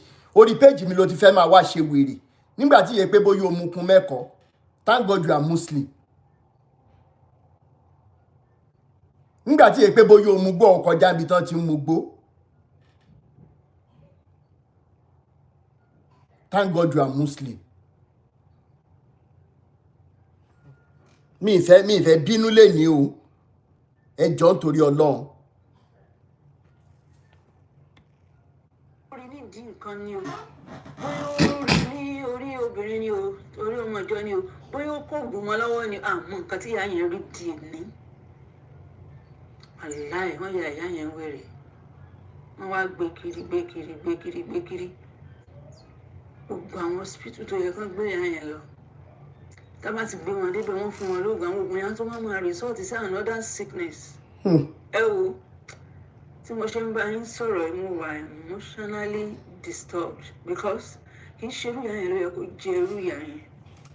Tó máa ní èèyàn nice, tó máa ní èèyàn jẹ́ abiyamọ tó tọ́ lórí àwọn ọmọ ẹ̀, ìyá yẹn ni. Tí n bá sọ fún yín pé for good 7 years after àbí 8 years after ìyá yẹn ò kú ó kàn ráre lójú kan ni wá di àríbanújẹ́ fún àwọn ọmọ ẹ̀. Ó ráre lójú kan ni kò jẹ́rò ayé kò jẹ́rò ọ̀run kò dá àwọn ọmọ ẹ̀ mọ́ kò lè sọ̀rọ̀ mọ́. Ìyá yẹn kú bí 5 years ago báyìí. Nǹkan tí ìyá yẹn bá kú nìyẹn. Ó rí omi látọwọ́ redeemed pastor. I'm saying this because of people that are going around looking for pastors to pray for them. Dídẹ̀ lógun tí ìyá yẹn rí kò ní problem kankan gan àwọn ọmọ ẹ ti yanjú wọn ti wà alright kó fẹ̀yìntì kan máa tọ́jú ẹ̀ lókù. Ìgbà tó stage kan mi ò kí lè visit wọn mọ́ because mi fẹ́ rí ìyá yẹn mama ké ni. Wọ́n ló jẹ́wọ́ wọ́n ló sọ pé brain ẹnìkan ló ń fọwọ́ kan o òun ò fọwọ́ kan because ó dàbí pé padà kúrò ní redeem because later padà lọ sí I was far away from them. I was in Port Harcourt. Later I went back to Lagos, so I was just hearing the information on phone. How far. Only there was a time to arrest ẹ pé ó fògùn gbowó lọ́wọ́ èèyàn kan pé wọ́n àlejò pé bẹ́ẹ̀ ṣe lágbájá náà nìyẹn wọ́n ló ní nǹkan ló ń jẹ́ kó rẹ̀ o brain ẹnìkan ló ń fọwọ́ kàn because ó rí nǹkan tí ò fẹ́ dákẹ́ tó fẹ́ sọ tó lóun máa sọ òun lè fẹ́ kó sọ jáde àwọn ṣe rá níyè làwọn ṣe sọ di bẹ́ẹ̀ yẹn ẹ̀yin náà jẹ́ ká wò ó àwọn tí ò lè ṣe ká má tẹ̀lé pásítọ̀ ká ṣọ́ra wọn kò sí only pastor kankan níbi kankan. All they know is to collect your money and deceive you. Láti ìgbà yẹn ẹ̀rọ ayé bà mí. Ẹ̀wọ̀n kò sẹ́ni tó lè sọ̀rọ̀ nínú àwọn ọmọ yẹn, wọ́n dákẹ́ ni o. A ṣe close the scene. Ìyá yẹn rà rẹ̀ kú ni lójú kan. Ó rà rẹ̀ kú ni. Bóyá wọ́n gbé lọ tán. Lọ́dọ̀ àwọn pastors tó ń gbé lọ gan. Wọ́n rí nǹkan kan. Ẹ lè mọ̀ pé ara ń jí ló pọ̀ jù nínú àwọn miracles tá láwọn ń ṣe. Ara ń jí ló pọ̀ jù nínú àwọn miracles tá láwọn ń ṣe. Kò sí ọ̀dọ̀ àwọn bí ọgbà àwọn bá ní kí wọ́n dárúkọ churches máa pọ̀ nílẹ̀ rẹpẹtẹ. Even igi ńlá làbújá wọn gbé lọ síbẹ̀. Gbogbo wọlé wọn lórí kò rí nǹkan kan. Ìyá tún smile ni. Àwọn èèyàn lè ṣe wúwú nínú ìsọjí rẹ̀ wọ́n gbàdé ní France rọ. Àwọn ará ń jí. Ṣèbáyé ló wà nídìí ọ̀rọ̀ ìyá yẹn. Kí ló dé tí wọ́n ṣe rí nǹkan ilẹ̀? Àwọn ọmọ ẹ̀ jẹ́ àwọn gbé lọ Delta. Churches ni kì í ṣeré babaláwo, kì í ṣeré olóògùn. Wọ́n rí nǹkan kan ṣe sí. Wọ́n rí nǹkan kan, wọ́n gbé redemption camp upon redemption camp. Kò sí nǹkan kan. So I want to believe that these churches are mainly for your money and nothing more. They are just looking for money because I don't know how you just look as a random somebody in the church and say, yeah, go and visit so parish. If not for that, taba tún di ọmọkùnrin dáadáa, ọmọkùnrin yìí tó ṣe ìyá yẹn bẹ́yẹn, taba tún di dáadáa, wọ́n mọ̀ yìí pé wọ́n lọ sọ pé babaláwo ni bàbá wọn. Ó dẹ̀ hand over fóònù. Ẹ wo, kò sígbà tí mo rántí ọ̀rọ̀ ìyá yẹn, ẹkún máa ń pa mí ni. Ẹkún máa ń gbọ̀n mí ni. Ọ̀rọ̀ ìyá yẹn ọ̀rọ̀ tó tẹ́kún ni. Ìyá tó yẹ kó fẹ̀yìntì kó máa jẹun ọmọ. Ìyá tó yẹ kó fẹ̀yìntì kó ní mo ti jẹ̀yà jẹ́ kí n gbádùn. Ìyá tó yẹ kó fẹ̀yìntì tó yẹ kó máa gbádùn. Wọ́n gé ẹ̀mí ìyá yẹn kúrú, wọ́n tún wá fi ráre kó tó kú. After 35 years in service. Rest here. Kódà kò gba gratitude ẹ̀ tó fi rẹ̀ gbogbo tó fi rẹ̀ gan wọn rí gratitude ẹ̀ tọ́jú ẹ̀. Just in the name of I want to go to church. In the name of I want to serve God. In the name of I want to serve God. We should be wise. Africans, Nigerians, we have to be wise. When it comes to churches, we need to be very, very wise. So, nípa tí first one tí mo fẹ́ sọ, bó ṣe jẹ́ nìyẹn, ó ṣe ní láàánú gidi pé ìyá yẹn pa kúrò. And nobody was able to question the man. Another pastor kan náà wà tó jẹ́ pé ọmọ Kenya dàgbà sọ́wọ́ bíi family member.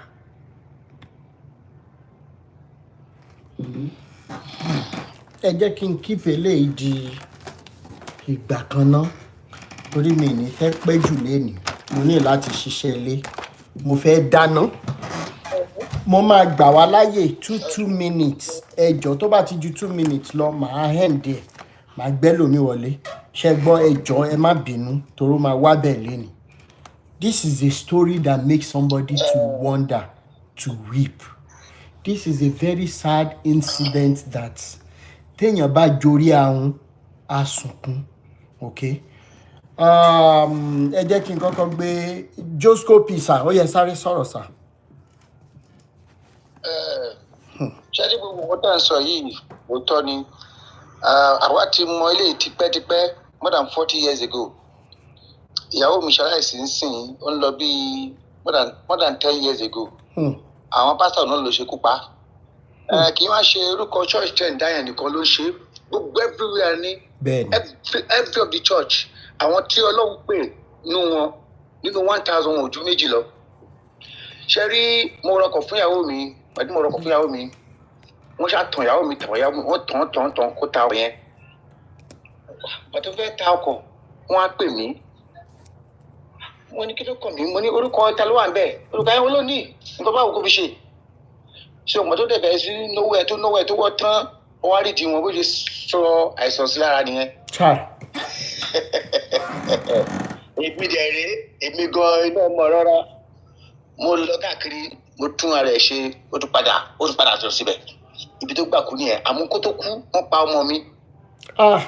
my only son wọ́n pa nítorí pé ó dàgbé nǹkan tó ń ṣe ó ká wọn mú ó jẹ́ sọ látà nìyẹn ọmọ tí ò ṣe àìsàn ó kú so nǹkan tó mo fẹ́ sọ bẹ́ẹ̀ ni pé láìpẹ́ ìlà Haúsá la wà àbá sọ di ẹ̀ṣẹ́ àwọn àkàrà dúdú yẹn tó máa ń sọ́ńbì nǹkan tí bá sọ fún wọn nìyẹn o àmọ́ Ọlọ́run bá wọn ṣe kì í ṣe so owó ilé ìtura tipẹ́tipẹ́ olórí ibú ni wọn bẹ́ẹ̀ dún wọn yẹn olórí ibú ni wọn ní ayé yìí wọn ti bẹ̀rẹ̀ sí ń jẹ̀yà. láṣẹ Èdùmàrè. revolution ń lọ dé ó ń lọ. bẹ́ẹ̀ni ó ń lọ àmọ́ wọn dáadáa kó máa fò kó máa ṣe bí wọn mọ bí ṣe ń wọlé sí wọn wọ bí wọn wọ bẹ wọn wọ bí àmọ́ gbogbo wọn ẹ pé wọn tún lo dúdú mọ́ ni o àwọn tó bá pé wọn ti kú bàbá yìí láàárọ̀ tó bá dalẹ̀ wọn ti lọ bá ẹ má bínú àṣẹ business ni torí business ni wọn ṣe náà. bẹ́ẹ̀ni. ẹni tó ń bèrè pé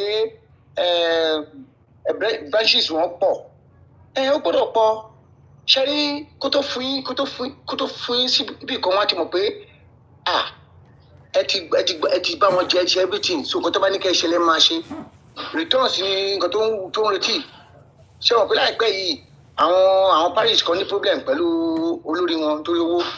bẹ́ẹ̀ni. àwọn míì ti ń já kúrò bẹ́ẹ̀ Ọlọ́run gbàdúrà wa Ọlọ́run máa liberate wa wọn lè lọ nobody will go and punish ní wọn. ẹ ṣé bàbá mi. àwọn ojú wa náà ló máa ṣe. láṣẹ Èdùmàrè. ẹ ṣé. ẹ kú jókòó. yes sir. Ọlọ́run gbàdúrà wa. àṣẹ Èdùmàrè.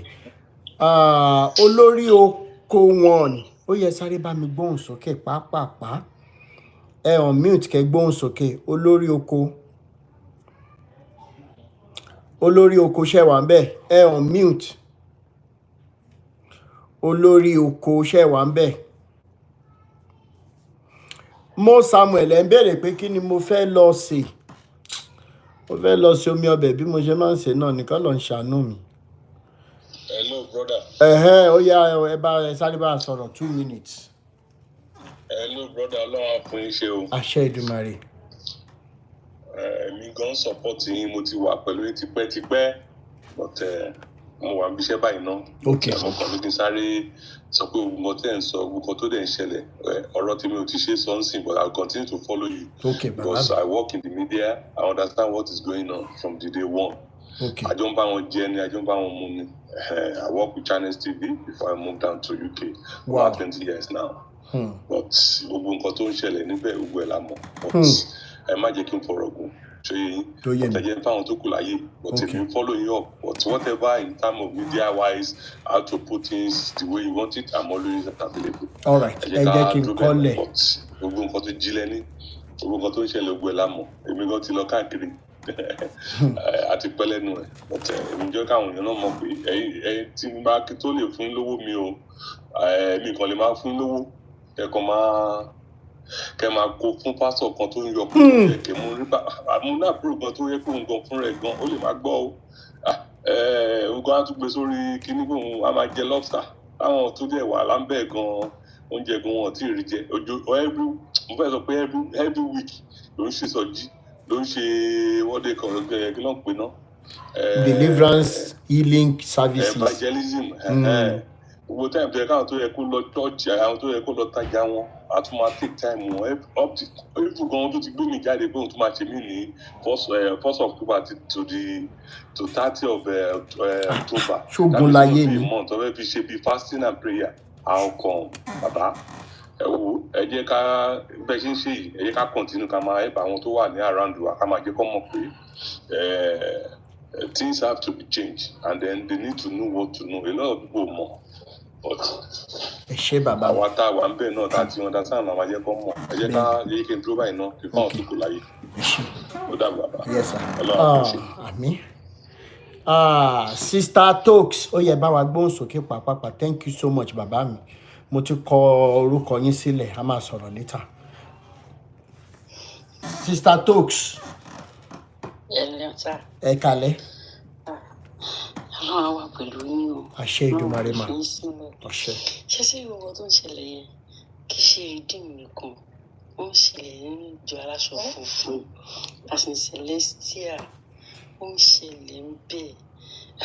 ṣé ti rí ìwọ̀nba tójú tèmi ti rí yẹn nǹkan tí ẹ tètè ń dúpẹ́ lọ́wọ́ Ọlọ́run pé Ọlọ́run tètè yọ mí because lórí ìsìn ló sìn ẹ̀sìn ẹ̀ṣẹ̀ kìíní kan à ń sìn ẹ̀rẹ́dẹ̀ pé ẹ̀gbàṣẹ́ Olúwa ibo ní iṣẹ́ Olúwa a wà ní Sunday school à ń wá Tuesday à ń wá Thursday à ń ṣẹ̀sìn láàrin iṣẹ́ Olúwa ẹ̀ náà àṣà à ń ṣe à ń lọ à ń bọ̀ à ń gbọ́ àṣà àrọ́jú táǹgọ̀dù pé ọmọ kan ló mọ mi Ọlọ́run ṣàràn lọ́wọ́ díẹ̀díẹ̀ náà ìyẹn ṣàràn ràn mí lọ because mi ò dẹ̀ ráyè ṣiṣẹ́ tí mo lè ṣe pé kò sí church ṣáà ní àṣà màmá gbàdúrà àwọn máa ṣe lè ẹ wò ó bọ̀ kò ṣáà dúpẹ́ ìgbà tọ́lọ́run tún máa ṣe báyìí ẹ mọ̀ wọ́n jẹ́ ọkọ̀ tó jẹ́ pé tara àwọn nìkan ni wọ́n mọ̀ kó ṣáà tán fún wọn àwọn nìkan náà fẹ́ máa gbóhùn ẹ̀ ẹni tó wà ń bẹ̀ tó jẹ́ bí àbúrò ní nǹkan ẹ̀ tún ba ní lára tó di pé ẹ̀yin fúnra yín lọ tó sọ pé ẹ tó fẹ́ olùṣọ́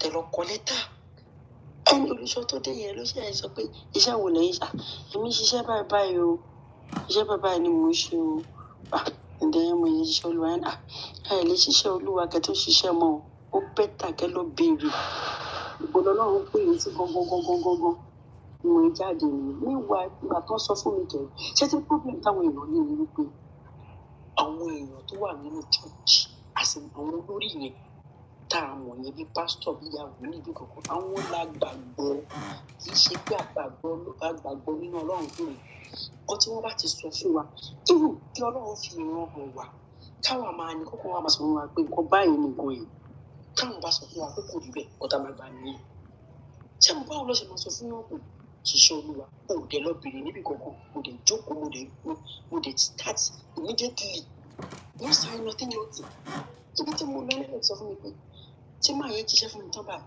mo wá ṣàlàyé nǹkan tí mo bá ó ní màmá kò sí Olúwa níwájú yìí tó bá wà ó lọ́jọ́ iwájú nìyẹn ṣé tí bóyá sọ báyìí ìgbà tí mo kúrò níwájú máa yẹn ṣé ó yàgbé pé wọ́n gbé heavy load sórí mi báyìí tí wọ́n gbé kúrò ṣé ni mo mú tí mo wá Ọlọ́run ṣe. ẹ jẹ́ kí n béèrè nǹkan kan kó tó di pé wọ́n jẹ́ṣẹ́ yẹn fún yín tẹ́ ẹ̀ dẹ̀ tún wá débẹ̀ tẹ́ tún wá ní gbogbo feelings yẹn ṣé nǹkan kan ò sọ fún yín wípé ó yẹ kẹ́ ẹ kúrò pé tó lọ́kàn yín ò balẹ̀ ńgbà yẹn.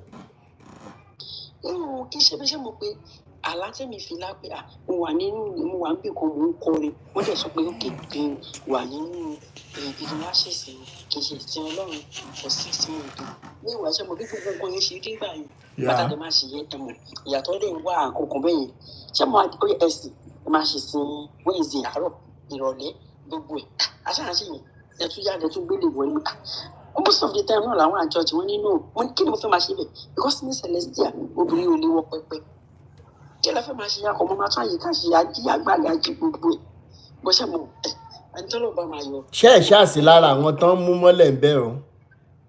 Ọlọ́run ìyẹn tí ẹni ò tiẹ̀ wá ṣẹlẹ̀ even nínú ìjọ yẹn gan kò tiẹ̀ wá sí nǹkan tó jọ yẹn Ọlọ́run yọ mí tán ní ìwà mo ṣe wá gba ṣọ́ọ̀bù kan ní ìwà ìgbà yẹn wọ́n sọ fún ọ̀pá mo ní owó kan mo fẹ́ gba ṣọ́ọ̀bù kí ni mo fẹ́ tà mo ní nǹkan báyìí ṣe lọ́jọ́ tí mo ti sọ fún wọn pé mo fẹ́ gba ṣọ́ọ̀bù báyìí oríṣiríṣi bùkátà lọ́kàn gbé wá ẹ máa ṣiṣẹ́ báyìí ẹ máa ṣiṣẹ́ báyìí ẹ máa ṣiṣẹ́ báyìí owó èèmọ̀ bá ṣe mo ní pé owó ìmá ti fẹ́ tàn mo sáré lọ gba ṣọ́ọ̀bù yẹn láàárín yẹn ni máa yẹn dé tí mo ṣọ́nà tọ́tọ̀ pé kò sí ṣe Olúwa báyìí kírun mo ṣe yájọ́ kó pa sí ṣọ́ọ̀bù mi ni àti ìsinmi ti ẹ̀dá ọ̀dọ̀ kankan àwọn ọmọ mi ẹ dúró àwọn ọ̀rọ̀ kan tún ṣẹlẹ̀ ibẹ̀ ni mo ti rí àṣírí àwọn èèyàn pé ṣùgbọ́n ṣe rí lélẹ̀ ẹ kàn ń porúkọ Jésù ni kò síwá Jésù lára yín kò síwá Ọlọ́run ifá kò síwá ọmọlúwàbí kankan lára yín ní àwọn nǹkan ọmọ ọ̀rọ̀ tí ò tẹ̀ ṣe bọ́ tí bá jókòó gbà mí bá ti márùn bá wọn wá ṣé bí ayé náà ṣe rí lélẹ̀ ọmọ dúpẹ́ o Ọlọ́run ti yọ mí ó yọ mí tọmọtọmọ. inú mi dùn ẹ ṣé ẹ̀yin náà ti bọ́ ẹ káàbọ̀ sí àwùjọ àwọn kí lẹ wí. mo ní ti bá ń gbọ́ program mi bàbí mò ń wo àwọn inú mi máa ń dùn ni inú mi máa ń dùn àìmọye àwọn èèyàn kan tí mo ti sọ fún pé jókòó síbẹ̀ jẹ́ kó pa ẹ́ dànù jókòó síbẹ̀ torí Jésù bàbá pé Jésù ò mọ̀ ẹ́ rí àìmọye ìṣòro tí Jésù ò lè solve lóòótọ́ kò lè solve ẹ̀ honestly kò lè solve ẹ̀ nǹkan mi tó yẹ kó lọ sílé kó lọ ṣe kankan wọn kò máa parú ẹ̀ dànù for the sake of Jesus irọ́ dẹ́ ní Jésù yẹn ló máa fi parọ́ tó máa fi pàlùwà ẹ̀ nìyẹn tó bá wá pàlù ẹ̀ tó wọ́n sọ pé wọ́n mú olódodo síwájú ọjọ́ ìbí ní ìwà ìyẹn.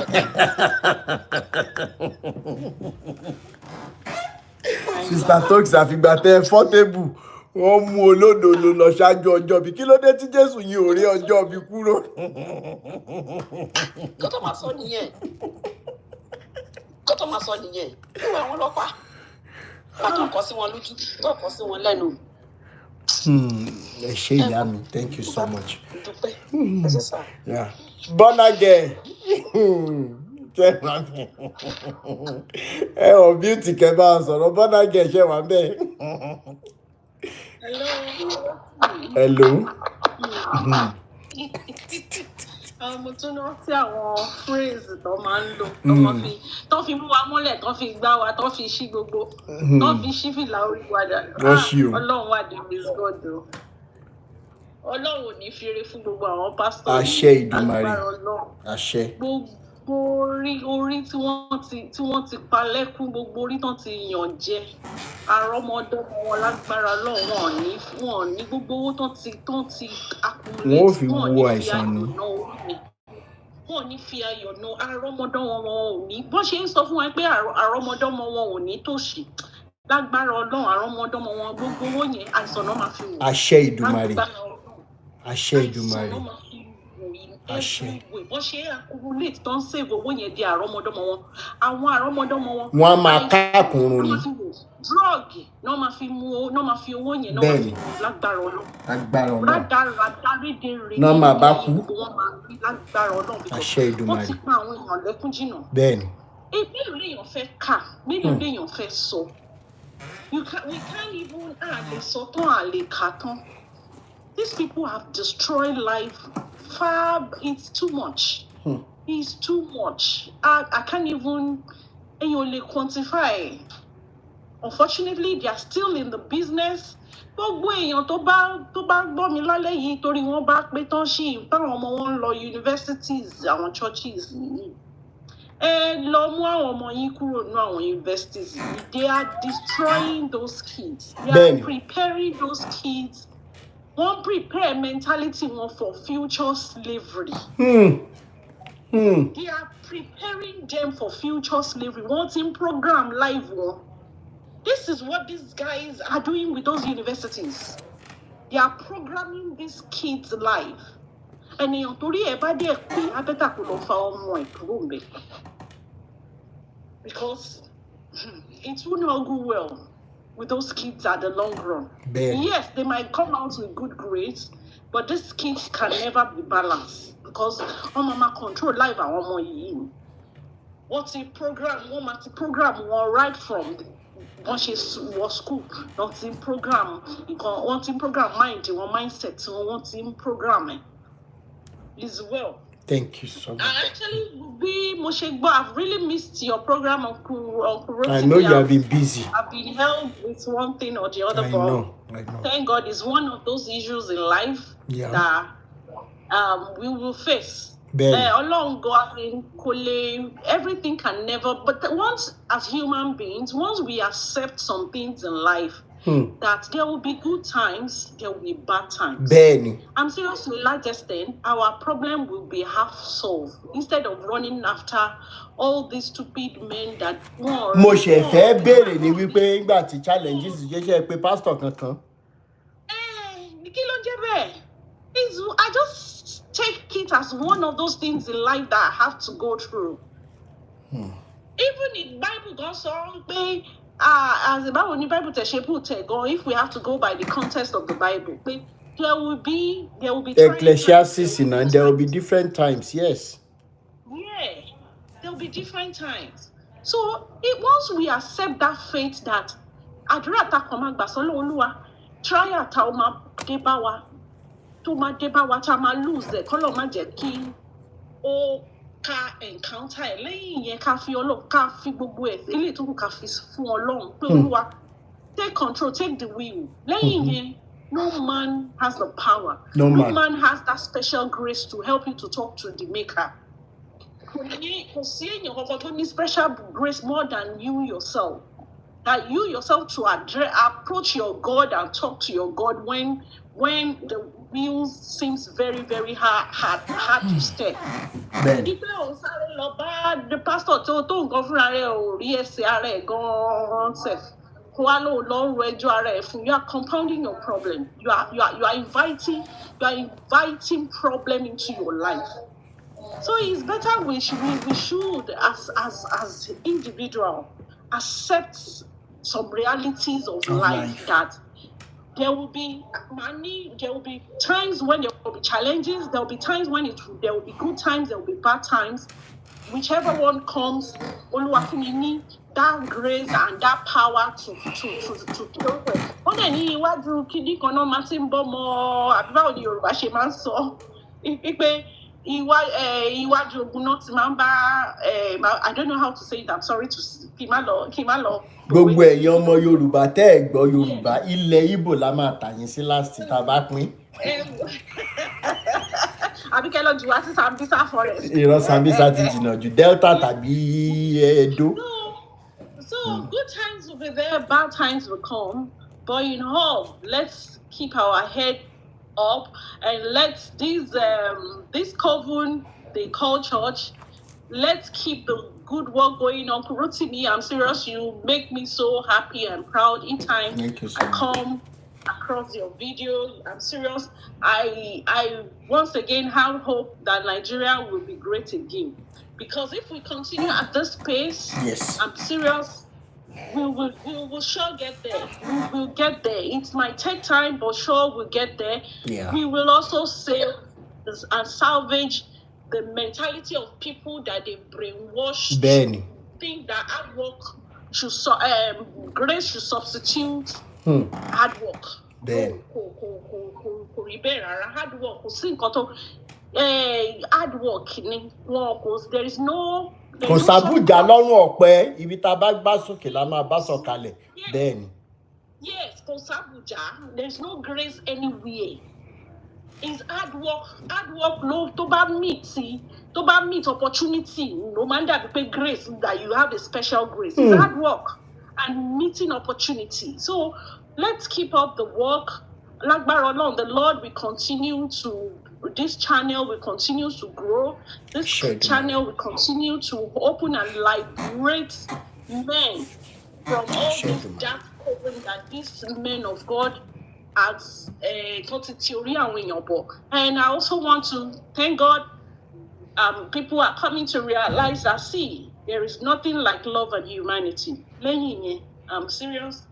More reason why we are so bothered as human beings worrying about life after death. Why should you worry about life after death? Why are you so concerned about that?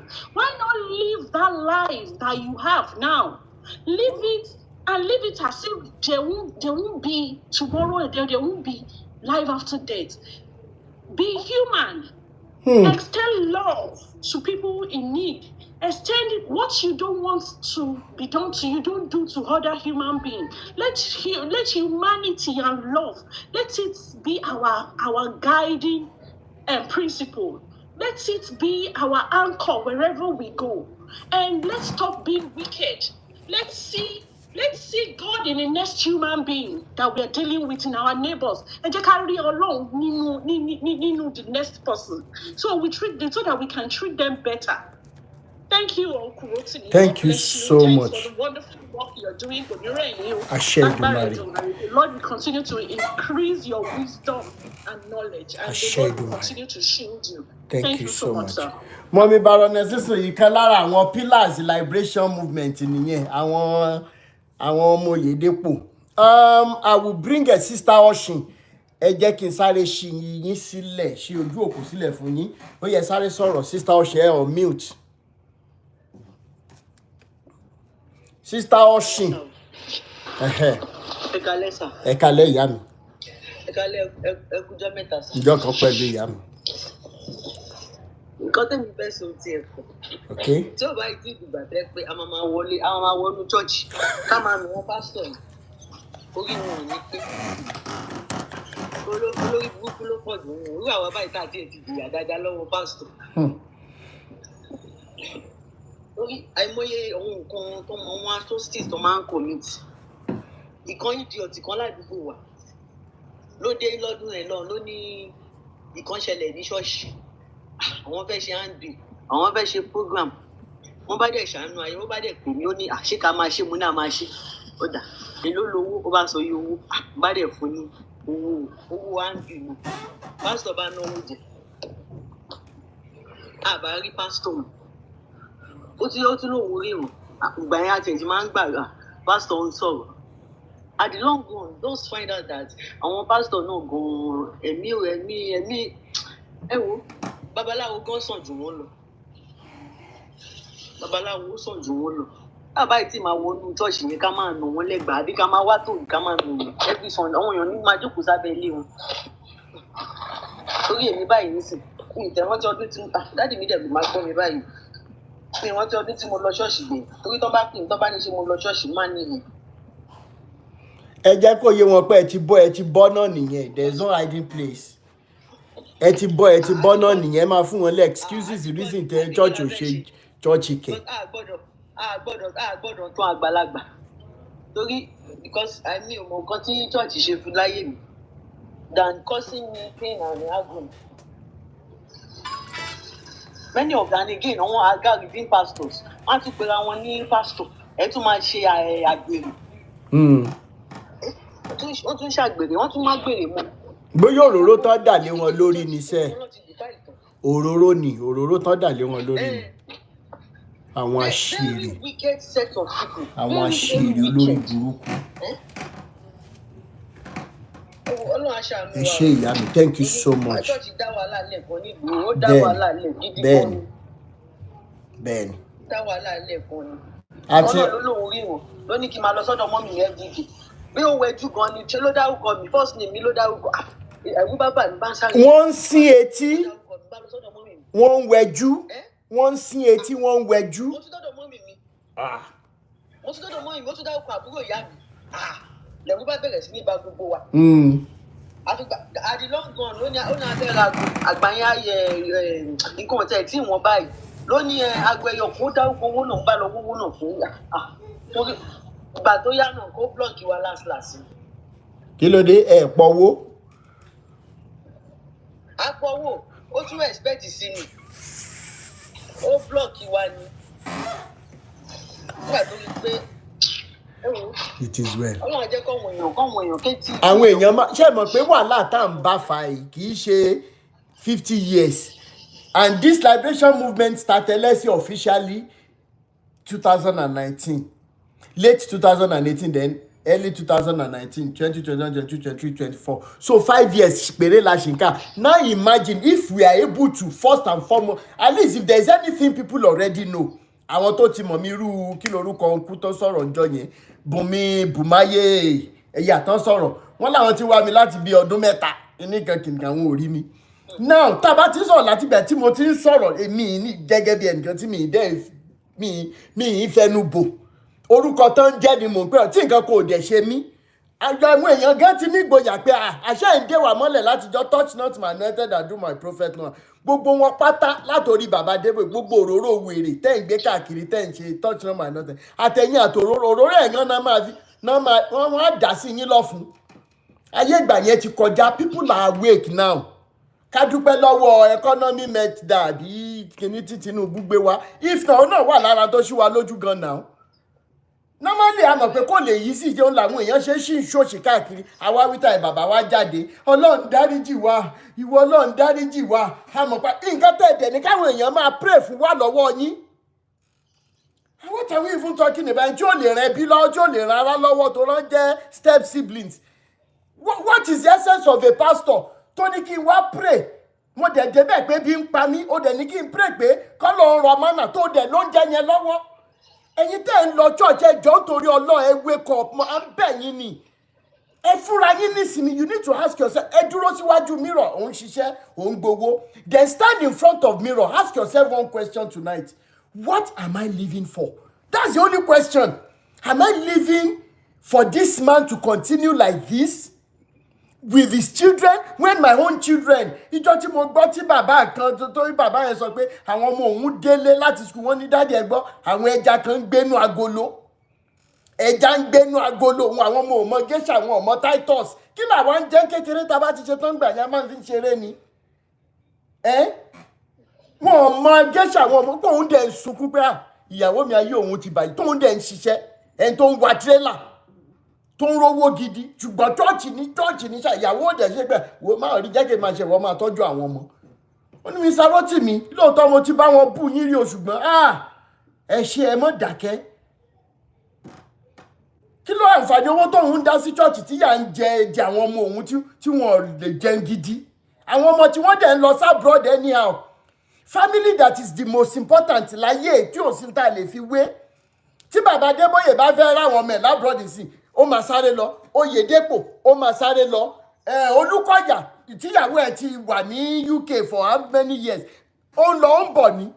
Jẹ́ ẹ̀yin tẹ́ ń san owó tó fi ń lọ tó ń bọ̀ tó ń dẹ̀yìn mọ́lẹ̀ pé ń san owó fọ́lọ́ tí ìbá yẹn pé bóyá ẹmu kun mẹ́kọ̀ọ́ Ọlọ́run Elédùmarè ẹ̀yin lè fẹ́ Elédùmarè lówó ẹ̀yin. At the end of the day kí ló ṣẹlẹ̀ ó ń lọ ó ń bọ̀ ní ẹ̀yin fúnra yín tẹ́ wọ́n ń dáwọ́ yẹn ẹ̀ lè rí family ẹ̀ lè fọkànbalẹ̀ rí ìyàwó yín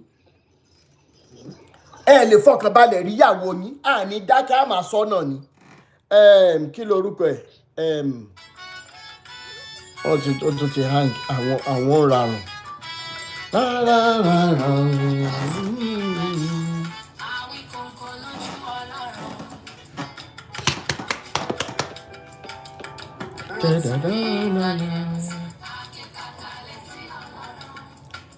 ẹ mọ flag kò ní súwa kò ní rẹwà.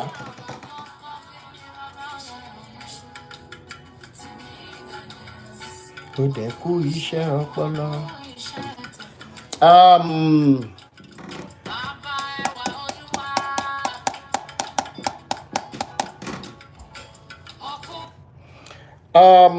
máa sáré gbé adé wọlé sista adé ó yẹ sáré bá wa ṣe ní pápápá. àwọn ń lọ rí fámìlì tí wọ́n ń gbà tó wù wọ́n nígbà táìm tó bá wọn nǹkan tó wù wọ́n náà ń jẹ bó tiẹ̀ ṣe pé wọn ò lè jẹ nǹkan kan gidi mọ́ omi àti fruit ló kù tán jẹ yet the wickedness of their heart we never allow Baba Adébóyè to say ẹ jọ̀ọ́ ṣe rí first fruit yìí ẹ má kó wá sí church ní January yìí ẹ lọ fi bọ́ ẹbí yín àtàrà yín ibi tí wọ́n ń kówó yẹn gan lọ mí ì mọ̀. àyàn ni Baba Adébóyè old age ló ń ṣe bàbá tó lè rántí light àti wave just to justify his wickedness and gluttony. ẹ wá ní bàbá ilé wọn wá prove mi right pé I'm telling you ara redeem ló sọ fún mi pé Rotimi má bínú mo sọ nǹkan kan gbà kan pé bàbá ní àrùn old age mental kìíní bàbá ò ní nǹkan kan bàbá mọ tán ṣe it's just greed and wickedness because tó bá yẹ pé torí owó làwọn bàbá ìṣe ń ṣe gbogbo nǹkan tó ń ṣe kí ló kù tán fẹ́ fowó ṣe láyé wọn ẹ jẹ́ àjọsọ náà ẹ jẹ́ àjọsọ and reason téèyàn ṣe ń rán ọmọ lọ sí school ni wípé káwọn ọmọ yẹn náà léèyàn kan yanjú kí ló dé tó ń kówó pamọ́ fáwọn ọmọ they have turned those children to beg àwọn ọmọ yẹn máa sìn gbà àwọn ọmọ yìí wọn ò ní yàn re fún wọn gbogbo àwọn ọmọ wọn pátá èmi ni mo sọ mi ìbojú sọ ẹ rán ọmọ lọ skul báwa náà ṣe rán ọmọ lọ skul pé kí wọ́n lè dára wọn bọ́ ó mi bẹ́ẹ̀ ti sọ àwọn ọmọ yẹn gẹ́gẹ́ lórí burúkú torí owó ègún tẹ́ fi bọ́ wọn owó ègún owó onírú owó aláta tẹ́ fi rán wọn lọ sáwọn skul yẹn kò ní yọ fún wọn wọn ní fi ṣeun re ìtàn máa sì dè mọ́lẹ̀ wà nù wọn pẹ̀lú chain ó sì wà nù wọn láwọn ọmọ tẹ́ẹ̀rí tẹ́ẹ̀rí wọ́n di ọmọ ìbànújẹ́ fún yàfi tó bá yẹ pé gbogbo àwọn tó rá sábẹ́ yín náà dìsáàfù nǹkan tẹ́ fojú wọn rí ẹ̀yin olórí burúkú gbogbo àwọn kan wá máa ní Rotimi dúró ná bẹ́ẹ̀ ni ẹ jẹ́ kí èmi náà sọ̀rọ̀. mo ń bọ̀ jàre mo ń bọ̀ mo fẹ́ sáré ṣe ní system tẹ̀lé ní ká lè tètè ṣe sista adé ẹ fẹ́ jẹ́ kí n para fún wọn ó yẹ sáré sọ̀rọ̀. ó lágbára ẹ wo ẹ kó ètò. yes ìyá mi. ẹ rí lórí àwọn ọ̀rọ̀ yìí kọ́kọ́ jẹ́ pé mi ò fẹ́ máa dárúkọ àwọn pásítọ̀ kọ̀ọ̀kan àbí bóyá church ṣùgbọ́n máa kàn yọ̀nà náà díẹ̀ nípa bí experience mi àti ilé mi lórí ọ̀rọ̀ àwọn nǹkan yìí. ó yẹ sáré bá wa ṣe pápápá. ìfún gan ó kàn jẹ́ wípé mò ń wo àwọn nǹkan kan pé mi ò mọ̀ bóyá greediness nìkan ni àbí bóyá wọ́n kàn fẹ́ kó àwọn ọ̀rọ̀ kan jọ fún àwọn ọmọ wọn torí ọ̀pọ̀lọpọ̀ lórí ọ̀rọ̀ ìgbà tó ń sọ̀rọ̀ pé wọ́n gba ilẹ̀ òótọ́ ọ̀rọ̀ ni o ilé tó ní foundation lé tó ní foundation bakery lórí ni wọ́n ní Ọlọ́run ní pé kinní kan kìnìún anyway mo wá ń wò wípé èmi ò sì mọ̀ sí tí ọkọ mi fi ṣe irú nǹkan bẹ́ẹ̀ yẹn ṣùgbọ́n àwọn pé ìwẹ́ ọlọ́run á ṣe ṣùgbọ́n lẹ́yìn gbogbo nǹkan yẹn èmi bí lùkù tí èèyàn bá ṣe nǹkan fún ọlọ́run tó bá jẹ́ lóòótọ́ lọ́lọ́run sọ pé òun ní nǹkan báyìí tó ṣe ó yẹ kí speedy change or miracle kó ṣẹlẹ̀. ẹ̀yin náà ta tẹ́tẹ́ ni dádì ta tẹ́tẹ́ ni bàbá Ìjẹ̀bú ni dádì ta bàbá Ìjẹ̀bú ni. ẹ wo lẹ́yìn ìgbà tẹ́mi ṣàwámọ̀ náà pé àìwọ ọlọ́run ṣé ó yẹ kí kinní rí báyìí ọkàn tèmi ò fi taratara sí i in a nutshell mi ò fẹ́ go deep into that ṣùgbọ́n lẹ́yìn ìgbà yẹn àwọn tó ṣẹlẹ̀ bíi kíṣẹ́ bọ́ bíi kò sówó bíi kò sí gbogbo oríṣiríṣi tó bá jẹ́ pé obìnrin ilé nìkan ló wá ń ṣe gbogbo struggle yẹn and these particular people wọn ò béèrè pé báwo làwọn ọmọ ṣe ń jẹun wọn ò béèrè báwo lẹ ṣe ń sanwó lé wọn ò béèrè báwo ní iṣẹ́ ṣe fẹ́ ṣẹlẹ̀ tó bá tún yáàdì ó lè tì ní pé ẹ̀ṣẹ̀ táwọn ọkùnrin ṣe àbí tọkọ níṣẹ́. wọn lọkọ wọn ní dádì ti lọ fa bẹ́ẹ̀kan bì kan ni. bẹ́ẹ̀ ni. àwọn olùṣí. wọ́n wá máa wá àwọn àtàwọn mọ́ àtàmọ̀ tí àìmọye ìgbà mo rántí àwọn ìgbà kan tó pé passport mi wà lọ́wọ́ ẹni tá à ń sọ̀rọ̀ ètò yẹn wípé tó fi expire kò sí nǹkan láàmà gbàdúrà láàmà gbà ẹ ṣáà máa gbàdúrà ẹ máa gbàwé nígbà tẹ bá wá ń sanwó fún ṣọ́ọ̀ṣì tẹ wá ní káwa lọ máa gba ẹ̀tọ́ wa lọ́wọ́ Ọlọ́run ẹ̀dẹ̀ lọ́lọ́run yẹn là ń kọ́ gbogbo nǹkan fún oríṣiríṣi àwọn nǹkan bẹ́ẹ̀ padà nígbà tí ọkàn mi padà là tí mo ní kíní yóò lè padà máa tẹ̀síwájú tí mo make up mind wípé èmi máa kúrò níbí báyìí ọkàn mi ò kàn continue mọ́ kó tó di pé ọkàn ọkùnrin ọkọ mi tó ṣí síbẹ̀ gan ṣẹ̀ṣẹ̀ wá ṣí ta ṣẹ̀ṣẹ̀ wá gbàgbé ẹ jẹ́ àgbàdúrà lọ́wọ́ ara wa ká mọ̀ ń tà sìn káwa náà dé ká pọ̀kọ̀ wa pọ̀ sọ́dọ̀ Ọlọ́run rò tó yìí ọ̀nà bẹ̀rẹ̀ sí ṣí náà ibi tá a ti kó ń bẹ̀ lẹ́yìn ọdún márùn-ún tọ́lọ̀ ń ṣe tọ́nà ìlú òyìnbó yan ọlọ́ọ̀fin sọ́ọ̀dì làwa rí ẹkùnjọ́ mẹ́ta o báwo ni iṣẹ́ ti kó Nàìjíríà ni mo ní láti bọ́ síbọ̀ kẹ̀ lẹ́yìn tá a ti kúrò so àwọn èèyàn ibi Ọlọ́run máa ń bá wa gan sọ̀rọ̀ nínú ara wa ní ọ̀pọ̀lọpọ̀ ọ̀gbà tí ò yẹ ká kó sínú àwọn orú nǹkan báyìí ṣùgbọ́n tá a wá ń kó sínú ẹ̀ mo padà wá rí so many things ojú èèyàn padà wá ń ṣí oríṣiríṣi àwọn nǹkan tó ti ṣẹlẹ̀ pé kí sàká máa ń jẹ́ ni wọ́n ṣe fáwọn èèyàn ní àwọn àdúrà ọ̀sẹ̀ọ̀sẹ̀ ojoojúmọ́ àwọn ìnáwó ọ̀sẹ̀ọ̀sẹ̀ ojoojúmọ́ àwọn tó yẹ kẹ́ ẹ ní kán lọ ṣiṣẹ́ ẹ wà ní ẹ̀ṣẹ̀ ni ò jẹ́ ká progress ní Nàìjíríà yìí táwọn olórí ìjọba ń ṣe ó pọ̀ jù kọ́lọ́run kó jọ kó ṣàánú wa o kó dìbò bá gbogbo àwọn tó bá ṣì wà nínú bondage yẹn bẹ́ẹ̀ ni á deliver wọn experience tèmi nìyẹn. ẹ ṣé ìyá mi thank you so much ó lẹ ti gbọ́ yẹn ọgbọ̀n ọ̀rọ̀ kò kún agbọ̀n ẹbí miracle ló yẹ sáré bá mi gbóhùn sókè pàápàá. pásítọ̀ rotí ẹ̀yin ni Jésù tó ń retí ẹ̀yin lànàbì tó ń retí because according to information tá a gbọ́ nípa Jésù tó fẹ́ wá túnlé ayé ṣe ni ẹ̀yin gangan ní Jésù yẹn wọ́n tí mọ̀ ní ẹ̀jọ̀ ànábì lọ. kẹ́tẹ́ ń bá rẹ̀ gbà máa nà wọ́n bàbá ìjáde tán bá gbà mí lẹ́ẹ̀ máa nà wọ́n ti jẹ́wéjẹ́wé tí wọ́n. ó ti pẹ́ tí mo ti sọ̀rọ̀ yìí bí 10 years ago ni mo sọ̀rọ̀ yìí pé ó máa tó time kan pé olè ó máa níyì ju pásítọ̀ lọ. àwọn èèyàn á ní ìdáríjì fún olè ju pásítọ̀ lọ. torí olè nǹkan ara nìyẹn ló lè máa jí but àwọn pásítọ̀ yìí àti olè ara àti olè ẹ̀mí náà ń jà àwọn èèyàn so revolution yìí tó àwọn èèyàn bá dẹ̀ máa já pásítọ̀ ló máa wá di ọ̀tá aráyé báwọn èèyàn ṣe nífẹ̀ẹ́ wọn tó wọ́n máa ṣe yé tí wọn tó tásìkò bá tó àsìkò yẹn dẹ̀ ti tó gan sìn. bẹ́ẹ̀ni. olóṣì làwọn pípù yìí. mo fẹ́ kẹ́ máa encourage àwọn èèyàn náà kì í ṣe àwọn pásítọ̀ yẹn nìkan àwọn àáfàá yẹn náà ìta náà ń ṣe ó kọjá kèrémí èmi yìí ìyá mi àwọn náà ṣekú pa ìyá mi láìpẹ́ ọjọ́. My mom died at the age of 65. She was going to 66 when she died, and this is a woman who fought for 35 years. After her retirement, she died a few years. Ìyá mi sick. She was having a partial stroke. Ọwọ́ òsì wọn nìkan ni wọn lè gbé. Adẹ̀nìkan lọ sí hospital. I believe pé àwọn afá òṣì yìí àwọn aláwọn ń gbómi sẹ́mísẹ́mì kan fún wọn ṣé ni ìyá pa ogun tí ó omi sẹ́mísẹ́mì nìyá mú títí stroke yẹn wá fi di full blown one tí ìyá yẹn fi kú.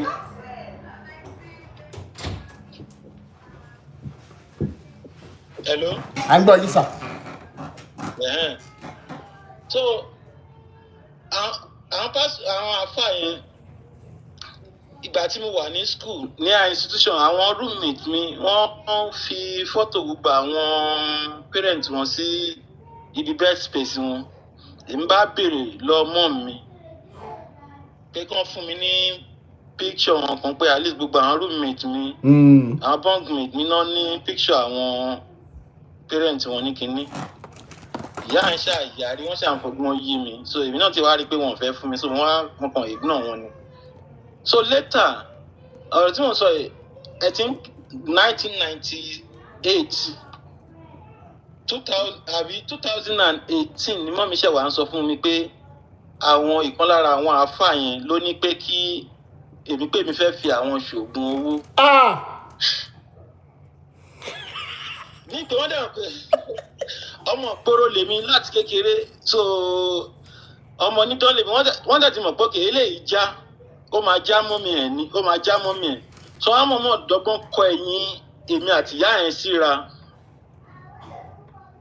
So ìgbà tí ìyá yẹn wá confess fún mi pé wọ́n ní báyìí lẹ́yìn máa ronú báyìí nǹkan tó dẹ̀ ṣẹlẹ̀ tí ìyá wa fi wá jábọ́ lé mi lọ́wọ́ tẹ́lẹ̀ ní tó wá fi jábọ́ lé mi lọ́wọ́ last ní 2018 yẹn kó tó di pé wọ́n á kú ní 2019.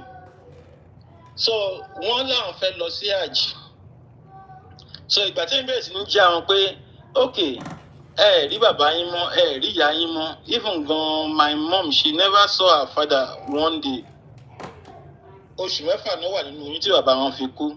So as young as I was then máa sọ fún wọn pé ẹ rí ìyá yín mọ́ ẹ rí bàbá yín mọ́. My immediate younger sister gan she died in 1991 so ọmọ yín ti kú sọ́bà lèèyàn kó ṣe wọ́n máa fi ẹ̀rù kú dẹ́rù báyìí. So wọ́n ṣáà encourage wọn pé gbogbo òkè àwọn èèyàn tó ń sọ ìṣòro yín nìkan náà ń sọ fún yín pé láti ìgbà tó ti ń sọ ìṣòro yín fún yín èèyàn tó bá ń sọ ìṣòro èèyàn fún èèyàn tí ò rí solution sí látọjọ́ yìí ó mì pé wọ́n kò ní nǹkan kan tó fẹ́ ṣe ó kàn ń dá kọ́rọ̀ yín ni ẹ believe pé níwájú Ọlọ́run ìyá tó bí mi ni wọ́n ti wà níwájú Ọlọ́run sì mí rí wọn. But ìyá yẹn ìgbà tó ń fi wá máa lọ sí hajj ní 2018 yẹn ìgbà tó wá save àwọn wá ní pé ó ṣe ọkọ mi ò pé torí pé àwọn ò fáwọn olórí burúkú yẹn ní owó mọ́ làwọn ṣe rówó tùjọ táwọn ṣe rí owó hajj.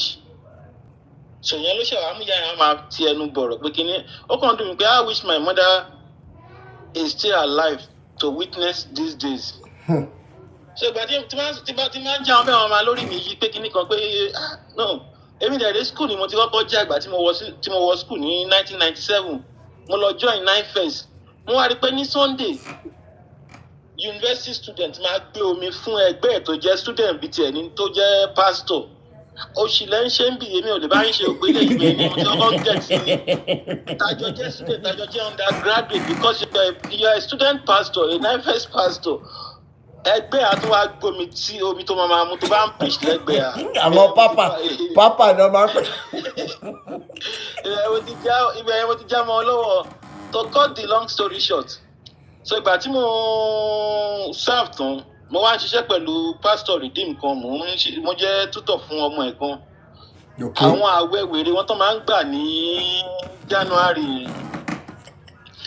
èmi ti gba àwẹ̀ lọ́jọ́ yẹn mo délé pastor mo fẹ́ kọ́ ọmọ ọ̀nà tó bá ń pastor yẹn ìgbà yẹn mo kàn wọlé ni tẹ bá rí orí ẹja tútù tí mo bá níwájú pásítọ̀ pẹ̀lú àmàlà olémi ọba àdánwò àti gọ́ra mi gan tí mo jáde lọ́jọ́ tí mo kọ́ ọmọ yẹn tó after 1 hour mo bọ́ sọ́dọ̀ àbòkí ni mo gba bẹ́ńsì pẹ̀lú mineral tó tutù dáadáa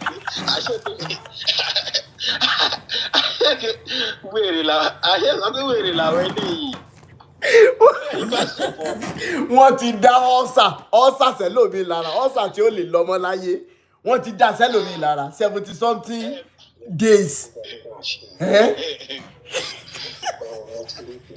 Ó ní pásítọ̀ kan wọ́n forúkọ bó láṣìírí redeem pastor ní resurrection parish ní Lẹ́kì ní Àjà ní Jákàndé. Máa yẹn because of his preaching, tí bá ti mọ̀ pé òun ló máa preach ní Sunday báyìí máa ẹ̀ tètè church ni máa lọ jókòó síwájú. Mo like ẹ̀ gan because he was so eloquent then. So and it's like I was learning from him. So mo fi pé èèyàn kan tó yẹ pé in terms of purity this man is 100%. So lọ́jọ́ kan mo wá ní challenge. Mo ní opportunity láti wá sí Europe ngbà yẹn. Tuition free ni, but mo ní láti raise 6,000 euro. Mi ò lọ bá wa pé at least senior pastor mo lọ bá, so mo wá bá pastor tí máa respect yìí gan lọ́dọ̀ ẹ̀ pé kí ni pé mo fẹ́ rí senior pastor, wọ́n jọ ń sọ̀rọ̀. So as they were heading towards the... Thank you so much, Ayobami. So now I bẹ̀rẹ̀ sí ní sọ̀rọ̀ pé pastor tí mi dẹ́ respect yìí gan mi ì mọ ẹnìyẹn o. So that pé woman any challenge, so church wan take care. So pastor senior pastor wan sọ fún pastor tí mi respect yìí pé woman yẹn wọ́n ti get ilé fún un pé ó kù business tí wọ́n máa ṣe ń sìn. So bí pastor tí mi respect ṣe down nìyẹn pé ṣé gbogbo nǹkan ní church máa ṣe fún mi. Àtọ́jọ́ ẹ̀ mo ti dìsọ́nà máa yẹn pé àṣẹ sọ pé èèyàn burúkú ni ẹrù yìí. So àwọn people yẹn àsìkò náà ti fẹ́ẹ̀ tó ń sìn. Revolution tó máa ṣẹlẹ̀ ní Nàìjíríà, it is from the church. Religious revolution yẹn gangan ni the first thing. I'm telling you the truth. Òun ló máa transform sí political Bẹ́ẹ̀ni, revolution. gbogbo ẹ̀yin bàbá mi àti ìyá mi nulẹ̀ ẹ lọ gbé fàjọlẹ̀ ẹ béèrè. Religious revolution will come first ká tó mọ̀nà bí tá a fẹ́ yà sí. Exactly. Because ṣe bá rí ngbà COVID-19 yẹn, orí àwọn èèyàn pé ngbà yẹn náà. People were able to think uprightly. Hiram, thank you. Yeah. Bẹ́ẹ̀ni. Nǹkan tí máa ń sọ fún àyàn pé tẹ bá ń gbàdúrà pé kí Nàìjíríà dáa, kò lè sọ àwọn pásítọ̀ yìí ń bẹ̀. Okay, gbogbo nǹkan tó ń ṣẹlẹ̀ ní Nàìjíríà sì tí wọ́n sọ̀rọ̀ rárá. Nǹkan tó ń ṣe sọ̀rọ̀ ni pé àwọn gangan ní instrument tí àwọn politicians lò. Àwọn ni godfather àwọn politicians. Tí Nàìjíríà bá ní constitution tó dáa, my brother, tí Nàìjíríà if ẹjẹ sọ lóyìnbó kó mọ́dà ìgbà tó yẹ pé àìlèjà níta bàbá mi mo lè sọ anywhere. If Nigeria were to have a functional and effective, impactful constitution today, then the pastors will never have any job again in helping them to launder money. Exactly. Okay, ẹ̀rí time Buhari tí wọ́n ní kí wọ́n regulate churches bíi ti Western world. Pé kó jẹ́ bíi kíní. Wọ́n ní antichrist bẹ́ẹ̀ ni. The charity organization tó yẹ pé bíi they will be open to government in terms of revenue and expenditure. Ẹ̀rí pé bàbá Adébóyè lọ́wọ́ kọ́ sá lọ sí Àbújá. Bẹ́ẹ̀ni. Tó lọ rí Buhari ń gbà yẹn. Bẹ́ẹ̀ni. So àwọn people yìí mọ̀ nǹkan tó ń ṣe. Kìdá pé bóyá pé it's not about being it's not gluttony, it's not even kìíní pé desire for more. These people are just devil incarnate. Èṣù ni wọ́n mọ̀ nǹkan tó ń ṣe because tí ìlú bá da ta ló fẹ́ lọ sí church. Tí ìlú bá da kò sí èèyàn tó máa lọ sí church. Tí èèyàn bá lè jẹ́ ọ̀pọ̀lọpọ̀ èèyàn tó ń lọ sí church ní Nàìjíríà, people are going to churches because of their personal problem. Bẹ́ẹ̀ni. So personal problem yẹn wọ́n á tún wá fi multiplier effect sí wọ́n á sọ di personal problem plus spiritual problem.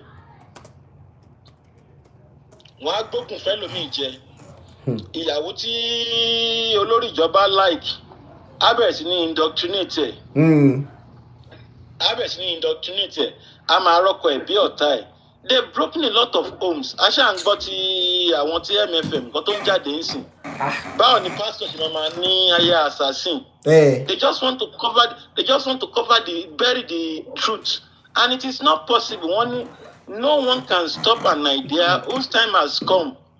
So the idea of religious revolution has come. This is the maturity time. Kò sí nǹkan tán lè ṣe. Kò sí o. So Ọlọ́run máa ràn yín lọ́wọ́. Ẹ ṣé bàbá mi, thank you so much. Ọlọ́run á dúró tì yín o. Ẹ ṣé Èdùmàrè. Ẹ máa rẹ́yìn gbogbo àwọn ọ̀tá yín o. Àṣẹ Èdùmàrè. Gbogbo alájọ máa rẹ́yìn àwọn oníṣẹ́ ibi lágbára Ọlọ́run. Àṣẹ Èdùmàrè. Ilé ayé iná máa ti máa jẹ̀yà. Ilé ayé iná. Wọ́n ti ń jẹ́ àkàntì ìrí ni. kí n tó gbé. ẹ máa wẹnu ẹlẹ́nu bálabàla ọmọ olórí ìjọ rìdíìmì á bọ́ síta á kàn máa sọ̀rọ̀ lọ́wọ́ pé kínní ok tí ò ṣiṣẹ́ rí nílé ayé ẹ̀ ó dẹ̀ ní aviation company bó ló ti rówó. níbo ló ti rówó ibo ló ti rówó ẹ̀yin ọmọ rìdíìmù wá wà bẹ́ẹ̀ ẹ̀ lè jẹun gidi. ó dẹ̀ ní aviation register aviation company. bẹ́ẹ̀ni àwọn tẹ̀lé ń lọ sí church lójoojúmọ́ ẹ̀ lè jẹun. àwọn olùṣe aláyébàjẹ́. tó bá kí n ṣe pórí àwọn èèyàn pé tó bá kí n pọ́n ti hypnotize àwọn èèyàn pé kíní you are preparing people for uncertain heaven while you are living heavenly life on earth. nítorí ẹ̀ ni mo ṣe láìkí bí bọ́nágẹ̀ ẹ ṣe put ẹ̀. àwọn náà ń suppress agitation àwọn èèyàn. àwọn náà ń suppress agitation àwọn èèyàn pé kíní wọ́n máa indoctrinate wọn pé just focus on heaven. ṣèbáyé lèèyàn máa ṣe tọrùn bá tiẹ̀ wà ṣèbáyé la máa ṣe ká tó ṣọ̀run. so if religion is taking care in Nigeria everything will be. I'm telling you people will start thinking right. àwa wíta ni bàbá àgbàyà tó wá sọ pé ọlọ́run ti fi ẹ̀fọ́ òun hàn. àwọn ni wọ́n sọ ìyá yẹn di èrò ọ̀run láìpẹ́ ọjọ́. because she was diagnosed with a partial stroke just the left hand no it was the right hand. mo wá rò pé ẹ̀yin tó yẹ pé you are a right person you are a right-handed person pé ìyẹn mo wá ń pìtì wọn pé okay ẹ máa ṣe wá máa kọ́ bẹ́ẹ̀ ṣe máa fi ọwọ́ òsì jẹun sí pé kínní and she was going to hospital drugs were prescribed bọ́n yìí lọ dàyà yẹn lórí irú nìyẹn pé omi sẹ́mísẹ́mì kan omi tán gbé wá láti Mẹ́kà náà fún ìyá yẹn mu títí kínní ẹ̀ fi di full blown stroke and to cut the long in addition olórí burúkú làwọn ipò ẹ̀ mo rántí ìgbà tí mo fẹ́ wá sí Europe màmá yẹn àwọn kínní NASFAT tó ń ṣe yẹn so wọ́n ní branch kan ní Ìjẹ̀bú so ìyá yẹn wá lọ mú mi bá wọn pé kínní òkè ìgbà tí mo ní ìdòwú ìyá dẹ̀ ní owó lọ́dọ̀ wọn jàtà débẹ̀ owó tí ìyá dá síbẹ̀ cooperative tó ń ṣe o wọ́n bá láwọn ò lè kówó sílẹ̀ pé because kí ni Christian country lèmi ń lọ pé as a result of that wọn ò lè kówó lẹ̀ that was 2013 so mo dẹ̀ mọ̀ pé ìyá mi sì lówó ń bẹ̀ so bóyá di ìgbà tí mọ̀ mi wá kú ní 2019 bí ṣe pé kí ni wọn bí èèyàn tó yẹ pé the head of the cooperative owó mọ̀ mi tó wà ń bẹ̀ ńkọ́ bẹ́ẹ̀ ṣe máa sọ fún mi nìyẹn pé ìyá mà ti gbó wọn láti bí ọdún méjì sẹ́yìn mo ní irọ́ ni pé kínní pé kò sí nǹkan tí mọ̀ mi máa ṣe mi ní fẹ́ sàn wọn tán ní sọ fún mi pé èmi ò bá yín jà because èmi ti ju gbogbo yẹn lọ so èmi ti ju ìyá mi lọ kan lójú ẹ̀mí wọn kan tó kú but tẹ́ ẹ̀ bá fún wọn láyé ẹ máa fi san gbèsè wọn lọ́rùn ni wèrè yìí pa fóònù lẹ́sẹ̀kẹsẹ̀ tí mo sọ̀rọ̀ yẹn fún ni. So at the Bible can ignore one. So these people are liars, they are evil people, they are demonic in nature. So there is nothing good out of them. Kò sí nǹkan kan tó lè tara wọn jáde because ẹ bá wo gbọ́ àwọn lórí ìjọ yìí náà. The kind of wickedness they even exhibit in public ó máa miss imagination èèyàn. Ẹ̀yin lè máa gbàyàn létí láàrin ìjọ because you call somebody a witch. You need to get say I'm not a witch. Ó lè gbá etí ẹ̀. Fọmọ lọ́mọ láàrin ìjọ. Ẹ máa wo tí bàbá rìdíìmù ń sìn pé kínní àwọn ẹbí ẹ̀ the same. Èṣẹ́ èèyàn tí ò lè ṣoore fún ọmọ bàbá ẹ̀ blood brother half brother tí ò lè ṣoore fún ṣé èèyàn ló fẹ́ ṣoore fún aráàta. Láyé. Ọlọ́run túbọ̀ máa táṣìírí wọn. Ẹ ṣé bàbá mi thank you so much bẹ́ẹ̀ni. Both religions wọ́n máa káwọn èèyàn máa jáde aburú àwọn ẹni yìí ti pọ̀ jù. Bẹ́ẹ̀ni. Báwo lè ṣe máa sọ pé pásítọ̀ ni báwo lè máa sọ pé pásítọ̀ nìkan ni iṣẹ́ tóun ń ṣe. Even gan judging from the disciples according to the Bible which we are not even certain about the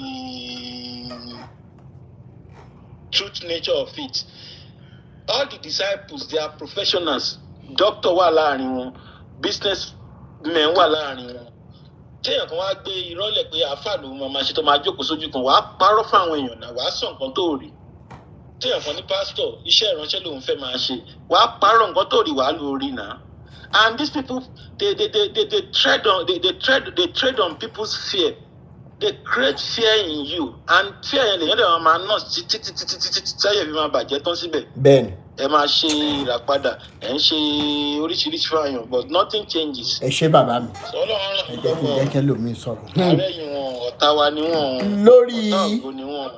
àwọn àwẹ̀ rádaràda tán máa ń yàn yìí ẹ jẹ́ kí n béèrè nǹkan kan how many of you ló ti gbàwẹ̀ rí sister Teju thank you so much how many of you ló ti dé church rí and truly ẹ keep sí àwẹ̀ yìí faithfully how many of you ló epo ti wà confused rí when you notice the kind of energy that the prayer ẹ mọ̀ wọ́n máa ń fúnra wọn ní prayers yẹn ni pé kán lè jọ sọ̀rọ̀ tí wọ́n máa fò ẹ máa wò pé ẹ dúró náà o ṣé ebi tó ń pa mí náà ló ń pẹ ní ìwọ long grace tó fẹ́ ni ò dẹ̀ wá fún mi ẹ̀mí kan máa sọ fún ẹ pé bóyá wọ́n dẹ̀ yá ni kó gbẹ́nu sọ̀rọ̀ èṣù devil ṣáṣí kí pẹ́ kábíyèsí tó bẹ́ẹ̀ dandan.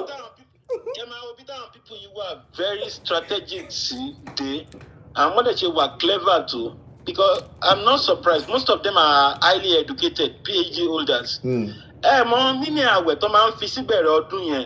káwọn èèyàn lè rówó kó wá ni. láti lè reconfigure mind èèyàn from the beginning of the year. ìbẹ̀rẹ̀ ọdún tó yẹ káwọn èèyàn ní template these are my plans these are the list the items of what I want to achieve in this year. ìgbà tí wọn bá kọ́ fà ìwé bẹ̀rẹ̀ ọdún ṣé wọ́n ti bá yẹ ọdún yẹn jẹ́ mọ́yàn because èèyàn tẹ́bí ń pa ò lè ronú logically. láíláí. So in order to suppress people natural instinct ẹ kọ́kọ́ fi àwẹ̀ 40 days 70 days kọ́kọ́ dà wọ́n lórí irú ìgbà tí wọ́n kọ́kọ́ fi 2 months gbàwẹ̀ láàrin ọdún kan 70 days ṣùgbọ́n àlẹ́ yẹn ṣe fẹ́ ṣe nǹkan gidi láàrin ọdún yẹn. ẹ ṣé bàbá náà lè tí wọ́n máa sọ fún pé kí ló ń ṣe wọ́n. so Ọlọ́run á ràn yín lọ́wọ́ Ọlọ́run á dúró tì yín. àmì jàre tó bẹ́ẹ̀ dandan ó yá ẹja ṣe pápápá ẹjọ́ mo fẹ́ lọ dáná ibi ń pa mí mò ń lọ bí iṣẹ́ lọ́la ẹ kalẹ́. máa post oúnjẹ sí yín brọ́dà mi ẹ má lọ dáná. kí n má lọ dáná. ẹ pẹ̀lẹ́ kú iṣẹ́. iṣẹ́ ni jàre. ẹ pẹ̀lẹ́ kú iṣẹ́ olúwa. yes bàbá mi. mo dúpẹ́ lọ́wọ́ Ọlọ́run tó fún mi lórí ọ̀fẹ́ àti ráyè sọ̀rọ̀ lẹ́yìn. ó ti pẹ́ tí mo ti ń tẹ̀lé yín. ṣùgbọ́n máa kàn sọ díẹ̀ nínú àwọn experience tèmi náà ní lórí ọ̀rọ̀ àwọn pásítọ̀ yìí. lákọ̀ọ́kọ́ mo gbàládùra fún pé ẹ máa sọ̀rọ̀ ni kò ní kó bá yín lágbára Ọlọ́run. àṣẹ Èdùmàrè. Ọlọ́run dẹ̀ máa dúró tì yín lágbára Ọlọ́run. gbogbo èrò wọn tí a bá ní lọ́kàn fún yín níbi orí àwọn ọmọ ni ó dàlí lágbára Ọlọ́run. àṣẹ Èdùmàrè. because àwọn pásítọ̀ yìí wọn yìí ṣe èèyàn kankan ẹranko kú ni wọn ẹranko because tẹ bá rí gbogbo nǹkan tí ẹ ti dẹ́wò àti àwọn èèyàn tẹ ti kó sínú gbèkùn tí n bá ní kí n máa sọ experience mi lórí wọn I'm telling you àná fi bí ilẹ̀ lẹ́nu ẹ máa kàn brief díẹ̀ ni because in fact mo sáà ń wo pé kọ́lọ́n sá fún mi lórí ọ̀fẹ́ because láti ilẹ̀ mi èmi jẹ́ nìkan tó gbàgbọ́ nínú Olúwa dáadáa tí mo dẹ̀ láìka àdúrà but bí mo ṣe láìka àdúrà tó Ọlọ́run gbàdúrà tèmi o ṣùgbọ́n mi máa kó sí wọn lọ́wọ́ gidi ni ìgbà míì tẹ́ máa pe àdúrà tẹ́ máa pe pé kéèyàn wá kí mo wá báyìí ìjọ 200 ìjọ 300 ìjọ 500 mo ṣe máa filẹ̀ fún wọn nìyẹn tí wọ́n á pè mí jáde lórí ọ̀tà pé lágbàdá mi ní dákọ̀ ibi tí mo wà mí dẹ̀ ní dákọ̀ ibi tó ti ṣẹlẹ̀ but mo ní experience yẹn dáadáa sọ́kà máa rí pé tó àwọn pípọ̀ yìí kàn ń gbà wá ní ẹni tó jẹ́ kí n tó kó sí wọn lọ́wọ́ gangan ó ti sùn ìyàwó mi ni torí yẹn ń jẹ́ kí ẹnìkan tó máa ń tètè sọ pé adé mi jọ̀ọ́ kí ká gbọ́ràn ká gbọ́ nǹkan tí wọ́n ń sọ fún àǹfààní ara wa náà ni nǹkan báyẹn ẹ mọ̀ tó bí ní bá dẹ̀ ti ń sokó síyàn lọ́rùn kí ni ẹ fẹ́ ṣe wọ́n ò pé tó dẹ̀ ló gbòòrò sọ kẹ́rígbà tó ṣẹlẹ̀ tó náà tó wá rí i pé gbà tí bí wọ́n ṣe ń expect pé kí n máa náwó yẹn tó wúyàn ò sí bó ṣe bí wọ́n ṣe expect ẹ̀ mọ́ mo ṣe máa fún wọn tẹ́lẹ̀ ìjọ 200,000 ìjọ 500,000 tí ó ṣe fún tí gbogbo ẹ ti lọlẹ̀ mo á jókòó ara mi jẹ́ wá lọ́jọ́ tí kankan mọ́ torí Àbújá lèmi wà àti Àbújá ń bì ní máa ti gba mọ́tò méjì àbí mẹ́ta kóyàn lọ sórí òkè láti lọ gbàdúrà mi ṣe pásítọ̀ mi dẹ̀ sí mo láìkí àdúrà gidi gan gbogbo gbà yín orí òkèkò yìí lèmi máa ń ná jù orí òkèkò yìí ni wọ́n mọ̀ mí dáadáa lórí òkèkò yìí tí n bá dárúkọ mi àwọn èèyàn máa mọ̀ but èmi gan lẹ́bùn díẹ̀. láti Àbújá lọ sí orí òkè Ìkòyí. Ọlọ́run tó ẹlẹ́rìí mọ́tò méjì ni mo máa gbà pẹ̀lú mọ́tò mi máa tó gbà máa sanwó dírẹ́fà tó máa gbé wọn lọ.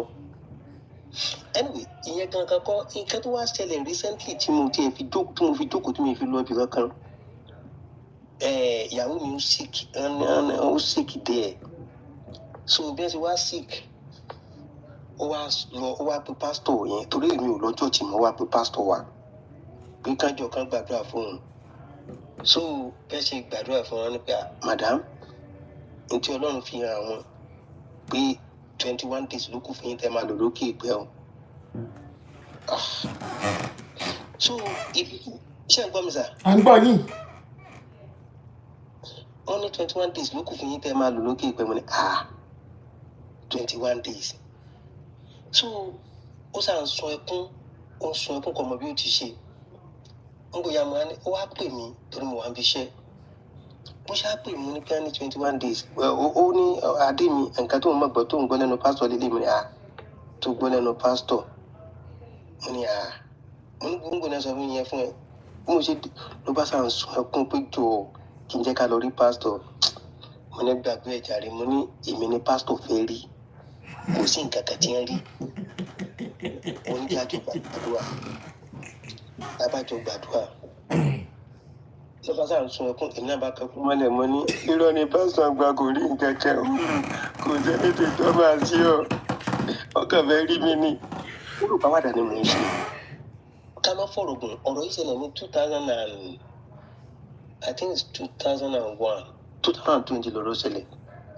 So ẹni yẹn sì wà ní ilé pẹ̀lú mi dòní olónìí. Ìgbà tó sàkẹ́kùn lé mẹ́mọ̀ kó tó gbẹ̀rẹ̀ bá fẹ́ mú yàn mọ́lẹ̀ tẹ́kùn yẹn pọ̀ ńgbà yẹn.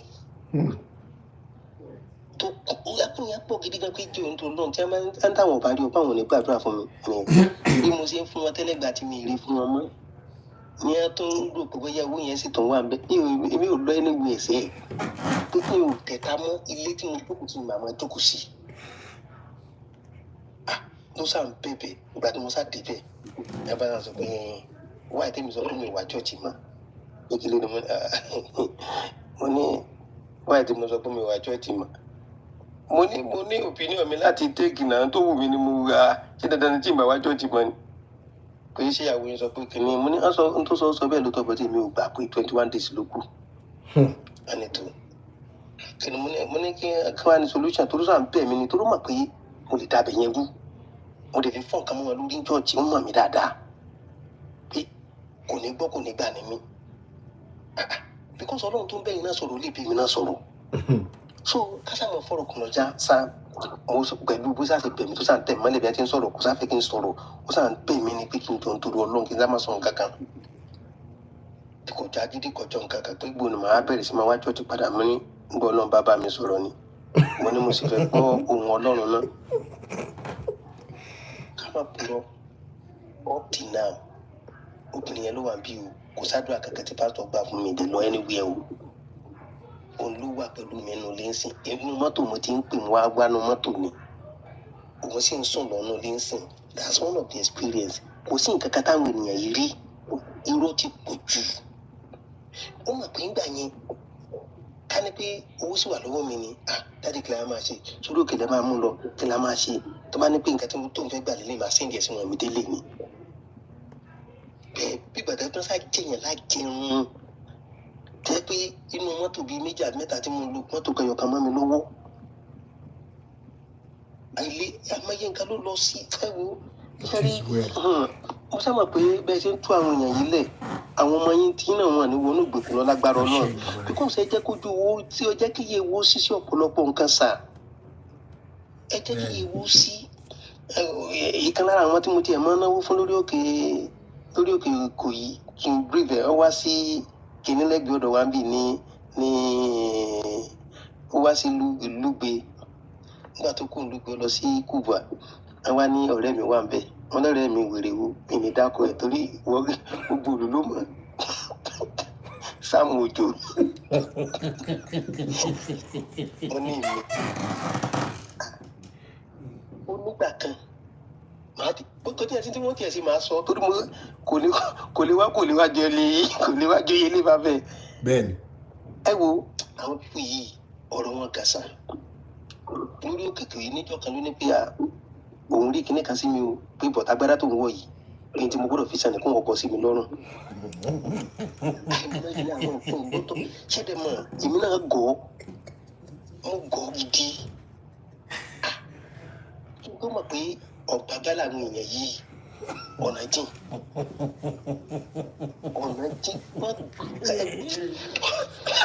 kì í máa sọ̀rọ̀ ẹ̀rín ọ̀dàdá ní kì í máa sọ̀rọ̀ ẹ̀rín. lẹ bá sanwó agbádá kí ló lẹ sí.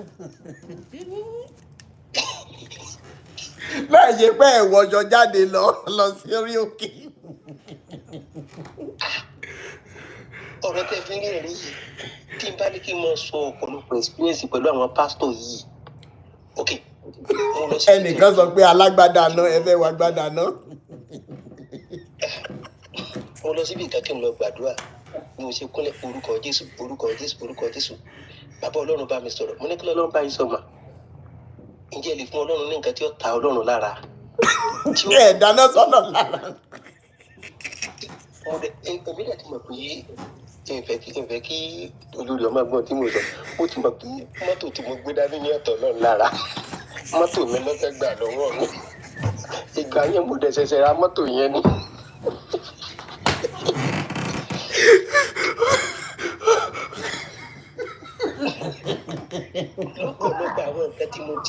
lọ́pọ̀lọpọ̀ àwọn nǹkan tí mo ti ṣe sínú pọ́ọ̀tì yẹn láì mọ iye nǹkan tí mo ti ṣe ẹ̀dẹ̀ tó wú mi sún ṣé kí n wá máa fẹsẹ̀ rìn ni mo kọ́kọ́ wò pé nǹkan kan sọ tí yé mi lẹ́yìn ìgbà tó pé tẹ́mi bá gba ọ̀pọ̀ ọ̀gbà ni mo ti gbé mọ́tò yìí kalẹ̀ fún wọn pé tó kán lọ lò ó kí wọ́n bá fẹ́ travel tí wọ́n bá lọ lórí òkè o ẹ bá wù mí sùsùn orúkọ Jésù Ọlọ́run gbàdúrà fún mi Ọlọ́run jẹ́ kí n gbádùn tó ń bá mi sọ̀rọ̀ ẹni láti ṣe ìtorí àánú tó lágbára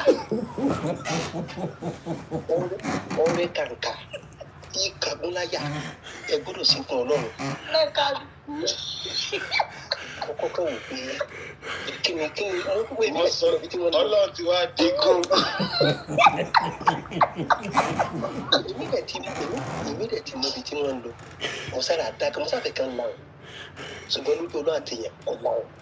àmọ́ ní mi ò tí ì mọ nǹkan tẹ́ ẹ̀ ń sọ ṣé ilé tí mò ń gbé ni kí n fi ilẹ̀ ni àbí ilé kan náà tó kú ni àti fi gbogbo àti kàgbà àti pé tí ò sí nǹkan kan mọ́. mo ní bọ̀ kí ló tún wá fẹ́ lè Ọlọ́run lára tí mo lè fún kò dẹ̀ lè gbaṣọ tí mò ń wọ̀ àbí sásọ tí mo fẹ́ wà bàtà tí bàtà tí yí kà jẹ àmọye bàtà tí yẹ táwọn èèyàn lè kó fún Ọlọ́run tí bàtà yìí wà ní èyí náà mọ nǹkan tẹ́ yẹ kẹ́ ẹ fọ́ Ọlọ́run ẹ̀ mọ́ mo ti wá mọ́tò yẹn ló sá wà lórí ẹ̀mí wọn mo dẹ̀ fẹ́ ká fẹnu wọn fún pé ìgbà mi lẹ máa rà mí ẹ ló sà gbogbo ọdún tí mo lò ń bẹ̀ tí mo kàn wéṣọ ibẹ̀ jìnnà sí ọ̀dọ̀ mi o. ẹ dúró náà one flag ẹ dúró.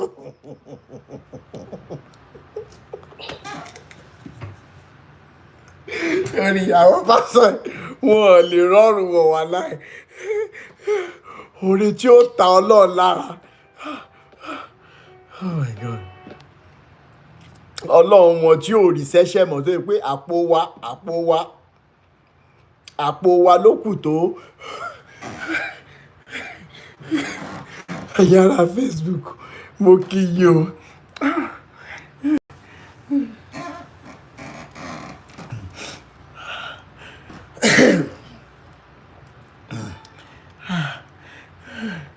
irọ́ nẹ́tíwọ̀kì ni àbí àwọn tó ń flag ni. ó yá bàbá mi ẹ continue jàre. Hello. So what am I trying to say is that gbogbo ọdún tí mo lò ní gbogbo àwọn nǹkan tí mo ń ṣe tí mo ń pè káàkiri yìí iṣẹ́ ẹyọ kan mi ò lè gbà bíódà ní nàìjíríà lèmi iṣẹ́ ẹyọ kan gbogbo owó tí mo ní mo ná mo ta lé mo ta gbogbo ẹ̀ tó wá kọ ẹyọ kan tèmi àti ìyàwó mi náà gbé yìí I'm telling you nǹkan tí mo bá pàdé nínú ọlọ́dọ̀ àwọn èèyàn wọ̀nyí kì í ṣe kékeré ìgbà tí yèmí tó sí tẹ́pẹ́ tí mo bá gba dẹ́bà méjì àbẹ̀yọ kan ó máa jọ ìní mo máa sábà lọ sórí òkè lọ́rùn di 24 tí n bá ti gbàdúrà tán àwọn orí òkè obìnrin wà orí òkè ọkùnrin wà lórí òkè kò yìí but ní ti tèmi o tí n bá ti gbàdúrà mo tó ń gbọ́ dáàtì mi gbà lọ́tọ̀ tó wọ́n bá ti ń kó báyìí èmi máa kọ́kọ́ jáde tèmi rò pé bóyá ọlọ́run ló náwó mi àṣà pásọ̀ ló fowó mi sára rìn dé. It is well, bàbá mi. Kí èmi tó sí ọ̀nà jésà. ẹ̀yin ni ṣọ́ máa ga. Ẹ ṣé bàbá mi. Ẹ wà ní mága burúkú. Mága burúkú. So sad. Anyway, gbogbo àwọn ọ̀rọ̀ tẹ́ ń sọ yóò dàbí ẹni pé oúnjẹ kan máa dínkù díẹ̀. Ó ti ń dínkù bẹ́ẹ̀ ni. Owó mọ́ lọ títì. Wọn ò rówó mọ́ bíi ti tẹ́lẹ̀ bẹ́ẹ̀ ni. Ẹ rí i pé tẹ́ bá ti gbàdúrà tán ní. Wọ́n àkókò mọ́ bíi tẹ́lẹ̀ o. Iṣẹ́ wọn ti káàsì. Ó ti ń tàn. Jasmine household sure ATM plug. Ní nǹkan tí mo kàn sọ ni pé ọkọ̀ tó ti mú ní lálẹ́ yìí mo dúpẹ́ lọ́wọ́ Ọlọ́run. Ẹ rí bẹ́ẹ̀ tí ń ṣe kínní ìgbẹ́ sí láìka káàkiri àwọn náà ṣe máa lẹ́sìn máa ní àwọn ẹ̀ka káàkiri. Láṣẹ Táàmù fún yín lábọ̀. Etí ìyá fi lè jẹ ọ̀pọ̀lọpọ̀ ìyá nìyẹn torí àmọ́ sígun lọ bá wọn ń tọ́jú láìpẹ́ yìí. Bẹ́ẹ̀ni. Wọ́n ní kí bẹ́ẹ̀ni. wọ́n máa sígun bá wọn tó jìjì kíkan. Ìyá kọ́kọ́ ti lọ rìpọ́ọ̀tì wọn náà. Àwọn náà ní client bí àwọn ọmọ yahoo. Bẹ́ẹ̀ni. Ẹ ṣé bàbá mi. Àwọn gbọ̀ngàn ní ìpilẹ̀ṣẹ̀ yahoo. Àwọn ni àwọn náà bẹ̀rẹ̀. Ẹ ṣé bàbá mi. Ojú àwọn èèyàn rí sáà. Bẹ́ẹ̀ni. Ọlọ́run yóò máa ràn yín lọ́wọ́. Àṣẹ Ìdùmarè. Ẹ ní ṣàṣetì lórúkọ Olúwa. Àṣẹ Ìdùmarè. Ẹ ní ṣàṣetì kò ní sú yín kò ní rẹ̀ yín kò ní rẹ̀ yín lórúkọ Olúwa. Àmín o. Ọwọ́ wọn ò ní bà yín lágbára Ọlọ́run àlàyé. Bí Ọlọ́run ti gbé àti ẹ̀mí ẹ̀. Ṣé rí the most important thing mi kàn mọ̀ ni pé àdúrà lóòótọ́ bọ̀ kí káwá gangan kájà ládùúrà fúnra ara wa. Nínú ilé wa tí pásítọ̀ bá gbàdúrà fún ọ tàbí tí wòlíì bá gbàdúrà fún ọ. Ṣé ní nǹkan tó jẹ́ kí n wò ní ara wa ní ìsinyìí. Bẹ́ẹ̀ni. Àwa nígbà tó ń gbọ́wọ́ léèyàn lórí mọ́ lẹ́yìn tó ń gbalẹ̀ wọ́n á tún máa ní amọ̀ntẹ́ ńlá kan já wọ́n á tún kọ́kọ́ mi iye bá ní ẹ tó fi tọ́ lọ́ọ̀ lọ́rẹ́ lẹ́yìn tẹ́ ẹ gbalẹ̀ lẹ́yìn tí ò sí nǹkan kò sí báwo lọmọ ṣe ń jẹun ẹ tún máa ní ẹ wá máa gbàdúrà kọ́nà lè là ẹ tún kò tún jẹ́ àwọn míì tí wọ́n máa gorí pẹpẹ wọ́n á tún mú èpè mọ́ bẹ́ẹ̀ láfi. How many of you lẹ rántí fídíò kan? ẹgbẹ́ ilé ìsà ìwọ fúnra rẹ lọ sọ pé tó Ọlọ́run kò yan àwọn bíi mẹ́fà àbí mẹ́rin kan náà church kàtẹ́ lọ sórí òkè ó ní bọ̀dá Kẹ́hìndé ẹ̀yin lẹ máa lídìí ẹ̀yin náà wà lára wọn àmọ́ ní kò sí wàhálà sá àmọ́ ní mò ń lọ bí iṣẹ́ ọlẹ́ gbọ́dọ̀ fi iṣẹ́ yín lẹ̀ ni o àmọ́ ní kò sí wàhálà wọ́n sàṣà gbogbo wa àgbà tó ti mọ̀ pé òun gbọ́dọ̀ rí nǹkan gbà lọ́wọ́ wa nígbà àdórí òkè tán tó parí àdúrà bíi wákàtí kan kò tó ìṣẹ́jú mẹ́ẹ̀ẹ́dógún àbí bíi nílò kan tó lò pẹ̀lú wa tó kún wọn tètè rìlíìsì yín kẹ́ ẹ mọ́ lọ bí iṣẹ́ àná kò sí wàhálà bàbá orúkọ Jésù Ọlọ́run bá ọpẹ́ wa Ọlọ́run bá mi sọ̀rọ̀ ẹ̀mí mọ́ fi mí lọ́rùn lẹ̀ mọ́ ní ìfẹ́ jíṣẹ́ yìí mo ní lọ́sàn-án gbára pèpè nígbà tí ó dalẹ̀ wá ní pé Ọlọ́run ní pé gbogbo ẹ̀yin tẹ́ wà níbi kẹ́ fún mi 20,000. I'm telling you ẹ̀rù kọ́kọ́ bà mí. Àwọn tó ń strategize wọ́n ti ka gbogbo orí tó wá fún prayer wọ́n ti target yín wọ́n ti wò ó pé at least come what may wọ́n ti ní target pé àwọn gbọ́dọ̀ gbé iye báyìí lọ lílé nì. Àwọn bíbélì yìí wọ́n ti plan wọ́n ti ṣe account yín wọ́n ti mọ iye tó fẹ́ kó lọ lé wọ́n ti strategize. Nǹkan lọ́nà ayé sà ẹni bá kàn ló mọ̀ bẹ́ẹ̀ mú wọn pé lágbára Ọlọ́run pẹ̀lú tí ẹ̀ ṣe àwọn èèyàn máa bọ́ lórúkọ Olúwa. Àwọn èèyàn ti ń bọ̀ tó bá sọ pé àwọn èèyàn tiẹ̀ lè tètè bọ̀ tó báyìí máa nírọ̀ ni. Tí n bá gba kọ́ọ̀lù mi báyìí ẹni yẹn sọ pé hello Mr. Rotimi ẹ wò Germany lèmi ti pè yín ṣé ẹ rí àwa bíi mẹ́fà la kóra wa jọ wọ́n mú fídíò yìí wá ní bírèkì à ń gbọ́ báyìí ojú wa ti là sẹ́ndì owó sí pásítọ̀ kankan mọ́ pàǹsán táìtì àwọn pẹ́rẹ́ǹtì wa àwọn ẹbí wa là ń tọ́jú àtàwọn ọ̀rẹ́ tó nídìí oúnjẹ mo ní ẹ ṣé bẹ́ẹ̀ ni ẹ ṣé bàbá mi ilé ìtẹ́ tó sọ lálẹ́ wàá tún tú àwọn èèyàn kan sílẹ̀ gbogbo ẹ̀yin tí ẹ bá wa bẹ̀rẹ̀ live video yìí ìròyìn ayọ̀ tí mo mú wá nígbà tá a bẹ̀rẹ̀ ni wípé it is not going to be Rotimi Daniels again against these people. It is now a body, an NGO body, Rotimi Daniels Foundation for Peace and equity wọ́n ti sign ìjọba ti fòǹtẹ̀lù wọ́n ti gbé jáde certificate ti jáde báyìí certificate ti jáde báyìí. ẹ̀yin náà máa ní disciples ti wọn. ẹ máa wòran pásítọ̀ mi àfẹnufẹ́ra bí abẹ̀bẹ̀ sẹ́ a máa jáde fún wọn táwọn èèyàn máa wà liberated kò sí ní sẹ́ àfi ṣeré tẹ́lẹ̀ ló dá ìgbà tó yẹ pé à ń ṣe ní single nísìn ẹ máa tún wá wò ẹni tó kọ́kọ́ gbaṣẹ́ yẹn ní March pé òun fẹ́ bá mi ṣe registration yẹn àṣeéṣì ń lọ sí MFM pásítọ̀ MFM ni tó dẹ̀ fi búrẹ́dì kó mi lómi ọbẹ̀ mẹ́ ẹni tó ṣe orí bíbà náà ló wà Posh Becky mo ní lọ́ọ̀yà kan pápápá ẹni yẹn dẹ̀ fọ́ọ̀mù orúkọ yẹn ní pé òun ti lọ wo system àwọn Rotimi Daniels kankan àwọn ẹ̀yìn ẹjẹ́ àṣebẹ̀ yà ìtorí nǹkan tẹ́ fẹ́ ṣe ká tì í bọ̀ sódà nígbà tásìkò ẹ̀ bá ní wọ́n ti sign ẹ̀ tán kán tó mọ̀ pé àwọn làwọn sign ẹ̀ that you can do this. Pastor ẹ̀ mọ implication kan tẹ́ fẹ́ ṣe ni. ó mọ̀ wọ́n rán wá ní mo wá lọ Sunday Facebook ẹ̀ ní ìjẹta mo wá ní àbọ̀ ẹ sọ fún mi pé ẹ ti kúrò ní. paralysis by analysis ó fẹ́ dọ́gbọ́n paralysis. ó mọ nǹkan tó ó wá fọ kó ọ̀rọ̀ gba àlàyé lẹ́nu mi nǹkan tó fẹ́ ṣe nìyẹn inú mi wá dùn wípé àwọn nǹkan jí ohun tó mo lè sọ pé bóyá ó wà whatever mi fi hàn ibi tí Elédùmarè ti fún mi ní ọgbọ́n yẹn nìyẹn thank you so much Ayọ̀bámi. Thank you so much, Buka. Thank you so much, Ayomex. Thank you so much, sir. Ẹ jẹ́ kí brother Olumide. Ẹ gbọ́dọ̀ wà meticulous pẹ̀lú information tí wọ́n máa share pẹ̀lú àwọn èèyàn. Bẹ́ẹ̀ni. Wọ́n máa wá nǹkan tó máa fi Bẹ́ẹ̀ni. Brother Olumide ṣe wà ńbẹ̀. Ẹ kálẹ́. Yes, sir.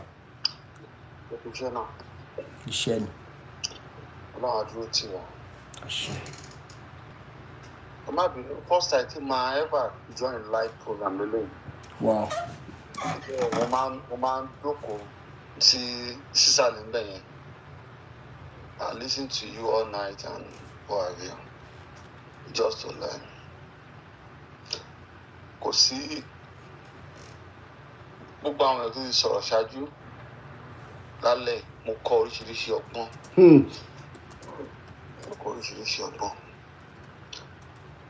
Yorùbá ní ibi tá à ń lọ ò jìnnà ibi tá à ń yà sí ló máa ń pọ̀ pa mí. Ṣé rí à ń sọ̀rọ̀ nípa àwọn pastors.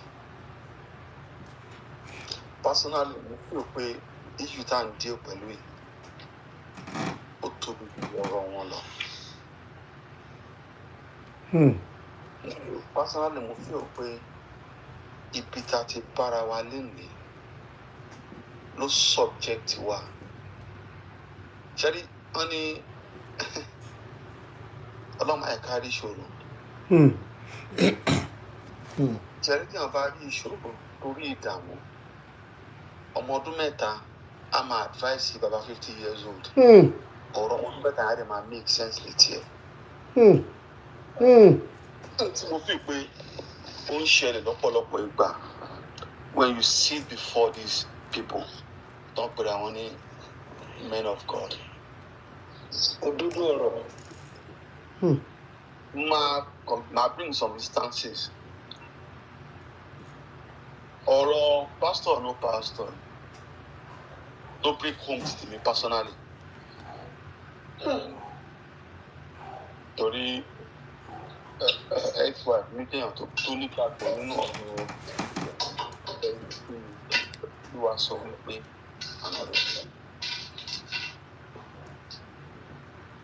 máa rántí incident kan tí pastor kan sọ fún ex-wife mi wípé àjẹ́ níyà tó bí mi lọ́mọ.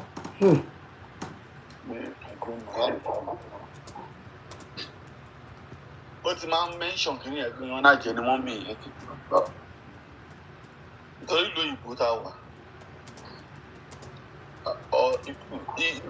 Ibi tèmi ti dìde, ilé tèmi ti dìde, Anglican ò bí wá sí.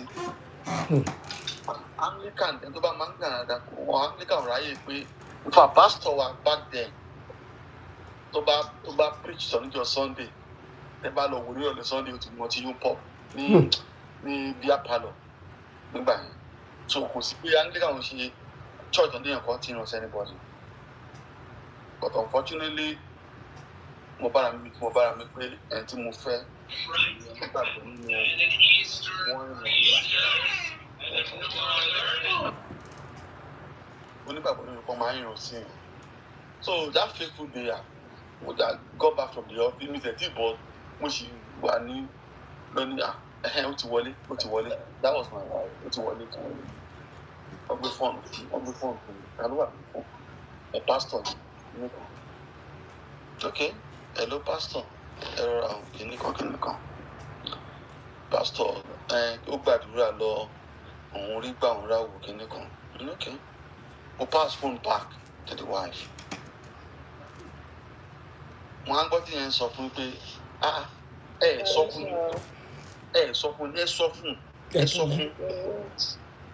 nǹkan tẹ́ni rí ẹ sọ fún ó wá pass back fún alàgbà kìnnìkan kí n kàn sọ fún yín àjẹ́nìyá yín o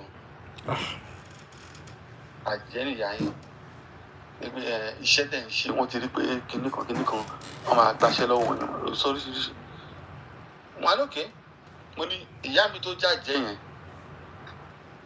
kí lèèyàn lè ṣe fún ìyá tó jàjẹ́ yẹn tó bá ní ayé ìgbà yẹn tí mò ń sọ tẹ́ bá £100 sterling will give you 25,000 naira. So, ó ní àwọn máa ṣiṣẹ́ kan ó ṣàkà gbogbo ẹ̀ gbogbo wọn máa cost bí 25,000. Bí ṣùgbọ́n táwọn bá ṣiṣẹ́ yẹn tán ìyá yín máa kú o ìyá yín máa ṣàìsàn máa kú ibi tó bá bá ìtì ṣàìsàn yẹn o wọ́n máa HRM yìí mi mọ tí mo fẹ́ ṣe sọ̀rọ̀ yìí wà láyé kẹrí comment ẹ continue. ẹ má dá sí o mo ní okay so ìjọ kejì tí mo lọ sí ọ́fíìsì mo forward mo send £100 sí àkáǹtì ìyàwó mi mo ní send ẹ̀ sí pastor yẹn kọ́ lọ sí bàtà máa ṣe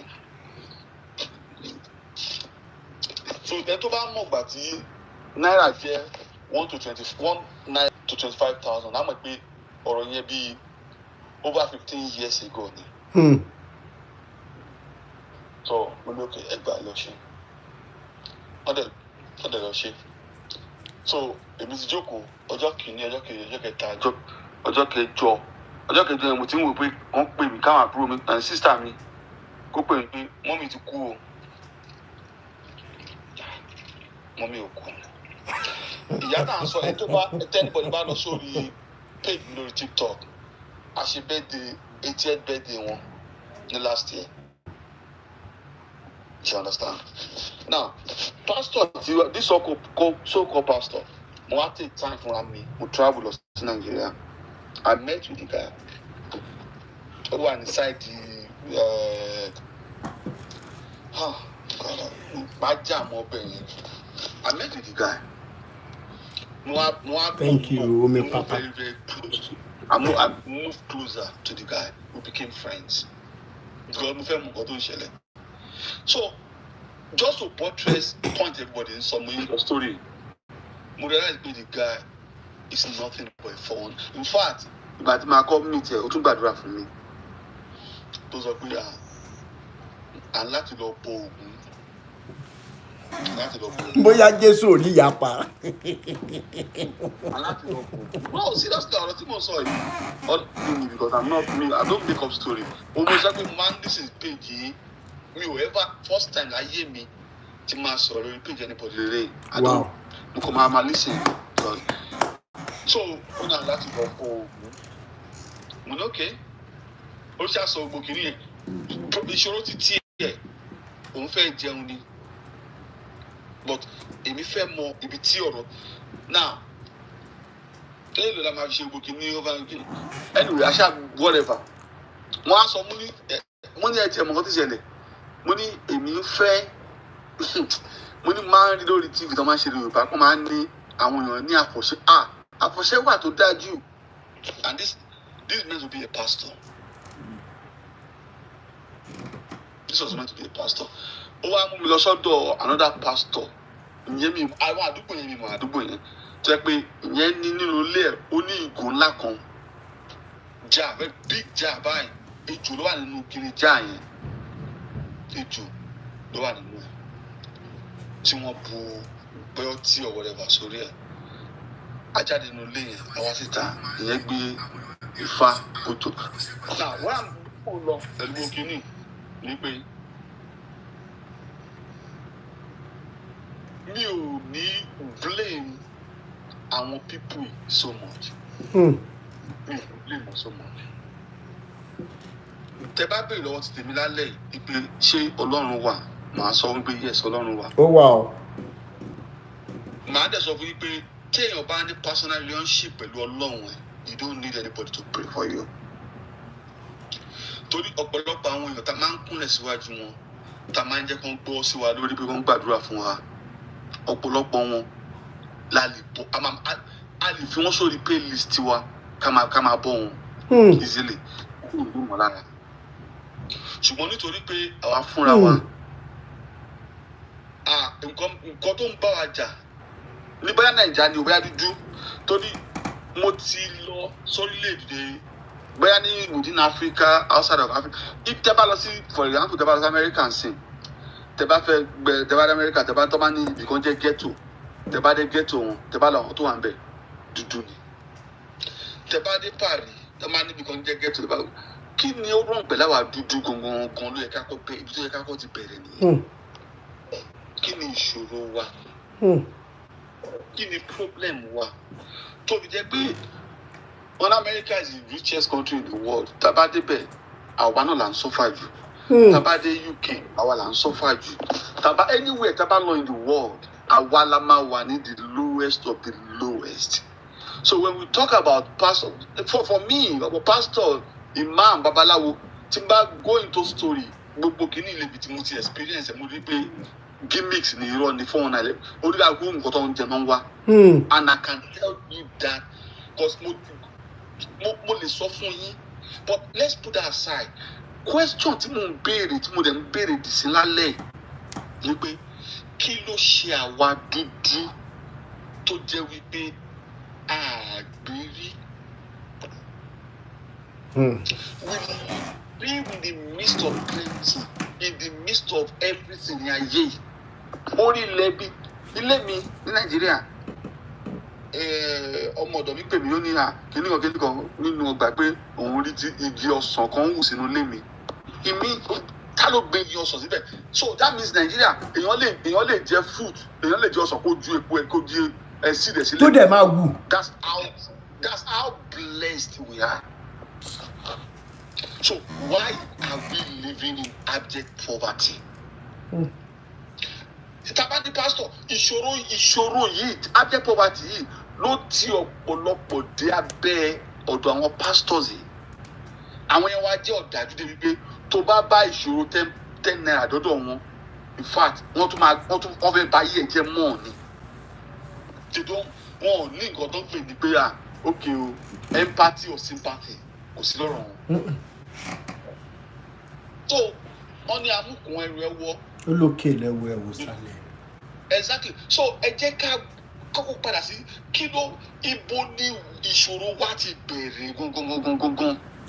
Ṣé rí question tẹ béèrè yìí? Wọ́n ní pé tí ògiri ò bá lanu, aláǹgbá àwọn tó pera wọn ní pásítọ̀ GO yìí kò lè wọbẹ̀. Ṣé rí n tó fa ìṣòro tẹ mẹ́nu báyìí? Àìnífẹ̀ẹ́ ọmọ làkejì ní ìtàdẹ̀ ti gbàgbé pé tí ẹni yẹn bá là ó lè là wá. Ọlọ́run máa gbàdúrà yín o, Mr. Rotimi. Nífẹ̀ẹ́ ni nífẹ̀ẹ́ ara wa mọ́. Mr. Rotimi. Nam. Àṣẹ Èdùmàrè. Ìfẹ́ yẹn ni o. Because mo realize pé ṣẹ́rí nígbà tí mo kọ́ wọ ìlú òyìnbó, first ni mo kọ́ notice ìlú òyìnbó, Only ìfẹ́. They love themselves. They cherry ọ̀pọ̀lọpọ̀ ìṣòro táwọn dé àwọn èèyàn dojúkọ nínú òyìnbó lẹ́nìí. Àwa la kó wá síbẹ̀. Nítorí àwa láti ibi tí kò sí fẹ́. Àwa ń wo nǹkan bí. Ambassador. Tẹ́ bá wọ bank láyé ìgbà yẹn tẹ́ bá wọ bank bẹ́ẹ̀ fẹ́ ṣí account. Bus pass dání ibẹ̀ fẹ́ ṣí account. Wọ́n á ṣé mo ti lọ sí bank nílùú yìí rí. Mo dẹ̀ fọ́nà ṣẹlẹ̀ rí tí owó tó wà lákàntì mi ò tó £5. That was in the early 90s. Kò tó £5. I was so hungry. Ọjọ́ yẹn mo wà ní Barclays Bank mo queue. Gbà tó kàn mí obìnrin wa ni mo fẹ́ withdraw obìnrin ní minimum mo gbọ́dọ̀ ní £5 lákàntì iye kó tó kún mi ra mi withdraw ẹ̀. Ó ní kí ló mo ní because I have not had anything all day. Òyìnbó. Ó dẹ̀ ní okay ìgbẹ́ kìíní sọ̀rọ̀ ó dẹ̀ gbé báàgì ní ìlẹ́lẹ̀ ó dẹ̀ yọ £10 ó mú lé mi lọ́wọ́ pé don't close the account gbà lọ fi wá nǹkan jẹ nígbà tí owó níyì nílùú iná nìyẹn. The same situation níbi tá a ti wá ẹni yẹn tún máa wá bó ṣe máa dákún ṣòro ẹ̀ ni. I'm not berating my country and I'm not berating my people. Nǹkan tí mo sọ lálẹ́ is ẹ jẹ́ kí gbogbo wa tá bá fẹ́ ká tó kó dé pé a máa na fẹ́ criticize the pastor a fẹ́ bá àfọ àjà a fẹ́ bá babaláwo jà ẹ jẹ́ ká gbéra wa jókòó ká gbéra wa pé ìfẹ́ tẹ́ sọ lẹ́ẹ̀kan yẹn ìfẹ́ tẹ́ yìí sọ yẹn báwo la ṣe. Brother mi ẹ jẹ́ n cap nǹkan tẹ́ sọ yìí.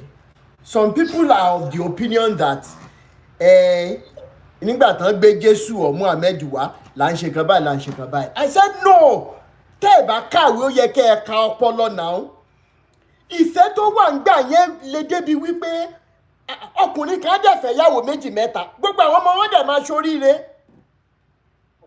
nísìnyí bá ṣe ń sọ̀rọ̀ yìí. Bàbá tó bí ìyá mi bàbá tó bí màmá mi ìyàwó méje ló ní gbogbo àwọn ọmọ tí bàbá yẹn bí pátápátá they all lived with my mother gbogbo wọn pass through ilé màmá mi kò sí ìgbà tí mo dé ìlú òyìnbó yìí tí mo dàgbà díẹ̀ ni mo tó mọ̀ pé lágbájá yìí ò ń ṣọmọ àmọ́ we didn't know. Because they didn't leave the space for that segregation. Ẹ wá wo àwọn tó lọ sí church lẹ́ni torí ẹ̀ lóye pé inú máa ń bí mi táwọn kan bá wá sórí social media tí wọ́n máa ń wá sọ pé Jesus Christ or Islam is better or one pastor you cannot talk about ó ṣe ráwọn tó máa ń ṣe kínní lórí social media jù.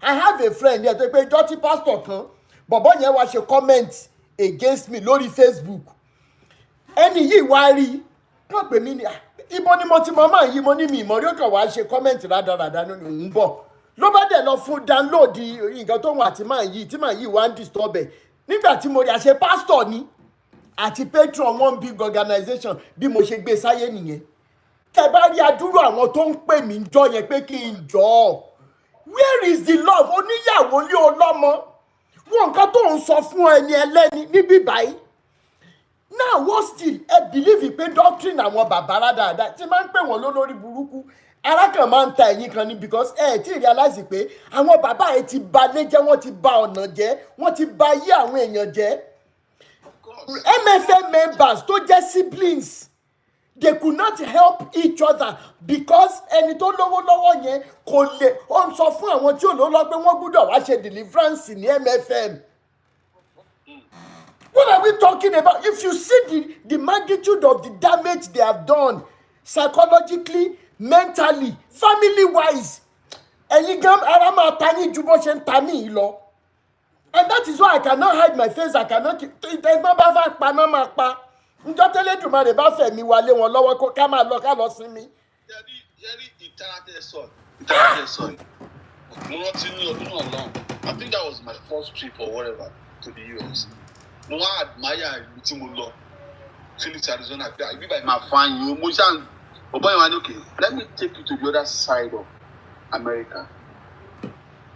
I could drive a bridge ni o nǹkan tí mo sọ bí ẹmọ tí a bá sọ pé Lagos mainland àti Lagos island kẹkọọ cross bridge yẹn ṣe ní bàtà máa débẹ̀ yẹn wọ́n pè bẹ́ẹ̀ ní South Phoenix ṣe ẹ máa rò pé ẹja sínú ọjà òyìnbó ni gbogbo ẹni gbogbo ọlẹ́ tó ń gbà yóò kò sí tọ́lẹ̀tì inú bẹ́ẹ̀ kìíní kan kìíní. àwọn olóńgbé bẹ́ẹ̀ 100% black people. àwọn tó lówó láàrin àwọn dúdú tó bá ti ní owó tán wọ́n máa yọra wọn kúrò ní ghetto yẹn lọ sí other side of the bridge. They won't help anybody. They would not. So if when we go, even if you go back to Africa, 31. So Sherry, honestly, ọ̀rọ̀ àwọn pastor lójú tèmi o. Sherry tí ó bá di pé àwa fúnra wa bẹ̀rẹ̀ sí máa show love fúnra wa tábẹ̀ sí fìfẹ́ hàn fúnra wa tábẹ̀ sí fara wa sókè. They will be out of business. Torí kò ní sí prayer point rádaràdá mọ́. They will be out of business. They won't be. A lè wá nígbà di alẹ́ di àárọ̀ ọ̀la di ọjọ́ mẹ́ta tí a bá tí come to that realization pé ibi tí wàhálà ti ń wá ní ilé ìfẹ́ tá à ń rí iṣẹ́ tẹ́ bá ti jẹun tó bá ti yó mi ò kí ẹ̀ pẹ̀lú mi tẹ́ bá ti wà ókè mi ò tí a bá tí kúrò ní ibẹ̀ yẹn Mr. Rotimi honestly àwọn bàbá yìí a máa fún wọn ní client all the time ni. Bẹ́ẹ̀ni. orí òkè tẹ́ bá dá kò sóò tẹ́ máa dárúkọ tó àti wò mí lọ. èmi tí máa ní pé ìgbà tí problem mo ní ìṣúra mo mú vaccine ẹ̀ǹgà pé ìlú ìbò ti sú mi 2009 10 11 12 tí mo kó wá everything lọ mo rò pé tọ́ni òrìṣàlẹ̀ bàbá mi kan ló ń ṣe mí tọ́bẹ̀ tí mo sọ sórí òkè orí òkè Iléṣà Erimọ̀ òṣèlè tí mi ò gùn tọ́nà òru mo bẹ̀rẹ̀ sí gun orí òkè káàkiri but ẹ̀mọ́ tó wá fọ́nì jù pé káàdì tí mo sọ yìí màmá mi my own mother ló ń fọ́n orí òkè tí mo gbé káàkiri but I did not have the money. àwọn bàbá pásítọ̀ tó mú mi kiri yìí ó mọ̀ pé èmi ò ní owó ṣùgbọ́n màmá arúgbó yìí owó tó ń tẹ̀mí máa ń kẹ̀tù Mr. Daniels kò tún ṣàánú mi àbámadé bẹ́ẹ̀ ẹ máa fẹ́ lè ní 20,000 ẹ máa fẹ́ lè ní kìíní kan 1,000 níbo lówó yìí máa ti wá àwọn pípọ̀ wọn dájú débi but ìṣòro ló máa ń tì yàn lọ síbẹ̀. ṣé wàá rí ìṣòro tó ń tì wá lọ síbẹ̀ yẹn sẹ́ àìtí nífẹ̀ẹ́ ara wa mọ́ because tífẹ̀ bá wà ní family ìṣòro tó ń gbé obìnrin lọ síwájú pásítọ̀ mi tí ọkọ bá sọ fún wípé máa fò mọ́ nìṣó sẹ́ àjọ wà nínú ìṣòro ìníyàwó máa fọkàn balẹ̀ kò ní lọ tí ọkọ bá ní problem tíyàwó bá sọ pé sẹ́ mo wà lẹ́yìn ẹsẹ̀ these are the things we need for one another. iṣẹ́ rí Mr. Daniel ọ̀tọ̀ tí wọ́n á nìyẹn ọ̀tọ̀ ìṣẹ́bí nítorí èmi ò sọ̀rọ̀ nípa ẹsẹ̀ àti nǹkan tí mo imagine mo sọ nípa nǹkan tí ẹ bá ṣẹ́rí ọlọ́run tí ẹ bá ti wà bójú ọkùnrin bójú obìnrin tí ẹ bá ti ní ìgbàgbọ́ nínú ara yín àti nínú ọlọ́run tẹ̀ ń sìn tẹ bá bí ìbò nígbà tí Mr. Daniel bá tó sọ̀rọ̀ kó tó gbọ́ wàhálà ni tó Mr. Daniel gan fún rẹ̀ ebi ń pa bẹ́ẹ̀ni ìwé àtẹ̀lé ìjẹ̀mí yẹn so you say whatever ní ayé ṣé ká máa tójú bọlé kiri yẹn tó bá ti di pé à ń tójú bọlé kiri babaláwo ni àfáà ni pásítọ̀ ni àwọn náà fẹ́ business làwọn gbogbo yìí ṣe business tí wọ́n ṣe. ọkùnrin ẹjọ ẹ má bínú kẹrí ẹdí dára lẹ rd ẹjọ sọ ń sè pé báwo ló ṣe jẹ class support ara wa agenda number 1 they will separate you from the people who are going to help you. wọ́n mọ̀ yẹn lọ ṣẹ̀bẹ̀ tó ń ṣe sọ pé ṣẹ̀bẹ̀ yẹn ti bí ìyàwó tẹ fẹ́ sílé ló dájú lójú kan tó fi gbá ìyàsọ tó sọ pé tó ní ìyá àjẹ́ nìyá yìí àbí. èmi pásítọ̀ ló sọ fún pé kó sọ bẹ́ẹ̀ àbí. that's the first wọ́n kọ́kọ́ wọ́n make sure. wọ́n da family rú ògiri àwa lanúlẹ̀ àlàǹgbà wa wọ ọbẹ̀. ibi tó bẹ́ anywhere tó jẹ́ pé tó mọ̀ pé ẹ̀rẹ̀ ní support wọ́n kọ́kọ́ dàbẹ̀rù ọkùnrin tí mi dé ṣé ọmọ pé àwọn màmá àgbàlagbà ló ń fọ they know now the plan is that okay màmá yẹn kọ títí màmá yẹn máa fi tilẹ̀ jáde bọ́lá kọ́kọ́ opportunity bá wà fún wọn ọmọ máa stop or dry gbogbo kọ́kọ́ àṣọ yìí ṣe rí kọ́kọ́ àbẹ́ ni pé it takes two to tango Ṣọ́rọ̀ tí mo sọ yé yín. Fídíò kan ń trend nísìn.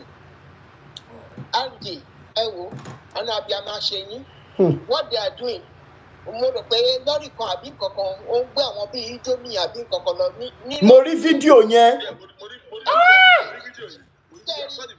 Did you see human beings picking up ìdọ̀tí yẹ̀pẹ̀ pẹ̀lú Indomie. Alátúnyìnwá àbí in the meantime in that same country ni o èyí tí a sọ pé in that same country ni o àwọn kan máa ṣèyàwó ní weekend yìí sí yìí gbogbo aṣọ tí gbogbo máa mú kò ní sí kankan nínú wọn tó máa cost less than 1 million àwọn aṣọ tó dàbí àwọn iṣẹ́ tuntun kàlábà tí gbogbo wọn kò. Yet we have churches, we have mosques all over the place. Gbogbo ọlọ́mọ máa lọ ṣe Thanksgiving nínú àwọn church nínú àwọn mosque kọ̀ọ̀kan bẹ́yẹn. Not one of them is going to give 1 naira towards this. You saw them? Did you not? It takes two to tango. You can lead the horse to water. You can. Exactly? What is the essence of how many biblical verses I can read? It's happening abroad. A country which is rich, Nigeria is rich, but we have these people who are making sure we stay impoverished. Poverty, nobody should be poor in Nigeria. Nobody should be poor in Nigeria. They're not saying that everybody has to be billionaire. They're not even saying that everybody should be millionaire. But I grew up. I'm going to be 55 in January. I remember a time in Nigeria when I was growing up. Medicine was free. Primary school was free. No, I maybe more experience medicine. If you get the prescription of hospital, you go to the chemist. Maybe hospital there not free. In the United Kingdom, if I say, if anything, what anything I no. In fact,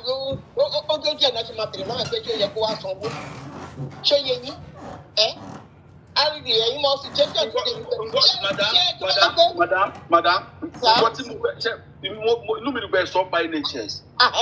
Mo fẹ́ kẹ́ bèrè lọ́wọ́ ara ká bèrè lọ́wọ́ ara wa pé kí ni NHS ń ṣe because in the 70s in the 80s Nàìjíríà yẹn general hospital lẹ́kọ̀ọ́ mo ti lọ sí dental department mo lọ yẹ yín bẹ̀ it was free of charge tẹ́ bá yẹ yín yẹn tán wọ́n á tún fún yín ní script tẹ́ máa lọ sí pharmacy department wọn tẹ́ máa lọ gba owó. Inú mi dùn pé mọ́mí Baroness Lizzie wà ń bí báyìí that I have said it several times wọ́n ní amúkùn ẹrù ẹ wọ́ ó lókè lẹ́wọ̀ ẹ̀ wò sálẹ̀ ṣé ẹ ráwọn bàbá tán láwọn gba ìpè yìí there is no way bá ṣe máa porí ajá tá à ní porí ìkòkò àwọn mọ́sí orí mọ́ládé ni o ọ̀ṣọ́fà ni o ayọ̀ babalọ́lá ni o orí òkè ẹ̀dẹ̀ ọlọ́run 1930 ni o gbogbo àwọn yẹn wà lára nǹkan tí gọ́ọ̀mẹ̀ntì ò ṣe serious mọ́ sọ̀rọ̀ medical sector nígbà táwọn èèyàn bá lọ tó epo mi náà ń gbà omi wèrè náà ń gbà káàkiri òróró wèrè náà ń gbà káàkiri. If we have a good government, religion will be powerless. If we have a good government, religion will be powerless. Because the people who are satisfied and the people who are eating well. Tell about him back lórí project you will never get it right like that. Nǹkan tẹ́ yìí fúnra yín tẹ́ bá tẹ design láti bẹ̀rẹ̀ gbígbé báyìí láti fẹ́ ṣe torí nǹkan tí mo bẹ́ẹ̀ sọ ọ̀rọ̀ tẹ́ sọ lẹ́yìn nísinsìnyí mo fi ọ̀rọ̀ yìí nígbà tí mo lọ primary school I went to Methodist primary school. Thank you so much, Sister Labake. Methodist primary school which was a missionary school. Ní Nàìjíríà yẹn St. Gregory St. Kinikan St. Ibasen oríṣiríṣi Saint ló wà tó jẹ́ missionary school. They were all free. Yes. Nígbà tó di tí àwọn bàbá Adébóyè bẹ̀rẹ̀ sí dárídì school sílẹ̀. Why tí wọn ò lè emulate àwọn tó wà lẹ́yìn? Táwọn bí ni pé school tí àwa dúdú dálẹ̀ fúnra wa, ìtò ìbò dálẹ̀ ní Saint tó jẹ́ free. Ìtàwa dúdú dálẹ̀ fúnra wa àwa fi ní àwọn ayé láwọn èèyàn lára. Gbogbo school ti nínú dálẹ̀ tó jẹ́ missionary school bóyá ti winners ni bóyá ti whatever ni bóyá ti CAC ni kò sí kan nú ẹ̀ tó jẹ́ pé.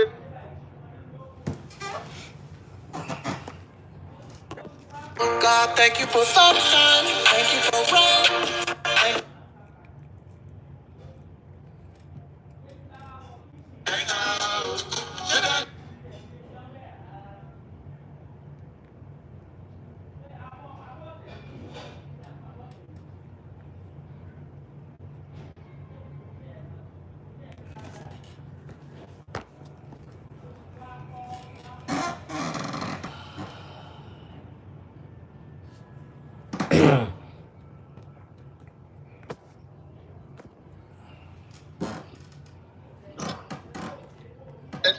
Ẹni sọ̀rọ̀ yín sí ẹ̀jẹ̀ kí ló sì ẹ kálẹ̀ gbogbo ilé. Mr. Hardy ẹ kálẹ̀. Mo ń bọ̀. Ẹ kú jọ́ mẹ́ta ẹ kú iṣẹ́ ẹ kú ètò ẹ kú ètò liberation yìí. Ẹ wò ó lágbára jàre. Èmi ti mọ̀ pé a máa wà liberated. The momentum has gathered and is at its peak right now and people's eyes are opening. So kò sọ̀rọ̀ àárọ̀ ti fọ́ fíjìmù rí gbogbo orí ìgbẹ́tẹ́gbọ́n yẹn ti lọ gbogbo ẹ̀rọ làárọ̀ tí wọ́n ti fìyà jẹ wá rí dáadáa ti wà indoctrinated. Sherry, I was talking in the comment section. Someone now said, how do I mean by it was our beds? See, when they get back to Nigeria, when they get back to Iran, ibẹ̀ ni gbogbo ẹ̀ ti wọ́ wá. Do you understand? Àwọn tó gbà ẹ̀bí wa, they are selfish sets of people. Number one, religion. Àwọn tó tẹ̀ kọ́kọ́ gbé religion yẹn wá. They did it for their own selfish interest. Bẹ́ẹ̀ni. Do you understand? So gbogbo àwọn tó kọ ìwé tó ń gbé káàkiri tó ń sọ pé kí nìyẹn, wọ́n kọ based on their own lives. Do you understand? So ẹtí òye ò bá yé ni kò ní mọ̀ pé number one, religion create Ọlọ́run ti tiẹ̀ sí orí àwọn ènìyàn ni. Gbam 100%, 200%. Religion yẹn wọ́n create Ọlọ́run yẹn sí ọpọlọ àwọn èèyàn. Kò kí í ṣe Ọlọ́run tòótọ́ nìyẹn. Ọlọ́run tòótọ́ wà nínú gbogbo everybody ó ń bá ẹ gbé. Ọlọ́run tòótọ́ tèmi sọ fún gbogbo èèyàn yìí òun náà ń pè ní conscience. It's your conscience that tells you that what you're doing is right and what you're doing is wrong. That is the God we're talking about here. So gbogbo àwọn God táwọn people here create yẹn, they were so wicked in such a way that they impoverish the people. There is neither Christian nor Muslim nor even a traditionalist in our own so-called country, Nigeria. I can tell you that. I mean, I'm a global citizen. I'm well-traveled. Because even in India, they know how to show love despite despite the Buddhism. They know how to do good things to themselves. In the midst of hardship, these so-called people are displaying wealth to rub off people's face. And you tell me that is God. Exactly. There's not anything called God here. Let me put that aside. You see, I believe in action plan. And I believe in big business. Ìgbésẹ̀ ti wà. Ọ̀rọ̀ tá à ń sọ yìí, à ń sọ̀rọ̀ nípa ìfẹ́. See, the investment is you that you are listening. Is the about 200 people that is on this call today. You are the investment. You understand? Why? Because the love we're talking about has to radiate from you. It has to start from you. You have to love yourself first.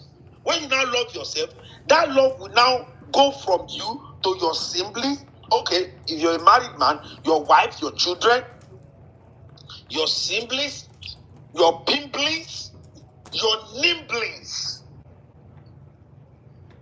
To break it down further, when I mean pimplings, simplings, limblings, and pimplings, I'm talking about àwọn tó jẹ́ pé ara ìyá kan àti bàbá kan lẹ́jọ́ wá àwọn kan tó wà wọ́n jẹ́ bí uncle àti aunties àwọn kan tó wà wọ́n dẹ̀ jẹ́ bí nephew àti niece so you connect them then your friends then your community because when the love radiates from you and you love each other genuinely then you can now start shining the light upon each other. Let those that are okay start adopting those that are not okay. Start mentoring them.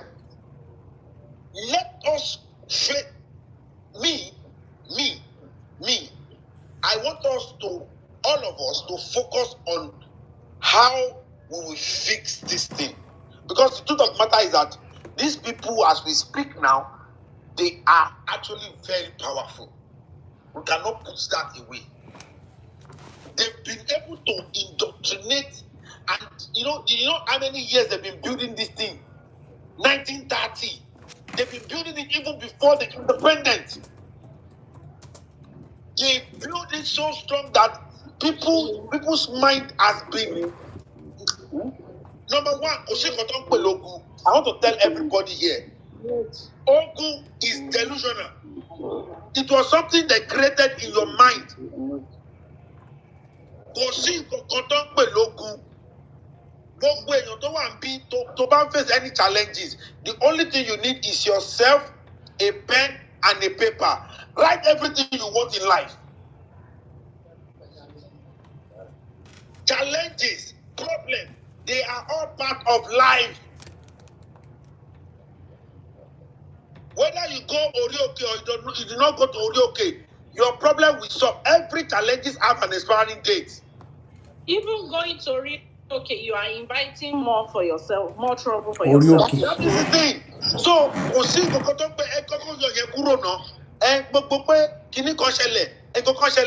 just what you need is yourself, your self-determination to succeed in life, and you will succeed. So ṣe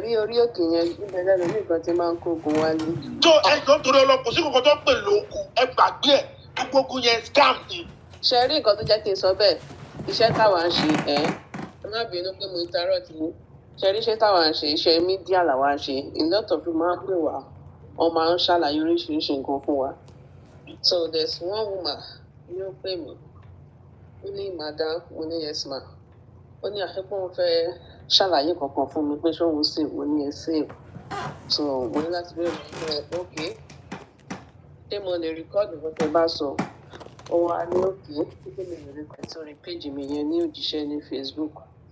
So ìgbà tí woman yẹn wá sọ̀rọ̀ lọ woman yẹn ní orí òkè tó ń lọ ẹ mọ̀ ìdílé tí wọ́n ṣe fi Christianity kó wa ní omi ọbẹ̀ jẹ́ ó jẹ́ kí àwọn obìnrin àwọn akin sọ pé àwọn obìnrin ṣe máa láì ká máa gbàdúrà ká máa ṣe gbàgbà tó so the woman is now going from one orí òkè to another orí òkè.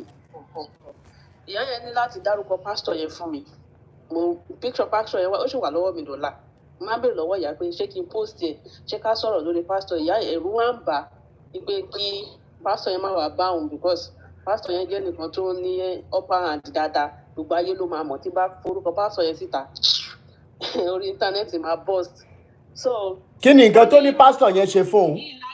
nǹkan tí ọkùnrin yẹn sọ nípa pastor yẹn wá ṣe fún ni wípé nǹkan tí pastor yẹn wá ṣe fún lórí pé kọjọ máa gbàdúrà pé orí òkè kan gbàdúrà fún wọn kan ṣe gbá ibẹ̀ ló ti di pé first time tí ìyá ẹ̀ máa wá rí pásítọ̀ yẹn ó dàbí bó ti ṣe nǹkan sí owó first time tó fún ìyá yẹn lówó báyìí ni wàhálà ti dé báyà yẹn. Ẹ jọ̀ọ́ ẹ sáré send message sínú inbox mi kí n mọ pásítọ̀ yẹn. Mi ò lè send ẹ fún yín o. We are not helping matter, ma. You know what? No, it's not that I'm not helping. The issue is not mine. And the woman have already told me. Èmi ò sọ sí tèmi fẹ́ kẹ́ sọ fẹ́mi ni. Ẹ má sọ issue with this woman, but let's know who this pastor is. Yeah.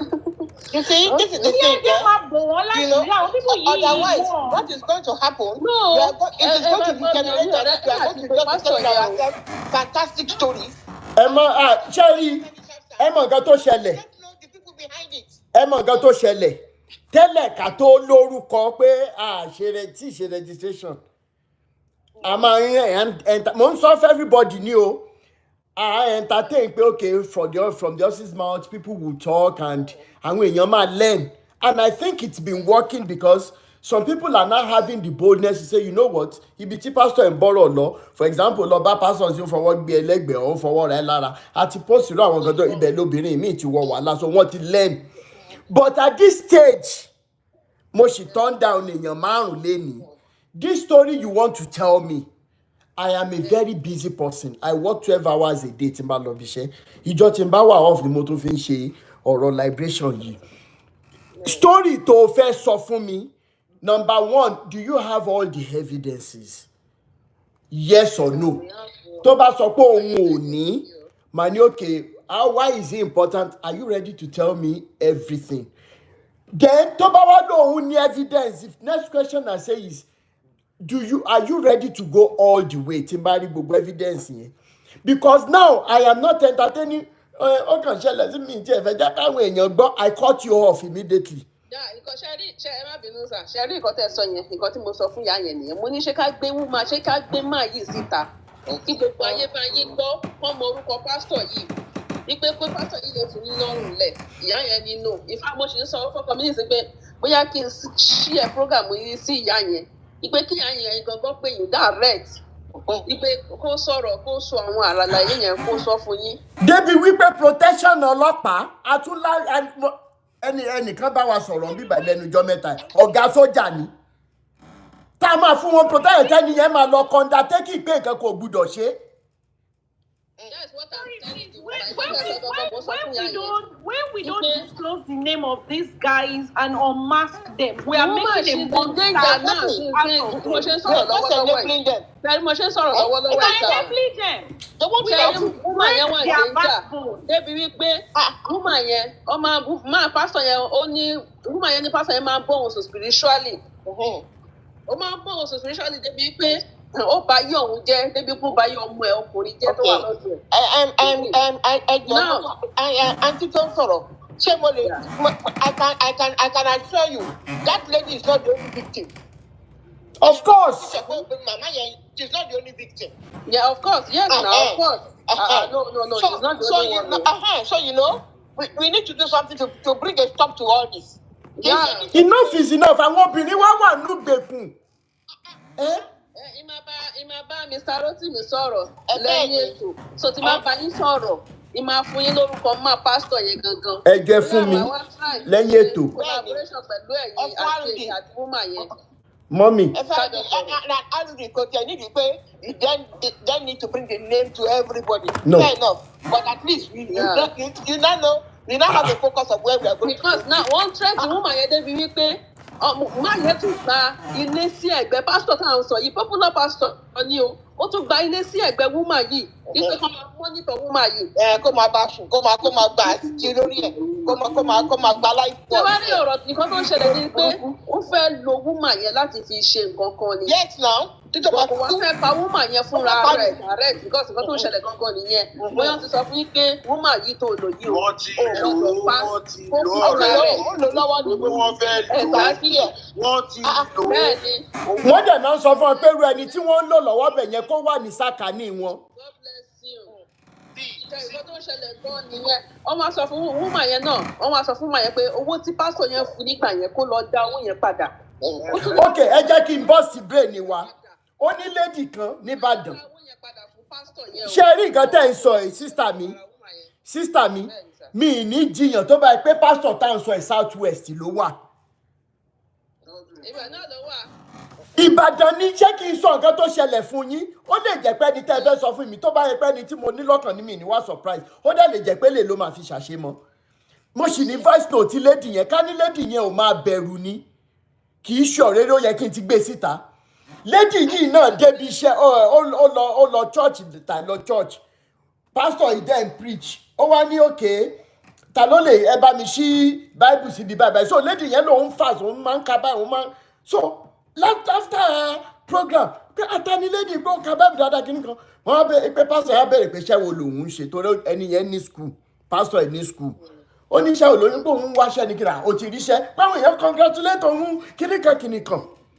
At the end of the day ló bá ní kó wá bẹ̀rẹ̀ iṣẹ́ níjọ́ Monday ló bá dẹ̀ débẹ̀ kò tí ì jọ̀sẹ̀ kan pásítọ̀ ẹ̀ bá wọnú skul kan bá kó mú wà pé àwọn ò tiẹ̀ discuss salary anything pé irú ọlọ́run wo lélẹ̀ kìnnìkan kí n má fọ̀rọ̀ gùn pásítọ̀ ẹ̀ wọnú skul ló bá ń wá envelope owó kan ló bá ń wà ló ń wà irú pásítọ̀ ẹ̀ tó bá sápamọ́ sábẹ́ kinní mi tó ń wò mí sí torí mo mọ̀ pé ó máa ń wo péjì mi á ti mọ̀ pé òun ò bá wí ló bá lọ ló bá bọ̀ ló bá pé ìyàwó ẹ̀ ṣóun ò gbàgbé owó kan sílé ṣóun ò ṣe kinní kan envelope kan kinní kan nígbà tó ṣàwárí envelope rẹ̀ ló bá fún un pé òun á ní òun ṣe ọ̀sẹ̀ kan àbíjọ́ mélòó kan owó kíni ẹ̀ ń fóun yìí ló bá di lọ fi ṣe irun ẹ̀ irun kẹ̀ ṣé irun mi rùn sí yín ní mo ní àbí kinní ó ṣàn wonder the next thing òun àbúrò òun dẹ̀ wá ń sùn òun ṣáà lówó yẹn fún nǹkan kan ṣá kò ju bóyá ọ̀sẹ̀ kan àbọ̀sẹ̀ méjì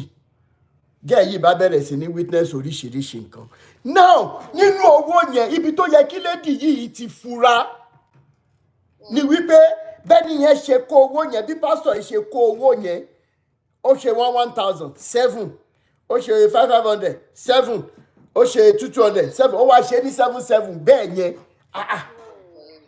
irú owó wo leléyìí anyways ló ń bá bẹ̀rẹ̀ sí ní problem bíi lójú oorun bíi kí wọ́n máa lò nílò ẹrú lójú oorun lójú àlá nígbà tí ọ̀rọ̀ yẹn ti wá di iṣu atayanyan sí lára láyé ọlọ́run wá bá ṣe é pé ọ̀rẹ́ bàbẹ́ ọ̀rẹ́ late dáadẹ́ àwọn oníṣẹ̀ṣe tó mọ̀ yọ ọwọ́ yí padà dáadáa ni ó nílò bá lọ sọ́dọ̀ wọn jọ kan pé dádì o kìíní kan náà ó jìnnà sí mi wọ́n mọ̀ ẹ̀ kó lè dá náà ni ọ̀rẹ́ òun kan ló mà ní wàhálà kí ni wàhálà tán rẹ̀ ni ló bá ní ẹnìkan fún lówó ó ṣe kìíní kan wọ́n ti ra nǹkan lọ́wọ́ ọ̀rẹ́ ẹ̀ kò mọ ibi tó máa bá kú nìyẹn tí ò bá rá lànà tí ó rẹ̀ rẹ̀ bẹ̀ bí gẹ̀yẹ́ ṣe ló ń gbé báàgì lẹ́nu pé dádì ayé òun ti bàjẹ́ òun ní nǹkan ṣẹlẹ̀ sí o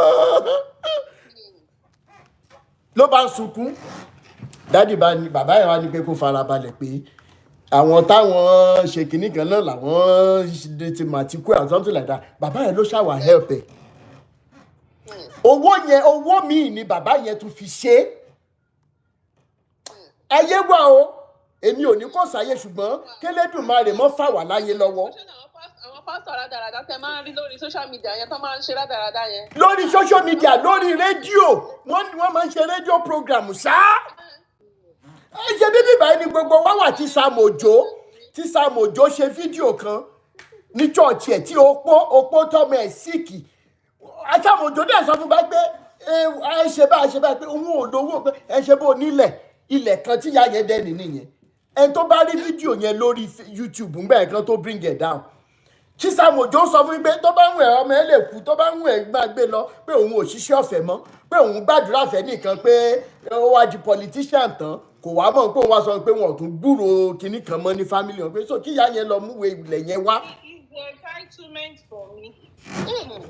So ẹ jọ̀ọ́ torí Ọlọ́run ṣe rí ní ti foundation yẹn ẹ máa fẹ́ lè sọ ẹ̀yin tẹ́ ẹ bá jẹ́ lawyers nínú ilé a máa ní ìdìrànlọ́wọ́ yín mo mọ̀ pé yes ẹ ní ṣiṣẹ́ ọ̀fẹ́ but gbogbo ẹ̀yin tẹ́ ẹ bá ní liberation spirit yìí iṣẹ́ ti délé àti register body wa certificate ti jáde àsìkò tá a ní ìdìrànlọ́wọ́ yín lélẹ́yìí ẹ jọ̀ọ́ ẹni tó bá ti jẹ́ lọ́ọ̀yà ní Nàìjíríà anywhere in Nigeria ẹ jọ̀ọ́ ma'am yìí tẹ wà lábúrọ̀dì náà máa ní the expertise yín fún paperwork irú eléyìí tẹ bá wa ṣe ń gbà tí bọ̀bọ̀ yẹn sá bọ̀bọ̀ yẹn wà lórí Facebook nígbà tá a bẹ̀rẹ̀ kínní tó wá back out tó ní òun fìjà lẹ́fọ̀ọ́ lọ́hùn jà ládùúgbò iṣẹ́ tẹ ṣe àwọn lọ́ọ̀yà tó wà Nàìjíríà nígbà tán rí pépà tẹ tò tán wọ́n ní iṣẹ́ ti yanjú ló bọ̀bọ̀ yẹn bá lóhun òun ò ṣẹjọ́ mọ́.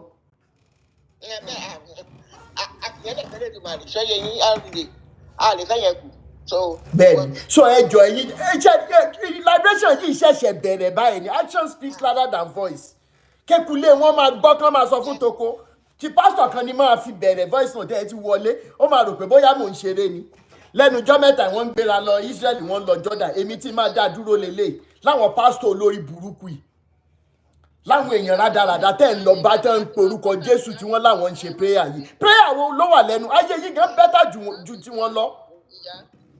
contact wọn, contact in touch pẹ̀lú RV. So Yeah, that ẹ máa contact ìyá yẹn, mi lè ṣe kí n má pè ìyá yẹn one day of one day of máa pè ìyá yẹn pé ṣé kò sí problem, ṣé kò sí kankan. Ìyá yẹn máa sọ fún mi pé ẹ wò ó tóun bá kú lé ní pé pásítọ̀ yìí ló pa àwọn òun. Can you imagine? Can you imagine? Kí ọ̀sẹ̀ máa jẹ ìrora. ẹ jọ̀ọ́ máa ẹ bá mi ẹ jọ̀ọ́ ẹ jẹ́ ká chat lẹ́yìn ètò ẹ jọ̀ọ́. Ẹ jọ̀ọ́. This their victim need to come to the realization that you can't continue to. Wọ́n ti pa yín sáyé tó rẹ̀ dì kí ló dé tẹ̀ jáde kẹ́ sọ̀rọ̀. Ẹ̀rù ló ń bá àwọn èèyàn, ẹ̀rù ló ń bá àwọn. Ìjọ́ wo là ní kú? Sherry, it's when you are with the hand. And aside of that, one part kúkú pa yín sáyé. So why would you now still want to hold on? Unfortunately, it's when you start calling them by their name. I can understand. Èmi ṣe wá sọ fún yàrá pé I can understand. You see, fear, they don't just use fear as a weapon. They turn it into they become terrorists with it. Yeah. They become terrorists with it. We need to demystify this. I'm not sure. Terrorize or completely. They won't even be able to think rationally. Àwọn èèyàn tó wà lẹ́yìn wọn náà ló jẹ́ kó máa fi pé they are somebody. This kind of nobody. When you look at your oppressor, tó bá wo oppressor ẹ lójú tó sọ ọ̀rọ̀ tó sọ tínú ẹ̀ òun kò máa bẹ̀rù ẹ. Hello, sir. Number one, we must try and empower all the less privileged in Nigeria. Amen, sir. It's very, very important. When we can't do it all. You see the thing, uncle, sorry sir, you see the thing about the less privileged, of which not all of us is going to be billionaires or millionaires. Unfortunately, like I was saying earlier on, it takes two to tango. The laziness is part of it because they know when somebody appears up and they says, it is your uncle's wife who is living in the down river. That is the one that is doing you. Or your stepmother that is living in when you go to these churches, haven't you heard their prayer points? They will tell you that all your helper that is going to help you, they are not going to sleep until they meet you, until they locate you. And then everybody will be screaming, amen. How is that not a prayer? When somebody is telling you that your helper would not get any sleep until they locate you. So if somebody is suffering from insomnia, is going to be in a position to help you, Abby. They don't think. They don't think because I will such a wicked prayer. That is in their call as well. I will have sleepless nights. Mama, she share your call. My bad. Right? That's what they're saying. That's what they're saying. What kind of God we offer such a wicked prayer? Have you listened to the MSM prayers? Oh my God! I know. Very unrealistic, wicked prayer. They've made every one of them so lazy. Are you telling me? I'm talking about the less privileged. There was a video to get back to Let's whatever we call of let's not carry a burden that is beyond us. Yes, now, that is we have to be realistic and we have to be practical about it so that we help them. So that it is really help that is being offered. Because there's a lot of people who just want to come for fantasy. We should start from our own family. Oh yes, we should start from our own. Charity begins at home. Let's understand. Let's start. Àwọn èèyàn mind wọn want to indoctrinate here. Now we have over 200 million Nigerians in instability and in crisis financially. Can you imagine? Now, these people, statistics have it that àwọn tó ń gba over 200k as salary in Nigeria is just 2.5%. You see, 2.5%. One person will come out and say he gave money. You understand? And God said he will never be poor. I asked his follower. I said, the factory, he took 10 naira from Onipoli. You took 1,000 naira from Sikiru. You took this one from David and you put everything together and you gave it to your fellow brother, pastor, and you said, give to God. You understand? it's about all of them coming together and they are making themselves rich. Now, we need to disrupt that. Now, in disrupting that, then this liberation can really work. Because anything only. But ojú àwọn mi ò tí ì là ó. Ojú wọn kọ́kọ́ gbọ́dọ̀ liberate wọn ná from this religious bondage. Jerry liberation tá à ń ṣe. Ó láìkí ibi tí RD dúró sí. Ó níbi tèmi dúró sí. Èmi dúró sí bíi pé ẹ̀rọ náà tèmi sọ. Èmi dúró sí pé o lè di anything. You can start anything with nothing and become somebody. Èmi dúró sí bíi pé àwọn tó ti ṣe tó ti ṣoríire wọ́n wà tó yẹ pé wọ́n máa mẹ́ńtọ̀ ẹ̀ lọ́fẹ̀ẹ́. Àwọn ọ̀rẹ́ tèmi tó yẹ pé wọ́n wà ní Nàìjíríà tó yẹ pé àwọn náà ti dìde. Ó yá ẹ máa mẹ́ńtọ̀ àwọn tí ò tí dìde. Thank you so much. And you understand? So ìtẹ́mi dúró sí nìyẹn pé now we need all of us dẹ̀kẹ̀rẹ̀ kò jẹ́ sẹ́tẹ̀yàn kan lè dá ṣe. RT alone cannot do it. No. Myself alone. That is why I say báwọn gbogbo àwọn supporters mi tí bá ti rí wọn báyìí inú mi máa ń dùn ni. We need to stand for this liberation.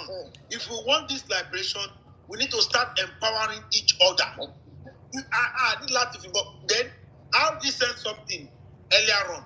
Ó ní àwọn lọ́ọ̀yà ẹlẹ́màá gbowó. Everybody should pledge for free. Me, I pledge everything to do for free. What money do we want? I'm powerful now. Before I was nobody. I was a victim of all of those things. Excuse me, sir. I already only said that as a matter of courtesy. He knows very well that no lawyer on this platform here. What money do you want to give? Are you everybody should pledge. Everybody should don't let me talk to you. Which money? Because ilé ayé ta wà yìí tó bá tí ilé ayé bá ti build yẹ dé level kan tán then ìwọ náà fi level tó wà yẹ kó fi build ilé ayé. Absolutely.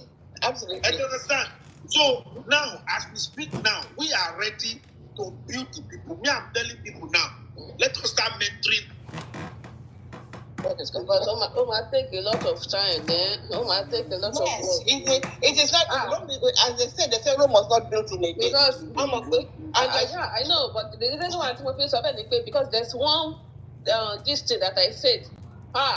Tí mo post lórí page mi tẹ́ bá gbé ìpè mo kí ni mo tẹ̀sán pé mo ní okay the way people is paying your ìdá mẹ́wàá pé you should not be paying it again you should go and give those people that don't have money blah blah blah blah. Àwọn kan ní láti máa sọ pé you are poor that's why you don't have to you are poor that's why you don't pay your tithe but we are not poor we are rich mo ṣàmù pé ìwọ lọ. Ìjọ làwọn people tó fẹ́ gbọ́n. Ilé òun tó fẹ́ gbọ́n tó máa sọ pé káwọn yẹn sọ̀rọ̀ mo ní ìdámẹ́wàá tẹ̀ sọ fún àwọn pastors yìí ṣé káwọn fi ń gbogbo jet fi ṣe everything ní ẹ̀wọ̀ ẹ̀yìn ibi tẹ́yìn wà ẹ̀wọ̀ èpè pọ̀ mo fi sọ pé àwọn èèyàn wọn ò tí ì gbọ́n. A máa bọ̀. Téèyàn bá ń gbé àwọn pastors yẹn téèyàn bá ń gbé orúkọ wọn síta téèyàn dẹ̀ ní evidence gbogbo ìwà tó ń ṣe yẹn ó dà pé ìgbà yẹn gangan lójú wọn tó máa lójú àwọn míì tó máa ká ẹgbẹ́ so pastor bàbá irú èèyàn báyìí ló jẹ́ irú èèyàn báyìí ló jẹ́ ìgbà yẹn lójú wọn tó máa ká if not ojú wọn ò ní ká o. Ìwé bí àwọn èèyàn ṣe gbé church lórí ní Nàìjíríà mo máa ń sọ fún nìkan máa ní tó bá jẹ́ pé wọ́n gbé àwọn European country yìí fi àyè gba àwọn Nàìjíríà sílẹ̀ kán wá síbí báyìí mo ní gbogbo wọn tán gbé ṣọ́ọ̀ṣì lórí bíi háràhà ẹ̀ mo ní tí wọ́n bá dé bí báyìí mo ní ẹlòmíì àpàdà sílé báyìí a kò ní lọ ṣọ́ọ̀ṣì mọ́ mo ní ẹlòmíì ò ní lọ ṣọ́ọ̀ṣì mọ́ because a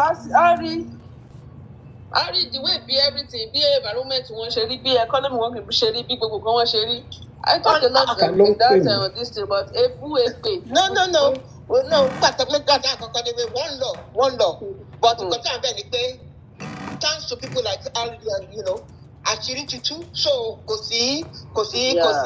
Nǹkan tó fi ń dè wá mọ́lẹ̀ ni wípé if you speak against us. Ẹnìyẹn sọ fún mi pé òjíṣẹ́ ó ní lọ yọ píṣọ̀ bàbá Adébóyè tó fi sí orí kìíní tó ń sọ yẹn yí pé because bàbá Adébóyè bó àti ṣe máa fi píṣọ̀ wọn síbẹ̀ mo ní but ẹni yìí sọ ọ̀rọ̀ ẹ̀ lẹ̀ kí n má ṣàfà ọ̀rọ̀ gò wípé kí n má fa problem ẹni tó pè mí tó sọ̀rọ̀ yìí fún mi tó mẹ́sẹ̀gì mi ó ní láti lọ mẹ́sẹ̀gì mi lórí Facebook mi personal Facebook mi business Facebook mi ó mẹ́sẹ̀gì mi lórí TikTok.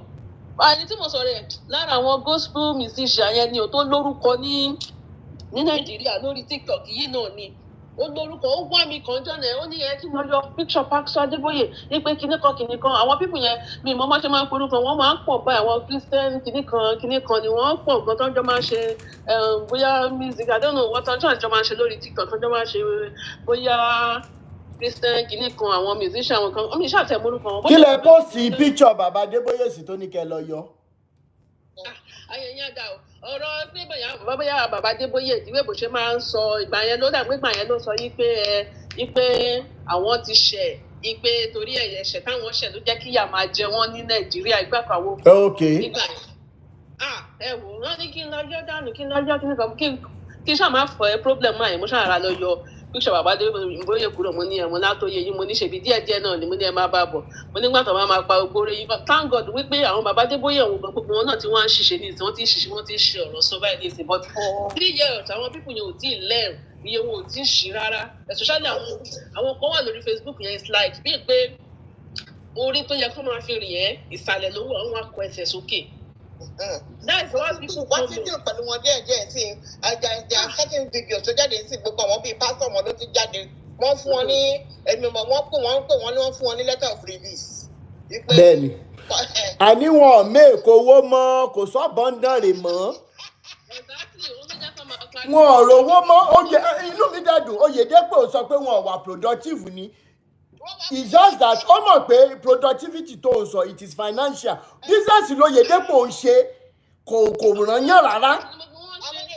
àwọn lè rí bíìmù làwọn lè ti jáde wá wọ́n wá kóra wọn bíi gúrugú sórí íńtánẹ̀tì wọ́n pariwo pé wọn ò fáwọn ní sálárì oníṣìí ó ti tọ́jú kínní kan but to top it all nísìnyí wọ́n dẹ̀ ti wá kúkú wá fún àwọn ní letter of release àwọn òdèmọ̀kan táwọn ò ṣe àwọn òṣè kan wọ́n sọ fún àwọn pé káwọn make sure àwọn manage 50 people òun manage now cherry wọ́n wá tú ara wọn síta gbogbo. àwọn ṣàbẹ̀rẹ̀ ni gbogbo wọn náà lè ṣe wọ́n máa tù.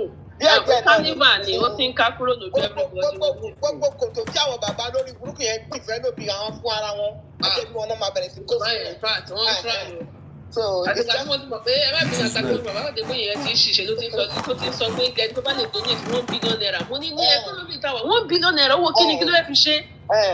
mo wá ń sọ fún ẹlòmíì pé. ṣé ẹ rí bàbá yẹn ti gungi kọjá ewé ó ṣọ̀ fún ló ṣe wá sọ̀rọ̀ yẹn sẹ́. wọ́n ṣe ń sọ wọ́n pe night vigil wọ́n pe gbogbo ẹ̀ bẹ́ẹ̀ la ṣe ń lọ. bẹ́ẹ̀ni.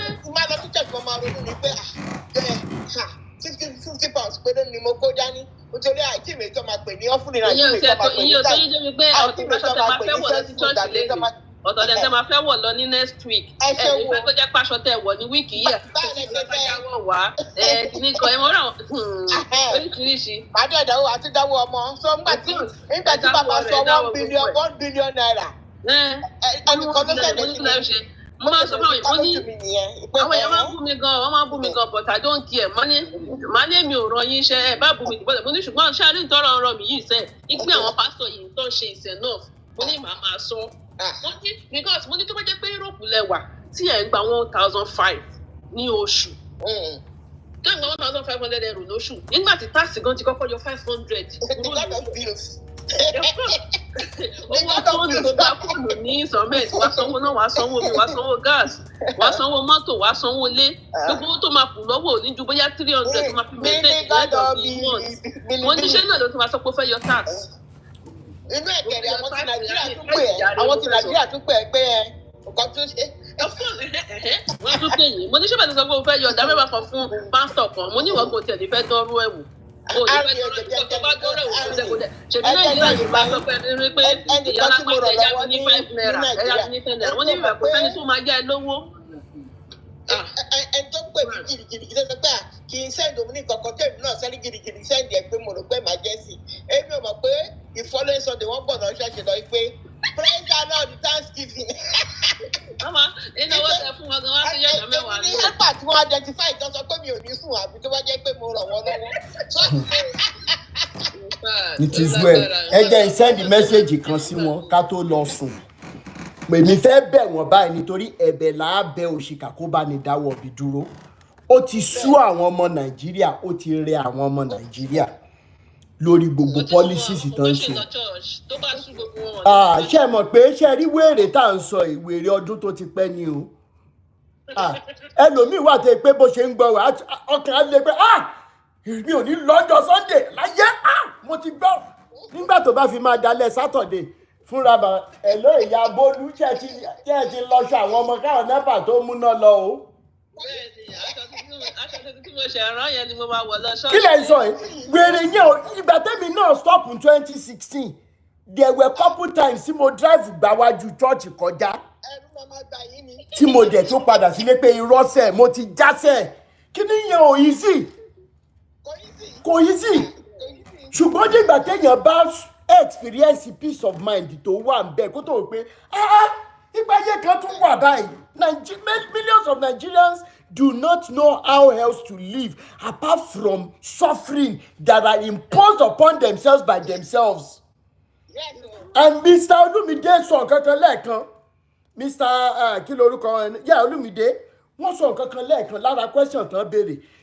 There is number one reason why these men could have been able to do what they are doing and to gather people. Number one reason is because àwa fúnra wa sẹ́ inú wa ò dá are wicked. Correct. We are wicked. Okay, for example, ṣe ẹni tó ń hùwà burúkú tó ń bínú ọmọlàkejì ṣé kò mọ̀ ni. Ẹni yẹn náà ló máa lọ sí church let's say tábàdà ń ṣe praise and worship ẹ fẹ́ bẹ̀rẹ̀ service let's raise our holy hands unto God. Holy hands wo? Holy hands wo?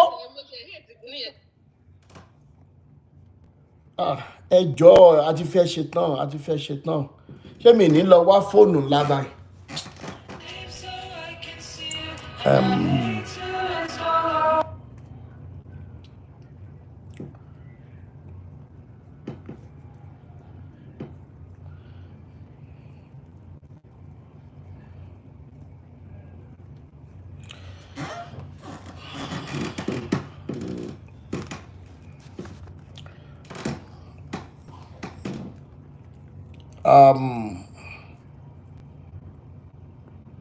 Sister Bádéjọ now èmi fẹ́ bẹ àwọn bàbá Adébóyè fún nǹkan kan.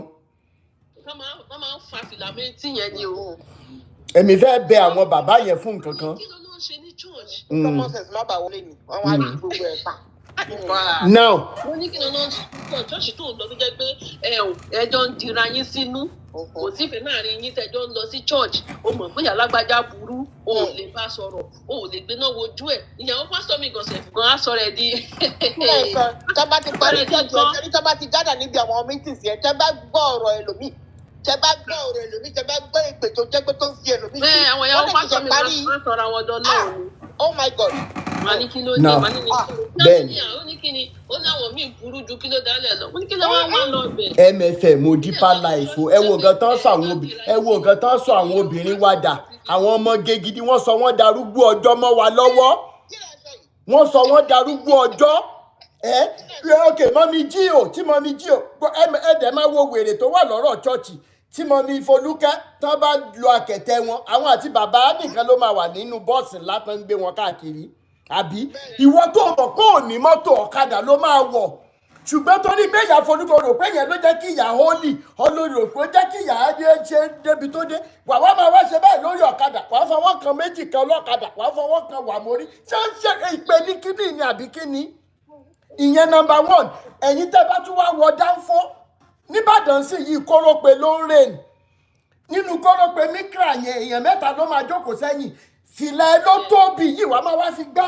ẹni tẹ́ ẹjọ́ fẹ́ sanwó wàá máa fi gbá lórí ènìyàn máa wá ní ìyá ẹgbẹ́ kí wàá wá ní ẹlẹ́ṣẹ̀ wọ́n bínú ọmọ lọ I've seen things I have you know and èmi fẹ́ bẹ àwọn bàbá tó bá ẹgbẹ́ ẹ̀yin bàbá ẹ̀ ní conscience my sincere message to Baba Adébóyè Kúmúyì and all of you tó bá ẹgbẹ́ ẹ̀ ní conscience mo fẹ́ béèrè question kan ìjọ wo lẹ fẹ́ kọ Amazing Grace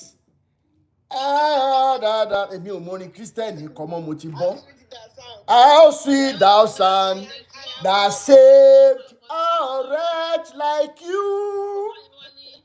I was once lost, but now I am found. Was blind, but ìjọ wo lẹ tó bẹ̀rẹ̀ sí ní rí àwọn èèyàn bí èèyàn. ìjọ wo lẹ tó fẹ́ bẹ̀rẹ̀ sí ní rí àwọn tẹ́ ti sọdọ̀ olórí burúkú níwájú yín tẹ́ẹ̀dẹ̀ ń wò wọ́n pé olórí burúkú ni wọ́n àánú wọn ò dẹ̀ ṣe yín ẹ̀yin bàbá Olúkọ̀yà ẹ̀yin Oyèdépò Kúmúyì gbogbo yín ìjọ wo lẹ fẹ́ tú wọn sílẹ̀ ìjọ wo lẹ fẹ́ kọrí yẹn in the true meaning ìyẹn number one ẹ wá jọ gbogbo church tẹ́lẹ̀ ń dá sílẹ̀ gbogbo business centers tẹ́ ń dá sílẹ̀ because the true meaning of a church is not in all of you.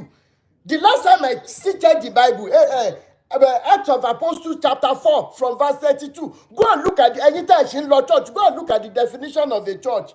Ó ní gbogbo wọn kó ọrọ̀ wọn jọ, wọ́n dẹ̀ta, wọ́n wá pín fólúkálùkù tó yẹ pé kò sí ẹni tó ṣe aláìní láàrin wọn. How did we get here? Ìjọ wo lẹ fẹ́ tú wọn sílẹ̀? And like I said, bẹ́ẹ̀ni ẹjẹ sí ìṣe ipa àti ẹ̀pọ̀ lálẹ́ ìyàwó pásítọ̀ wa máa dán ẹ̀yàn wa máa rùn pa wọn ò gbúdọ̀ máa rùn pa. Now ẹ̀yin tẹ́ ti béèrè lọ́wọ́ mi rí wípé kí ló dé tí mo ní ara àwọn bàbá yìí ò yá. Ara wọn ò yá psychologically mentally ara wọn ò yá. Kì í dẹ̀ ṣe pé wọn ò fún wọn níwòsàn ṣùgbọ́n wọn ò gba àgbo wọn pé wọn ò gba abẹ́rẹ́ wọn pé màá ṣàlàyé mo ti lo illustration yẹn rí kò yáwọn èèyàn. Now nínú story tán máa ń kà nínú Bible tán ti kà àwọn story yẹn fún yín. Now níbi tí Jésù ti rí afọ́jú gbogbo yín lẹ mọ̀ story yẹn ẹ̀yin church goers ó dẹ̀ ráwọn afọ́jú. Ó rí afọ́jú yẹn àwọn ọmọ ẹ̀yìn ẹ̀ wá béèrè pé ẹjọ́ Jésù ta ló ṣẹ̀. Ó ní wípé pé kò sẹ́ni tó ṣẹ̀ ṣùgbọ́n a fẹ́ fi gbé ògo Ọlọ́run ga ni. Jésù dẹ̀ ṣe kíni ó dẹ̀ bẹ̀rẹ̀ ó mú itọ́ ó fi tẹ amọ̀ ó dẹ̀ fi rá lójú lálákọ̀ọ́kọ́. Máa yẹn dẹ̀ ṣojú lẹ́wọ́lẹ́wọ́lẹ́wọ́ bẹ́ẹ̀ mi ṣe kànú Báíbù torí mo rójú ẹ̀ tó ṣe báyìí. Torí ẹ̀yin kan tí n bá sọ pé mo rójú ẹ̀ ẹ mọ̀ jiyàn torí ẹ̀yin kan mọ stáìlì tó yí Holy Spirit fi fún Mary lóyún ó ti délẹ̀ jáde ọmọ pààrọ̀ yẹn fúnra wa báyìí. Náà ó wá ṣojú lẹ́lẹ́ Jésù wá ní kí ló rí? Ó ní mo rí àwọn èèyàn tó ń rìn bí igi. Now àwọn bàbá Adébóyè gba first injection tán wá gbà tán yẹn wọ́n wá bẹ́ jáde wọ́n lọ́lọ́ ń pe àwọn due to hallucination náà ṣe wá ń lọ káàkiri lẹ́wọ́ dáṣọ ṣe pé táwọn àwọn akọrin àwọn general kí náà máa ń pe àwọn kinní yín yẹn náà at the end of the day ẹ máa wá ṣe kọrin Jésù bàbá ń wo iye owó tó fẹ́ wọlé láti igi ọ̀pẹ tẹ́ ẹ jẹ́ ni tí bàbá bá ń wo èèyàn tó lọ igi ọ̀pẹ ni bàbá ń rí. Tó yẹ dépò bá ń ṣe rádaràda tó ń ṣe tó igi ọ̀pẹ ló ń rí kò rí èèyàn kò rí yín bí èèyàn. Tí Kúmúyì bá ń ṣe fàǹfàdà àǹjẹ́gírí ẹ mọ̀ bọ́n ṣe máa ń sọ ìbò títí ó lè ní gbogbo wọn aláyébàjẹ́ ní gbogbo wọn.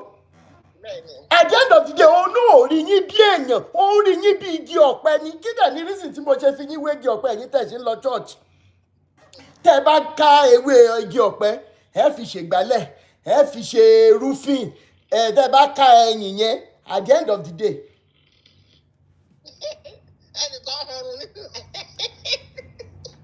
Okay now tẹ́ bá tún wá harvest palm kernel ẹ tún máa ṣe epo ń bẹ̀ tẹ́ bá tún wá fọ ẹ tún ṣe gbogbo processing tán fi yí go through ni mò ń sọ yẹn o torí ẹ̀ lẹ̀ ṣe rọ́wọ́ ọrí o. Ẹ tún máa wá fọ èkùrọ́ ẹ tún ṣe òróró tẹ́ bá tún wá ṣe dá ẹmu lórí igi ọ̀pẹ ẹ tún ṣògógóró ẹmu yẹn á tún wo bà.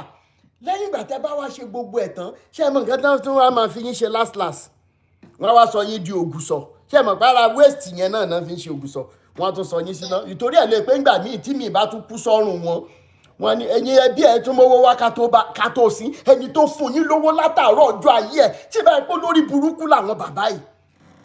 Now the second touch they were supposed to take ló yẹ kó jẹ́ kí wọ́n rí èèyàn bí èèyàn because ìgbà tí Jésù ṣe ẹ̀ fún máa yẹn ní second touch wọ́n ní Jésù ní bẹ̀rẹ̀ láì kí ló rí ó ní mo wá rí àwọn èèyàn bí èèyàn báyìí tán rìn bí èèyàn. Ara wọn ò yá wọ́n síkì ẹ̀yin lẹ́rọ wípé àwọn bàbá yẹn Holy Spirit mírèkù tẹ̀ ń wá káàkiri èwo náà ṣe é ṣojú yín rí tí ìbá ṣe story ẹja tún béèrè lọ́wọ́ ara wa ẹja béèrè lọ́wọ́ mírèkù wo náà ṣe lójú ẹ̀ rí tí bá ṣe ni wọ́n ti ń tún sí gbogbo arẹjí mi ẹni tó lóun ń wo àìsàn bàbá ní ẹ má nǹkan wọ́n gbé wá sí sọ́dọ̀ òun wípé okú ẹ̀ ò lè mọ́ pé ńgbà tó wá ní in the name of Jesus my father my ṣẹ́gun ipò wá ní ipe ó máa lọlé á lọ gbáyé ẹ̀ létí it's a video I saw on social media ó máa lọ gbáyé ẹ̀ létí okay kí ló dé tó máa lọ gbáyé ẹ̀ létí torí pé ìyá ẹ̀ ló fi kóró pamọ́ sétí ẹ máa gbá àwọn ọ̀rọ̀ wèrè ìyá fi kóró pọn ọmọ pamọ́ sétí pé torí kó má bàa má rí torí tó bá má rí kò ní tọ́jú òun mọ́ àwọn ló máa ń ní horrible stories. mo gbọ́ yẹn báyìí mo tún ní ayé kò sọ̀rọ̀ mọ́ I am justified by what I say about this man. Oh my God. òyà fi kóró pọn ọmọ yẹn wá lọ sétí sílé ó wá gbáyé létí lóòótọ́ òkú ẹ̀ wá bẹ̀rẹ̀ sí nílé. ẹ̀dẹ̀ ní nǹkan ò tí ì ṣe wo millions of people tó ń gbọ́ bàbá yẹn all over the world. ṣé ó máa ní náà wá sí church tí gbogbo èèyàn rí àbí ó kọ́. ó fi kóró pẹ̀ pamọ́ sétí etí. ẹkú iṣẹ́. figment of his imagination.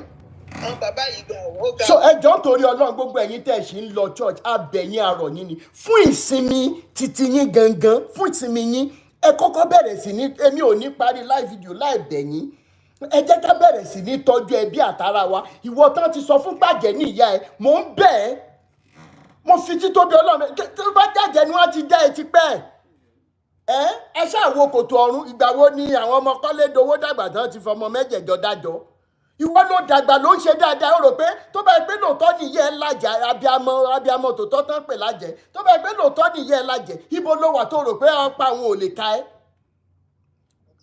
mo bèrè nínà wọ́n wá kọ́ sí wọ́n kọ́ sí ẹnìtì láàrin families.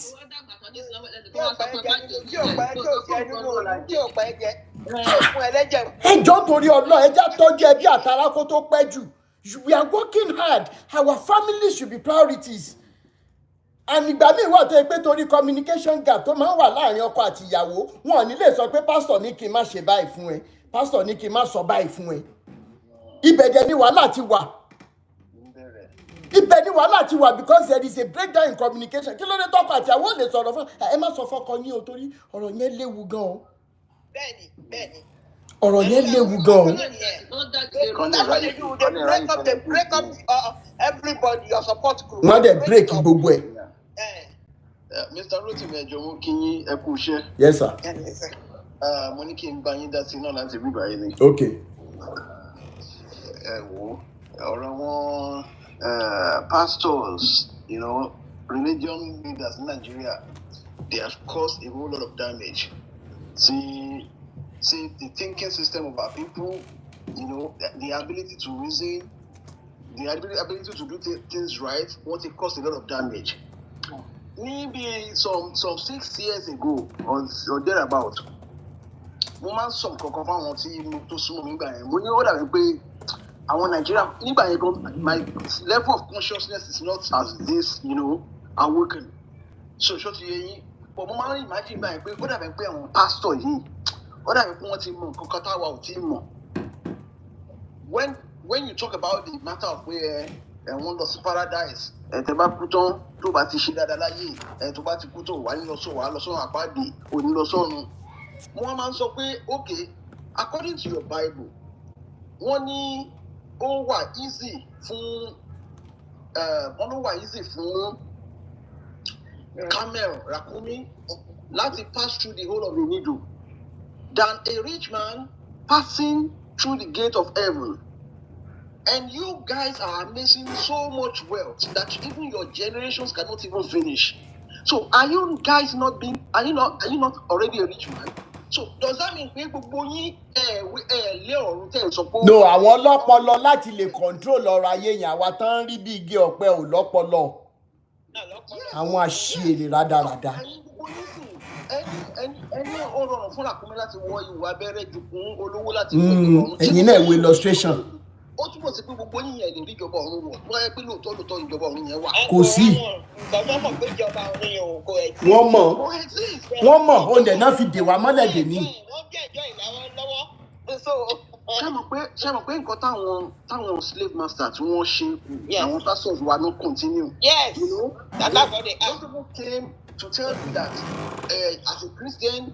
Yes. irú èmi báyìí family mi ti jáde wá àwọn tó jẹ́ first born ti wà lóbìnrin which they are above 50 years now some of them are above 50 you know and thereabout àwọn tó jẹ́ first born ti wà lóbìnrin wọn ò ní tí fún wọn débi tó máa ń lo hearing. Just because the white people know that àwa la ní gold nílẹ̀ wa okay mo rí news kan ní some years ago France ló ní the largest gold reserve nílùú wọn. tó dẹ̀ ní góòdì. But because they know that this thing is going to benefit them, so that all of you will see all your treasures as what God does not want, their own God does not want, so that they can come to steal it, and you can even. And you never want to pay. Oh yeah, you don't want to. Are you saying, sir? Cherry reserves any France in here? All those gold reserves that's taken from Africa. Bẹ́ẹ̀ni. Now, of course, African aláwọ̀ agbọ́nla tún máa jọ̀wọ́ ẹ̀ fúnra wọn fúnra wọn láti ó yá ẹ̀ máa gbọ́ lọ. Wọ́n gbà lọ àjùbọ̀bí ṣọwọ́ lọ́wọ́. Ẹ̀bẹ̀ sọ́kọ́ lòun fẹ́ ká lò wọ́n ní ẹ̀ẹ́dẹ́gbẹ́ ti ń lo nǹkan ọ̀ṣọ́ ayé gbogbo ìkíní kan ìbárẹ́ ọlọ́run ìṣọ̀tá ọlọ́run ni ìbárẹ́ àárẹ̀ ìṣọ̀tá ọlọ́run ni. When you come to the gbàtọ́ lọ ṣẹ̀ṣẹ̀ tí orí ọ̀fẹ́ wà táwọn èèyàn wá sí Europe àbí tí íńtánẹ́ẹ̀tì ń wà sí àwọn èèyàn ṣẹ̀ṣẹ̀ wá realize pé àwọn obìnrin ń wọ ṣòkòtò dáadáa ní Europe ṣáwọn ò lọ sọ́run ni ṣáwọn ò lọ sọ́run. Mo ti béèrè lọ́wọ́ Dadi Kúmú yìí rí mo sọ pé Dadi Kúmú yẹn jẹ́ má bínú o a béèrè ọ̀rọ̀ kì í ṣìnà náà sọ o ní Nàìjíríà àwọn obìnrin yín gbárí yẹn náà máa wọ̀ ìmí àwa dàbí wọ́n wá dàbí ọ̀pẹ tí náà mú pẹ̀lú àwọn splitter skirt wọn. At the end of the day mo wá béèrè lọ́ba kí tẹ́ ẹ bá wá sí abroad nínú -40 -50 ṣé skirt náà làwọn obìnrin yín máa wọ̀ torí dọ́tí wèrè tẹ lọ́lọ́ ń fún yín kábẹ́ wọn mọ̀ gbẹ̀tàn máa fi délé tí wọn bá ní páàsì náà sí wọn lábẹ́ ńgbà náà bá wọlé orí omi gbóná náà máa jókòó lé ẹ̀yin bàbá rádáadáa pẹ̀lú dọ́tí àdáwọn bàbá is sick.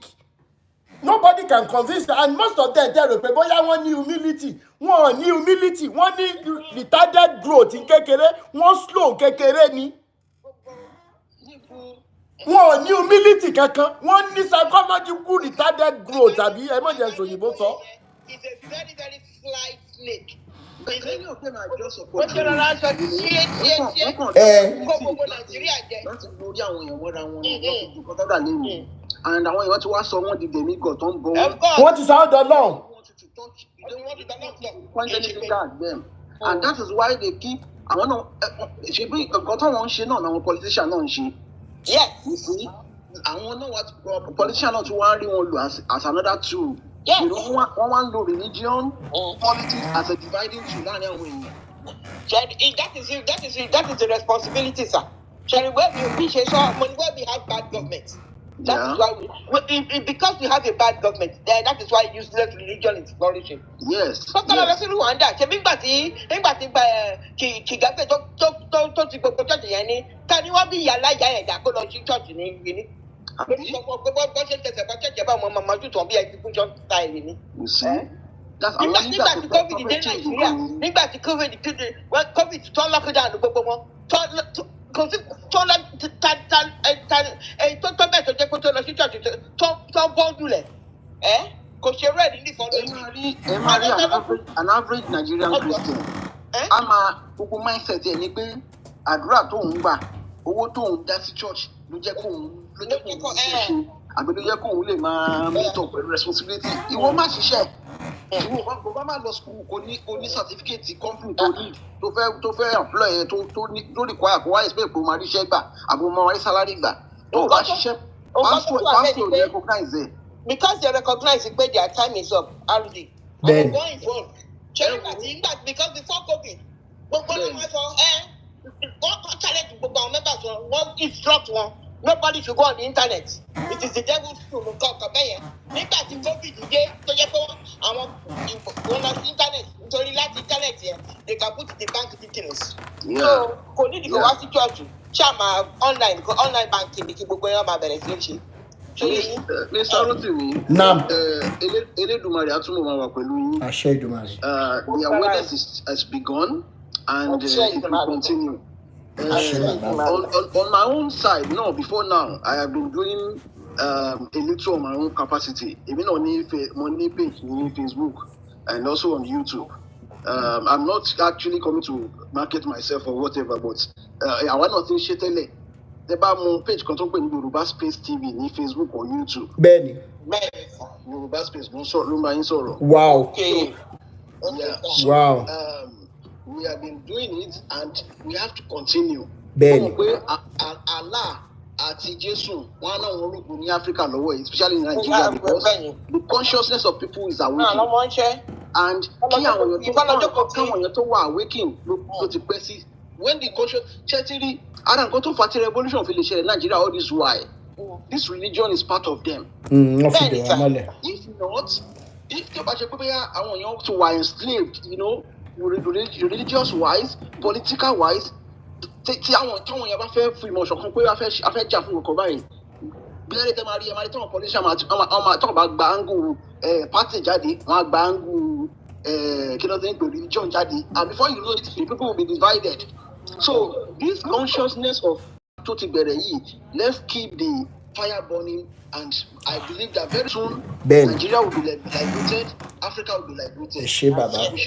Thank you so much. Hey Joe, please, before we go, let's follow one another. Let's follow, even if it is 20 people, please follow, let them follow you back and follow this page. Don't forget to follow. I will follow back once TikTok allows me again, because on my Daniel Durania, you are following too fast. That's why I've not followed some people. So when you follow, I'll follow back and follow people, please. Please. Mr. Excellent. Okay. So follow you. All right. Nam. Mr. Excellent. Thank you so much for all what you're doing. Thank you. It's just a word of a little advice. I'm too little to advise you, but please keep your circle very small and very tight, please. Yeah. These guys will come in all forms of shade. Ben. Excellent. All wanting to help. Excellent official. Yeah. They have underneath agendas. Yes. Please but yeah, really sample here. Thank you so much for reminding me. Identify who is who. Yes. Please, God bless you. Thank you so much. And let's focus. Yes. Our focus and our agenda is religion's leader. We don't have business with politicians. We don't have business. No. Later things will fall in place. But our major targets are these slave masters, called pastors and Jews. Thank you.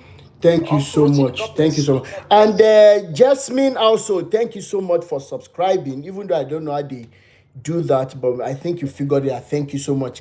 Gbogbo ẹ̀yin tẹ́ fún wa ní gift ẹ ṣé o. Àsìkò ká lọ ṣe omi ọbẹ̀ wa ti tó tọ́ láwọn kan tí ń béèrè wọ́n fẹ́ jẹ omi ọbẹ̀. Ẹ wá ṣe jẹ pàdé mi ní Ìgúnpá. Thank you so much for being part of it today. The next time kò sí wàhálà màá fi ránṣẹ́ omi ọbẹ̀ ní pàdé mi ní Ìgúnpá. Abi. Thank you so ẹ má gbàgbé láti chat mi o sister Folowo ẹjọ ṣẹgbọn Mommy Baroness Lizzy adúpẹ́ lọ́wọ́ yín torí mo mọ̀ pé máa ń busy pẹ̀lú grandma. Thank you so much, man. Really appreciate it. Bona girl, everybody in the comment section too have been very, very wonderful. Thank you so much. I appreciate you. I will see by God's grace on Monday, because this weekend I'm working Friday, Saturday, Sunday. Monday is the next time, unless if I have small adjustment to mobile John Jemon be one you to okay, ya sáré lọ jù sílẹ̀ mo lè sáré jù sílẹ̀. Yes, please, like my lovely sister Mama Gert just saw, we keep the circle tight and we also keep the circle proactive. So we start the work. Yes. So please keep me in the group so that we know what to start doing. Yes, ma'am. Thank you very much. Thank you so much. I love you too. Thank you so much. I love everybody. Liberation all the way, all the way, all the way.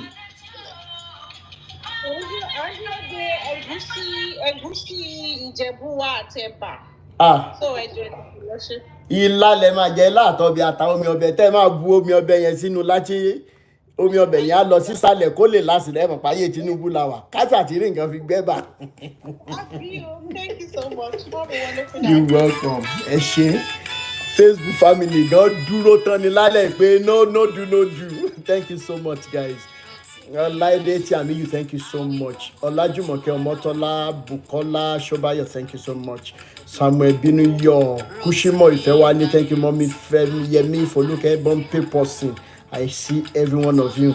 Afolabi Adebowale, thank you so much. Thank you so much. Olori Masfasin Adelinka, thank you so much. Sister Fumi Anima Shawn, I appreciate every one of you. Thank you. Tegbe.